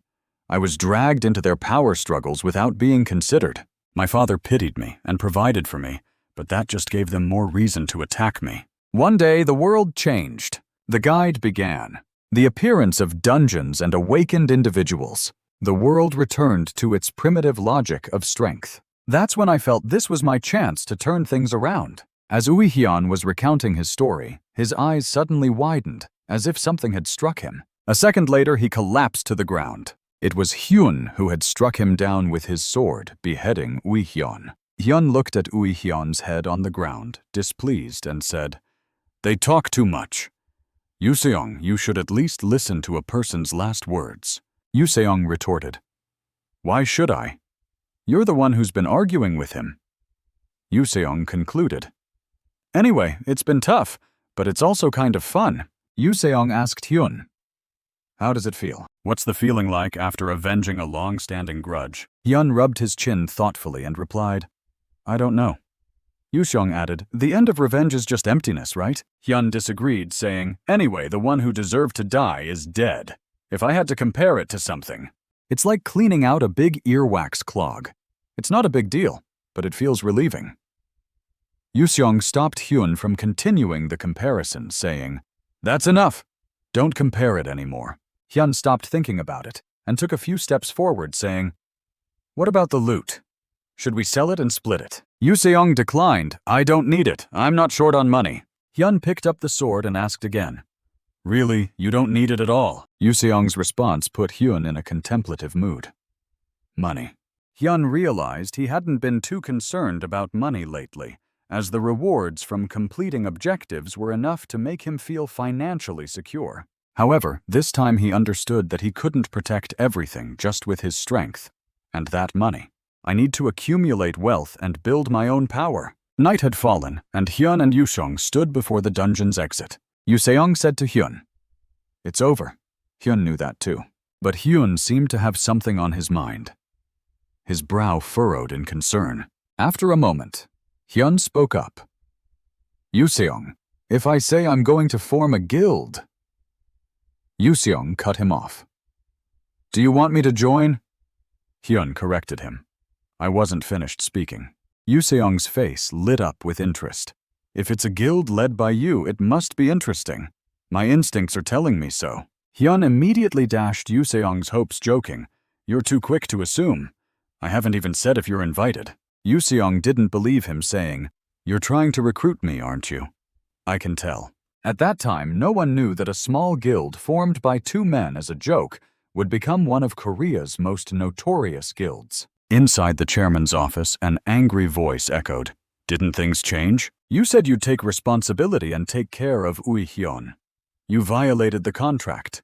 The angry person was Jung Sang-soo, the chairman of Hanseok Group. Choi Min-ju. When Min-ju heard his name, he turned around, looked at the chairman, and calmly replied, "Violating the contract? You're exaggerating. I don't know what you're talking about." Chairman Jung, still fuming, questioned Min-ju. "You're still pretending not to know. It's been a week since my son and the guild members lost contact. Based on the current situation, it's clear that..." Min-ju interrupted. "So what do you want to do?" Chairman Jung was taken aback by Min-ju's response. Min-ju put his feet on the table and continued, "I've supported a useless person without ability to lead a guild. Haven't I done what I was paid for?" Chairman Jung was left speechless by Min-ju's words. He furiously ordered his bodyguards, "Attack him! Kill him!" Upon receiving the order, the bodyguards rushed in, surrounding Min-ju, with weapons drawn. Min-ju remained calm, not showing any fear, and blinked. A moment later, tendrils appeared out of nowhere. They quickly restrained the bodyguards. The bodyguards were unable to resist. In an instant, Chairman Jung's bodyguards were captured by Min-ju. Min-ju spoke up, "Chairman Jung, we've signed a contract. I've fulfilled it as agreed. Why are you going back on your word?" Min-ju now stood close to Chairman Jung. Chairman Jung was intimidated by Min-ju's aura, his body trembling, unable to speak. Min-ju warned him, "If this happens again, I won't let it slide. You understand?" Chairman Jung, still shaken, replied, "I understand. I understand." Satisfied with the response, Min-ju smiled a fake smile. He retracted the tendrils, releasing the bodyguards, who coughed as they were freed. Min-ju turned to leave, sighing, and said to Chairman Jung, "Since you've understood, transfer the agreed amount to my account by today. I'm curious about who brought down Uihyun." The Bait Guild has disappeared, and its sudden disappearance has sparked numerous rumors and eerie stories. The media was abuzz for a while. In the midst of many new guilds and awakened individuals emerging daily, the Bait Guild was gradually forgotten. At a restaurant, a voice came from inside a room. "It's fine. I'm sure there was no foul play." There won't be any repercussions. I've taken care of all the troublemakers. This time I even got to level up after the battle. The loot was handled, and I even got to enjoy a good meal. Isn't everything all right now? What else are you unhappy about? Yuseong listed many reasons to reassure Hyun. However, Hyun, still eating, said with a bit of a tremble, "The new title I got this time is the problem." But Hyun was a bit shaken as he met the prey. The real issue was the new title he had just obtained. The title they received was that of the Ruthless Family Destroyer, a biased description implying that monsters have no family. This title is given to those who have destroyed many families in brutal ways. Effect increases strength by 2 and hostility. The holder of this title will instill instinctive fear in others. Suddenly, Hyun slammed his hand on the table. Frustrated, he exclaimed, "Doesn't the title work even when it's not equipped?" The system displayed a notification that all effects except for the selected title were only 50% effective. Hyun burst out, "Lately, I've been very stressed because of this, and I'm getting more and more misunderstood." An Yuseong smiled wryly and said, "You don't need to worry about being misunderstood. You were cruel to begin with, so it doesn't make a difference." Suddenly, Hyun's phone rang. The caller was Instructor Lee-hyun. Hyun answered the phone, and the voice on the other end said, "It's Lee-hyun. I wish you wouldn't call me like that. Do you still remember that promise?" Hyun had no recollection of what he had promised. Lee-hyun sighed on the other end of the line. "I thought you knew. Please come to see our guild leader. It's quite urgent. So please come as soon as you can." "When are you free?" The next day at the Dangun Guild headquarters, the elevator was going up to the 12th floor. Hyun wondered, will it be okay? He gestured to Yuseong and continued, "Can I bring him along?" Lee-hyun replied, "The guild leader has already permitted it." Yuseong turned to Hyun and said, "Don't worry, Seon and I are acquaintances." Hyun didn't believe him and questioned, "You know her? How do you two know each other?" Yuseong explained that he had met her at a social gathering before. Hyun thought, a social gathering, huh? The guild leader must be rich, and she graduated from a prestigious university too. The world is really unfair. Hyun and Yuseong were led to a reception room standing outside the door. Lee-hyun knocked on the door and announced their presence. A voice from inside said, "Come in," and the door opened. Hyun and Yuseong entered. Inside, a beautiful woman stood up, extended her hand, and said, "Welcome. I'm Han Seon, the leader of Dangun." Hyun shook her hand and introduced himself. "I'm Kang Hyun." Seon mentioned that she had heard a lot about him from Lee-hyun. Lee-hyun left after introducing them. Seon invited Hyun and Yuseong to sit down. As soon as they sat down, Hyun expressed his gratitude. "Thank you for helping me. I don't know how to repay you." Seon smiled and replied, "It was nothing. It wasn't a big deal, so don't worry about it." Hyun got straight to the point. "But I don't want to be indebted to you. Why did you call me here?" Seon didn't beat around the bush and said, "I was going to chat with you a bit. Since you've already said that, I won't be polite." "Hyun, do you want to join Dangun?" Hyun didn't think much and directly said no. Seon wasn't convinced. She asked Hyun, "Why don't you want to join our guild?" "Why don't you want to join our guild?" Hyun replied curtly, "I don't like it." This response led to a moment of silence between them. Yuseong, sitting next to Hyun, teased him. "This guy is quite stubborn." Hyun didn't understand what Yuseong meant and asked back, "What do you mean?" Seon smiled gently and said, "It's okay. Actually, hearing you say it so clearly makes it easier for me to give up." Hyun felt that was a good thing. He spoke seriously to Seon. "Anyway, I'll repay this favor another way. If you need help, just call me." Seon knew Hyun was hesitant about rejecting her invitation and said, "Don't worry about it. Having a connection with someone as strong as you won't be a loss for us. We'll contact you if we need to." Hyun still felt a bit uneasy but pretended to be concerned. "But honestly, if the #1 guild in the country needs my help, I'll help if I can." Seon didn't answer Hyun's question directly, but asked back, "How long do you think the current peace will last?" The word peace made Hyun think. With the appearance of dungeons and rampant crime, it was hard to say the world was at peace. Was she hinting at something? The image of the 8th boundary in the tutorial came to mind, indicating that the current world was relatively peaceful in comparison. After some thought, Hyun lazily put his hands behind his head and replied, "I don't know. That's not something I can solve. Becoming stronger is the only countermeasure. And there was still a 5-year countdown to the so-called Haken dimension. Seon gave a different number. 3 years. Some countries will definitely be in danger within the next 3 years. We don't have much time. Hyun didn't believe her and asked back. How can you be so sure? Seon replied. I can't say for sure, but there's a divine entity that knows everything. We have someone who can communicate with that entity. Hyun raised an eyebrow. Analyzing a divine entity.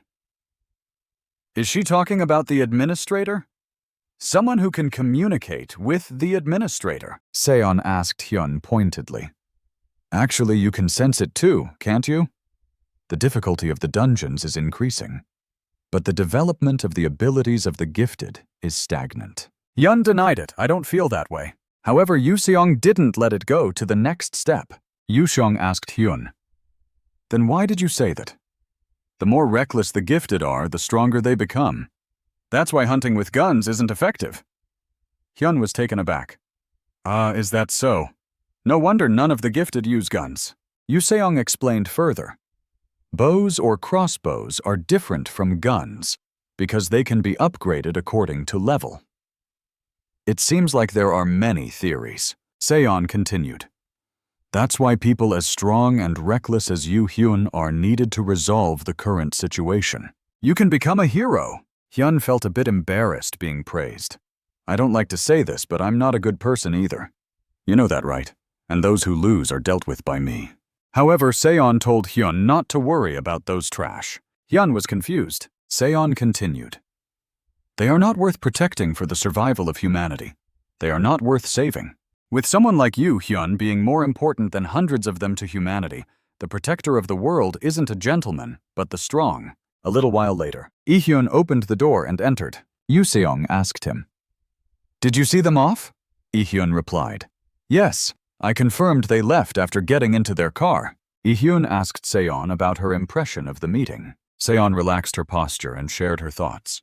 To be honest, he exceeded my expectations. Although it was just a brief moment when she mentioned the story about the administrator, his pupils dilated. He is someone who has completed the tutorial. The difference between D and E level dungeons is significant, despite only being 1 letter apart. The strength and number of monsters increase. The most notable difference is the diversity of monsters appearing in the dungeons. Especially in D-level dungeons like Diane's laboratory, the diversity of monsters reaches its maximum. Hyun was now in a D-level dungeon. He began to analyze the dungeon.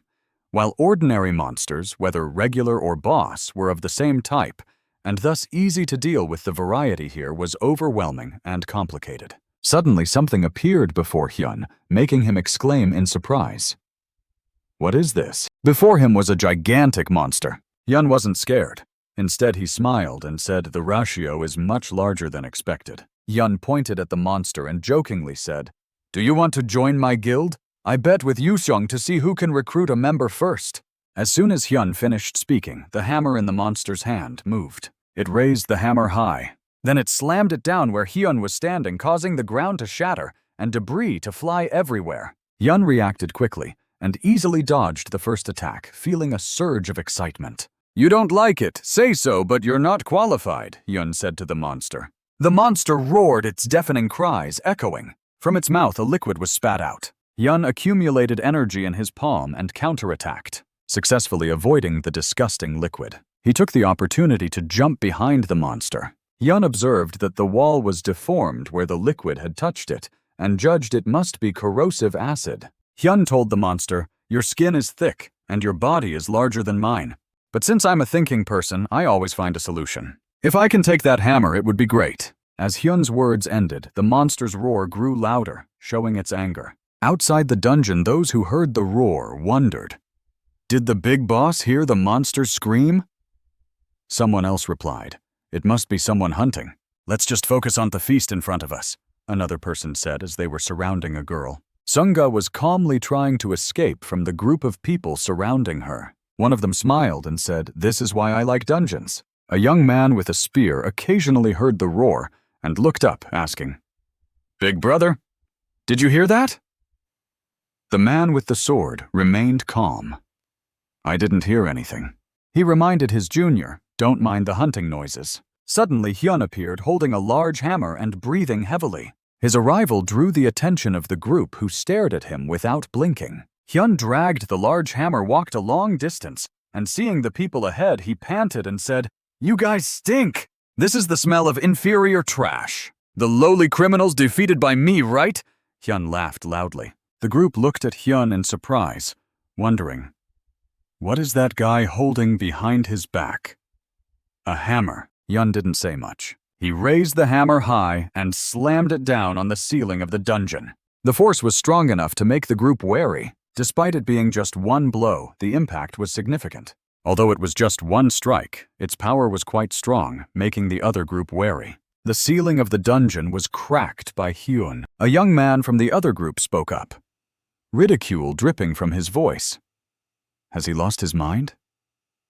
What's the point of swinging a hammer in such a cramped space? As soon as Hyun finished speaking, he continued with his actions. He swung another hammer. The group could only stand there watching Hyun strike again and again. This time he swung the hammer down at his own feet. After 2 swings, Hyun finally spoke up, letting out a cold snort. Then he commented that the hammer was heavy and not suitable as a primary weapon. Hyun put the hammer away in his inventory, saying he would store it for now. The group stood there, still confused, watching Hyun. A young man laughed loudly, saying Hyun was just showing off his strength. Hyun responded, seemingly aware that the young man didn't understand the situation. Then the young man took a stance, preparing to attack Hyun. He warned Hyun not to let his guard down, or he would be killed. Hyun didn't dodge. Instead, he stood still and countered with a slap. The young man was punched in the face, swelling instantly. He couldn't withstand even a single blow and fell to the ground. The others were frightened by the scene. Hyun grabbed the young man's hair, pulling him up, and said, "Let's see what's inside you, you criminal." Hyun took a knife from the young man and held it to his neck. The remaining members of the group readied their weapons, looking at Hyun as if he were crazy. They were hesitant to attack, despite having their weapons at the ready. However, their hesitation didn't last long. They soon decided to attack Hyun together, thinking he was outnumbered. Hyun, sensing the group's readiness to attack, tightened his grip on the young man's hair and warned them. Hyun asked the young man his name. The young man stuttered, "Kim Kusik." Hyun responded with a nod, acknowledging the name. Then Hyun's hand tightened its grip. Kusik cried out in pain, and his companions were shocked. Hyun used Kusik as a weapon to attack his enemies. Kusik screamed in agony. Hyun used Kusik's head to hit his companions. The leader of the group was knocked to the ground. Hyun seemed to enjoy the fight, commenting that it wasn't bad. He challenged the remaining group members to come at him with his new weapon. The others were terrified, their bodies shaking with fear. They begged Hyun to stop, but he didn't. Hyun continued his attack without mercy. Cries for help echoed throughout the dungeon. Sunga watched from outside, her eyes wide with surprise. Hyun had finished dealing with the group. He looked down at his bodies and thought that the dungeon raid team for a level D dungeon was too slow. Suddenly, a voice thanked Hyun. Sunga bowed her head in gratitude, thanking Hyun for his help. Hyun responded casually, saying it was nothing, and that he enjoyed beating up the thugs. Sunga introduced herself and asked for Hyun's name. Hyun hesitated, then introduced himself as Kang Hyun. Sunga addressed him as Mr. Kang Hyun. She asked Hyun how to become as strong as him. Sunga was serious about her question. Hyun was taken aback by her sudden inquiry. He thought to himself that this was a historic moment, with the 3 worst troublemakers in Korea gathering. Hyun repeated Sunga's question, thinking about how to become stronger. He replied that hard work was the answer, which surprised Sunga. Sunga was about to respond when Hyun interrupted her. Hyun clarified that not all efforts are the same. One must strive to the extreme. His words left a deep impression on Sunga. Hyun felt that his advice, coming from someone who had died and come back, might not be appropriate. Hyun bid Sunga farewell, telling her to be careful and that she could do as she pleased with the bodies. As Hyun turned to leave, he hesitated at the intersection. He turned back to ask Sunga if she could handle herself alone, and she replied that she couldn't. Hyun was puzzled, thinking that people usually beg for help in such situations. Hyun explained that he wanted to help but couldn't stay. He had to handle something else. Sunga asked if she could accompany him. Hyun was surprised by her request. He hesitated, explaining that if she died, it would be a problem. Sunga interrupted him, saying that wasn't the case. She assured Hyun that she knew her limits and would follow him without causing trouble. She promised that all the magic stones would belong to Hyun. Sunga assured Hyun that she could protect herself. Hyun, seeing Sunga's determination, agreed to let her follow him. The path was littered with the bodies of monsters. Hyun led the way, clearing the path as they walked. Sunga commented that Hyun must be tired. She said she would start collecting magic stones. Sunga drew her sword and began to fight. Hyun observed Sunga's actions. He felt reassured, thinking that Sunga could indeed protect herself as promised. Sunga worked efficiently, occasionally supporting Hyun with ranged attacks without hindering him. Hyun appreciated her help, finding the task much easier with her assistance. Hyun considered warning Sunga about the potential danger ahead, sensing a strong aura. However, Sunga was resolute, stating she had decided to follow him. The system announced that the central core of the dungeon had been destroyed. The exit portal had opened. Upon hearing the announcement, Hyun was surprised, wondering if someone had cleared the dungeon before them. He muttered, "It seems we're done. Was there someone ahead of us?" Hyun's expression turned serious as he sensed something. He still sensed the presence of the boss, and his eyes widened. Hyun exclaimed, a crack upon seeing it. The next day, the news reported a rare occurrence in Korea, a Level D dungeon crack incident. Experts analyzed that the incident was likely a deliberate act of terrorism. A young man rushed in to report to the alliance leader. Inside the room, a tall, high-ranking official responded.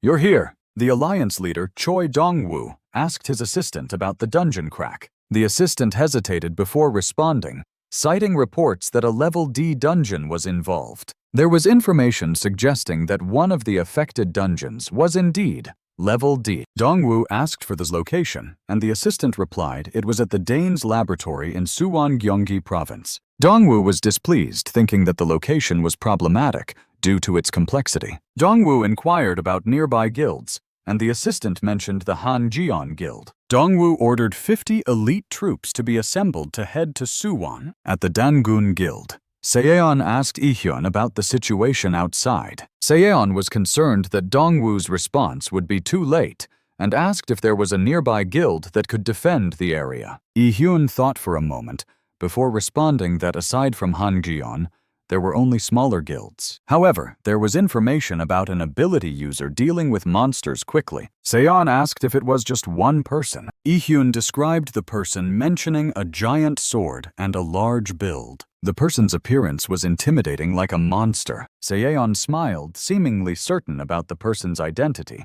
and said there was no need to worry. Outside, Hyun stood amidst the bodies of monsters. The onlookers were amazed, unable to believe that Hyun had handled the situation alone. They acknowledged that Hyun was a true ability user. A young man approached Hyun to thank him. However, Hyun brusquely told him to leave. The young man was taken aback by Hyun's response. Hyun turned his back, his cold eyes warning the others to leave or face consequences. The crack reappeared, not yet closed. It was still open. Hyun guessed that the final boss was still alive. Hyun shouted, warning the others that if they stayed, they would die. The ability users were stunned by Hyun's outburst. A silver-haired man gritted his teeth. He stepped forward, suggesting that they could help, despite being ability users of lower standing. Hyun cut him off, asking if he had caught any chimera. The silver-haired man was taken aback. Hyun's question was direct and cold. Hyun told them to step back and help evacuate the civilians instead. The silver-haired man was confused,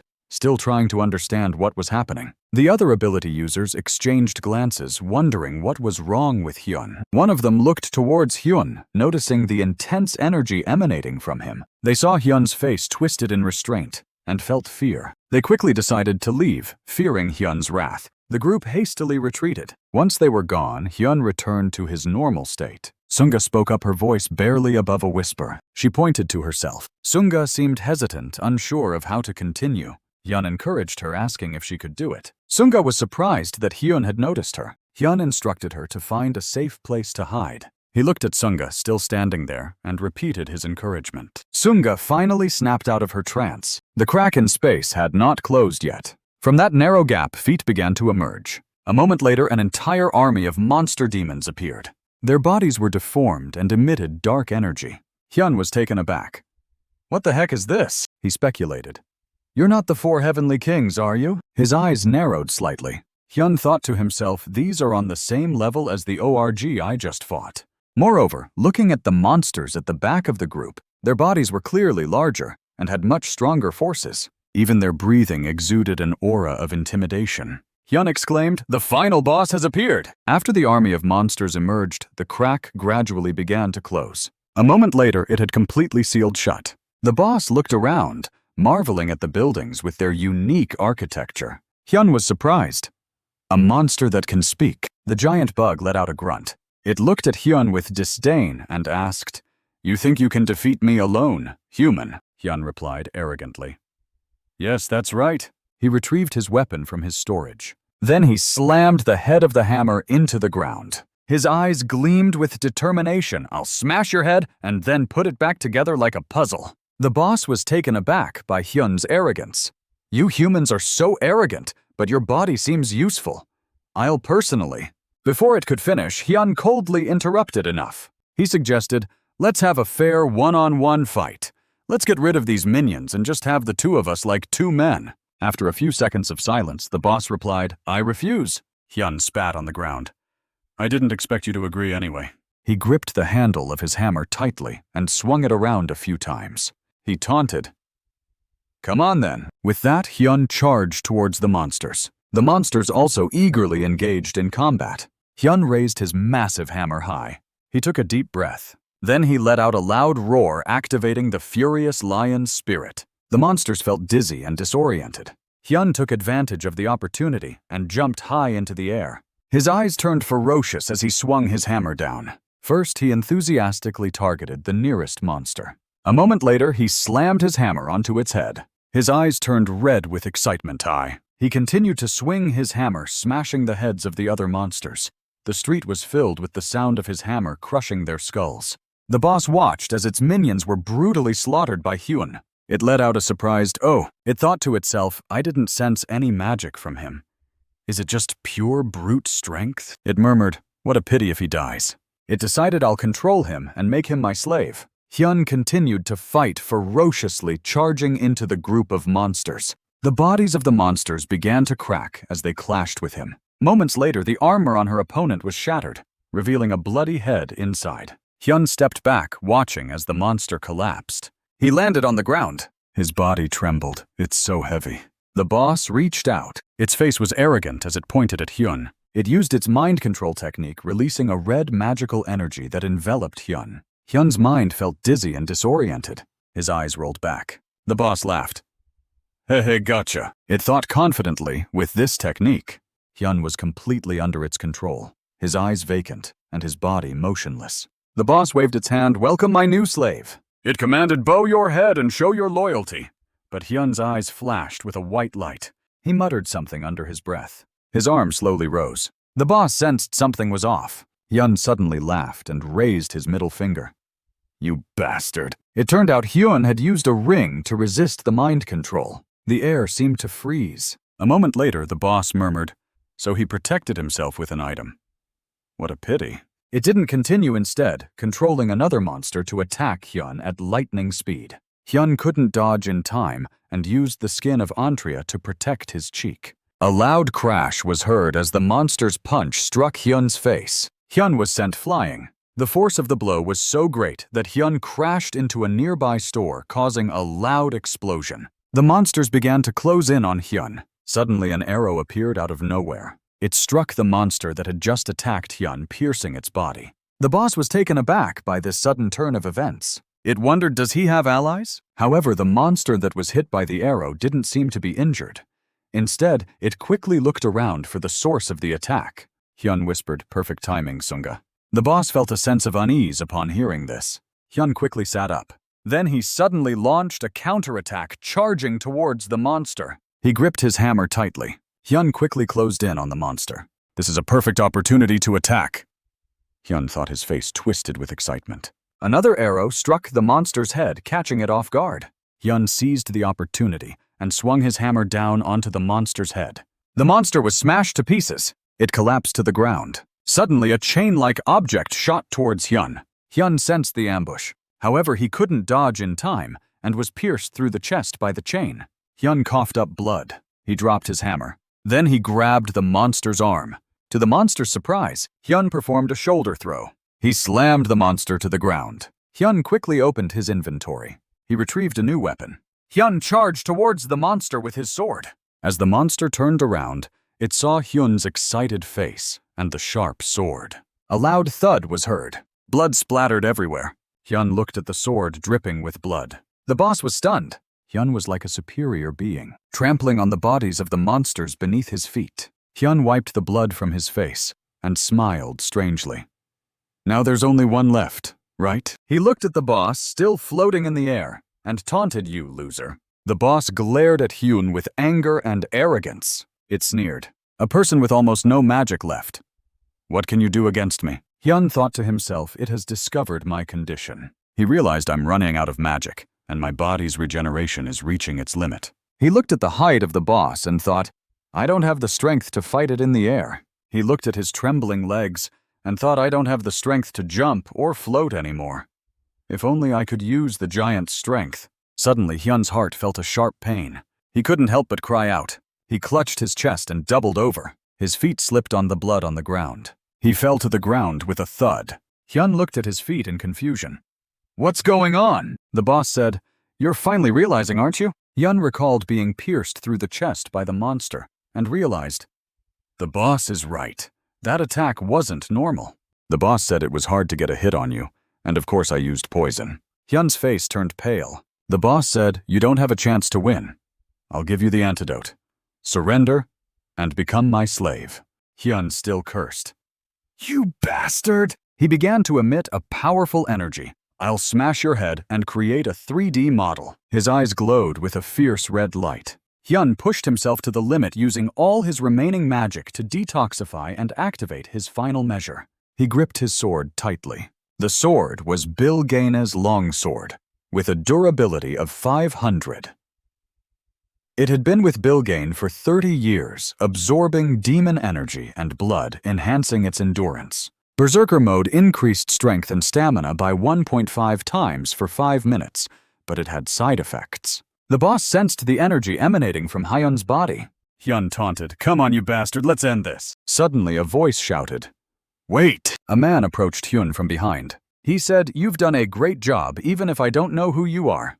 Dongwoo said, "From now on, this place will be handled by our Ability User Alliance." Hyun thought to himself, the user manual graduate. Dongwoo, the chairman of the Ability User Alliance, stood facing the boss with a long spear, showing no fear. Dongwoo turned to Hyun and reminded him, "Your wound is quite serious. You should rest." Hyun was taken aback. "What? Wait." "I wasn't." Before he could finish, Hyun felt dizzy again. Hyun lost all his strength and collapsed to the ground. He gritted his teeth. I was about to catch him. He lay on the ground, unable to move. His eyes gazed blankly at the sky. Sometime later, Hyun was in a hospital. Hyun woke up with a start. When Hyun saw that he was awake, he also looked over. "You're awake?" Hyun rubbed his head. "I'm awake, and I'm already dealing with an annoying face. You're not exactly pleasant either," he retorted. She sighed, saying it was such a waste of money. Hyun asked again, "Did you really talk to my brother like that just now?" Suddenly, he remembered something and asked, "How's the dungeon?" Hyun replied that he wasn't sure, but everything had been explained satisfactorily. She continued, "You won't believe how surprised I was when I didn't receive news of your hospitalization, and then I came here immediately and saw you the chairman of the Ability User Alliance, a person I've only seen on TV. Hyun thought to himself, the chairman of the Ability User Alliance. He tried to recall the information on the Ability User Alliance card, which read, Choi Min-ju. He tilted his head back and thought, I don't need to feel indebted. Ah Hyun spoke up again. I didn't expect that from you. He said seriously, even if you have special abilities, what if you really die? Hyun lowered his head, agreeing. You're right. He sighed. You think you can just die whenever you want. If your level drops, your mood will worsen. Nobody likes to die. Just as he finished speaking, he sensed something was off. When he turned to look more closely, he saw that Ah Hyun's face was slightly red. He was taken aback. Hyun looked away, embarrassed. Then he huffed, I'll try my best. At the Ability User Alliance, the secretary asked Dongwoo, is Kang Hyun someone you know? Dongwoo replied, typing on his keyboard. Isn't he? I've heard reports that you've contacted him. The secretary curiously asked, then why did you go personally? and even pay his hospital fees. Dongwoo smiled slightly. Dongwoo said, naturally, I witnessed the birth of a hero. If not, then when would I have the honor to help him? He recalled Hyun's frenzied appearance at the time and thought, even if I have to sacrifice my life, I will take you down. At the hospital, the doctor treating Hyun said, the test results show nothing out of the ordinary. Ability users indeed recover quickly. Hyun put his hands in his pockets and left, saying, I could have been discharged yesterday, but... Hyun scolded. Why are you complaining? The organization paid the hospital fees. Hyun replied. Do you know how much loss one day of rest causes? Just then a nurse's voice was heard. There's no patient named Kang Hyun here, sir. Hyun looked in the direction of the voice, still telling Ah-hyun to go ahead. At the reception desk, a well-dressed young man asked again, Are you sure he's not here? The nurse confirmed. Yes, if he's been discharged, we can't check further. The young man sighed regretfully. I've missed him. Just then Hyun approached and asked, Who are you? The young man was surprised. You're... Hyun replied straightforwardly. I'm Kang Hyun. I heard you call my name. The young man rummaged through his pocket and said, Wait a moment. He politely produced a business card. I'm Shin Tae-gil. Hyun read the card and was surprised. Safe Journey Association Special Ability Management Team. He asked, What does the government want with me? In a barbecue restaurant, the meat was sizzling on the grill. Hyun looked at Tae-gil and said, Are you sure it's okay? This place is expensive. Tae-gil reassured him. Don't worry, it's fine, Hyun said without hesitation. So the taxes I pay are being used like this. Seeing Tae-gil didn't add anything, Hyun asked proactively. So you're asking me to join the government? Tae-gil replied. Of course we won't force you. It's just a proposal. Hyun looked skeptical. What's so good about becoming a civil servant? Tae-gil explained, We're not just ordinary civil servants. To cope with the future changes in the nation, we've established an organization called the Special Ability Management Team. He emphasized the government has recognized that controlling ability users is impossible through force alone. The number of ability users is increasing, making it not only impossible to control them by force, but also unbeneficial to confront them. Therefore, we've decided to build a mutually supportive relationship, maximizing support for them instead of confrontation. Hyun watched Tae-gil grill the meat and said, I see, but he was internally surprised by Tae-gil's grilling technique. Hyun asked, What's in it for me if I join? Tae-gil pointed to Hyun. The biggest benefit is money. We'll provide enough financial support so you won't face any difficulties in your activities. Tae-gil added, And if there's a problem with your safety, we'll take responsibility for your family. For the rest of their lives, ensuring a level of treatment equivalent to that of a national merit holder. However, Hyun remained cautious. Those are good conditions, but surely there are a lot of things to do, right? Tae-gil nodded. I won't deny that. However, we won't make unreasonable or unfair demands on you. You just need to maintain your current life, and only when we need your help will you need to appear. Hyun thought for a moment, crossing his arms. The conditions aren't bad. Tae-gil revealed, by the way, the chairman of the Ability User Alliance, Choi Dongwoo, and the head of the Dangun Association, Han Seon, are also cooperating with us. Hyun was slightly surprised. You're working with them too, Tae-gil said. Just give it a try. Later that evening, outside the barbecue restaurant, the sun had set. In Gyeonggi-do near Suwon, in the abandoned Dien's research area, Hyun walked down the deserted street wondering, I wonder if the car is still intact after that mess. Suddenly, a voice called out, Kang Hyun. Hyun was surprised to see a girl. He asked Shinko. She introduced herself. I'm Shin Sunga. Hyun exclaimed, Ah? He looked at the bag in her hand. What's this? Sunga didn't hide it. The stone's in the bag. Sorry it's late. I was going to return it immediately, but you collapsed and had to be hospitalized, she explained, handing Hyun the bag full of energy stones. Hyun asked, Did you wait here to return this to me, not knowing if I'd come back? Sunga replied seriously. That's right, Hyun teased. You're so rigid. Hyun tried to hand the bag back, but Sunga refused. No, I promised you. Hyun didn't want to linger and took the bag, saying, Thanks for your concern. Sunga watched Hyun leave, then suddenly called out Kang Hyun. Hyun turned back. Sunga bowed deeply. She asked, "Can't you accept me as your disciple?" Hyun was taken aback, his face showing surprise.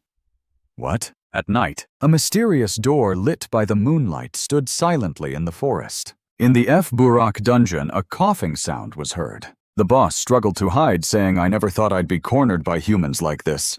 He clutched the wound on his shoulder. Suddenly a voice said, "So you're hiding here." A man looked at the boss, saying with disdain, "You're not worthy of being the boss of the D-level dungeon." He even knew the boss's name, calling him It Lich. Lich asked warily, "Who are you?" The man said, "Don't be so cautious. I'm not your enemy. I'll set you free." Lich's face showed surprise. The man proposed again, "Lich." He reached out his hand, "Cooperate with me." In a high-end restaurant, Sunga sat properly and said, "I'm Shin Sunga. Nice to meet you." Yuseong looked unimpressed and said, "I thought you wouldn't be able to recruit any members because you don't have friends." Hyun retorted angrily, "What do you mean?" He asked, "Who said I don't have friends? I have at least 1 or 2 friends." After speaking, he became a bit contemplative. Right? He quickly changed the subject. "By the way, I won the bet on recruiting members, so you should pay as promised." Yuseong replied, "I always pay my debts." Yuseong admitted, "Okay, I acknowledge I lost this bet." However, he proposed, "But you need to pass a test to join our organization. Shall we go to the dungeon now?" Sunga agreed, "I have no problem with that." Hyun thought to himself, "He's doing this just because he wants to go hunting." In the D-level dungeon, Harpy's Cliff, a harpy screeched furiously. Below were Hyun and his companions, surrounded by the harpy's corpses. Sunga drew her bowstring tight. As she released it, the arrow flew like mad, hitting the monster. Hyun suggested, "You don't need to be too thorough with the corpses." "If it's inconvenient for you," Sunga replied, "It's fine, I like doing it." Yuseong said, "Older brother, that's also money. You shouldn't waste it. You still don't have money." Hyun retorted, "Who said I don't have money? Collecting cores is more profitable. And what about you? Why don't you go pick up cores?" Yuseong shouted. "You annoying devil," Hyun said. "I have a lot of money anyway." Suddenly, Hyun exclaimed, "Ah!" He looked around and said, "An Yuseong, do you feel that too?" Yuseong was perplexed. "Feel what?" Yuseong became cautious, sensing something. His eyes became sharp. Sunga asked curiously, "What's wrong with you two?" Hyun didn't respond, closing his eyes. When he opened them again, he clenched his fist. He punched the air in front of him powerfully. But there was something hard in the air. Then a young man's face appeared, having been punched by Hyun. The man was knocked backward. Looking at the man lying on the ground, eyes wide open, Hyun asked, "What is this?" Yuseong exclaimed, "Impressive stealth skill." He said, "Normally I have a good sense for these things, but I didn't detect him approaching so stealthily because he had no killing intent. It seems he's not targeting us." Hyun said, "But I think he didn't come here with good intentions. Something smells off." Yuseong speculated, "Maybe he's just a passerby with abilities. If so, it's a non-provocative attack, older brother." Hyun countered, "Sneaking up on people in a dungeon is bad behavior. He deserved to get hit." His expression turned serious. "And I have a feeling about something." The scene changed to the day Hyun signed the contract. Taegil instructed him, "This is the completion contract. Please take good care of it." Hyun committed. "All right, if anything happens, just contact me." He continued, "I'm sorry, but I want to give you a heads up about something."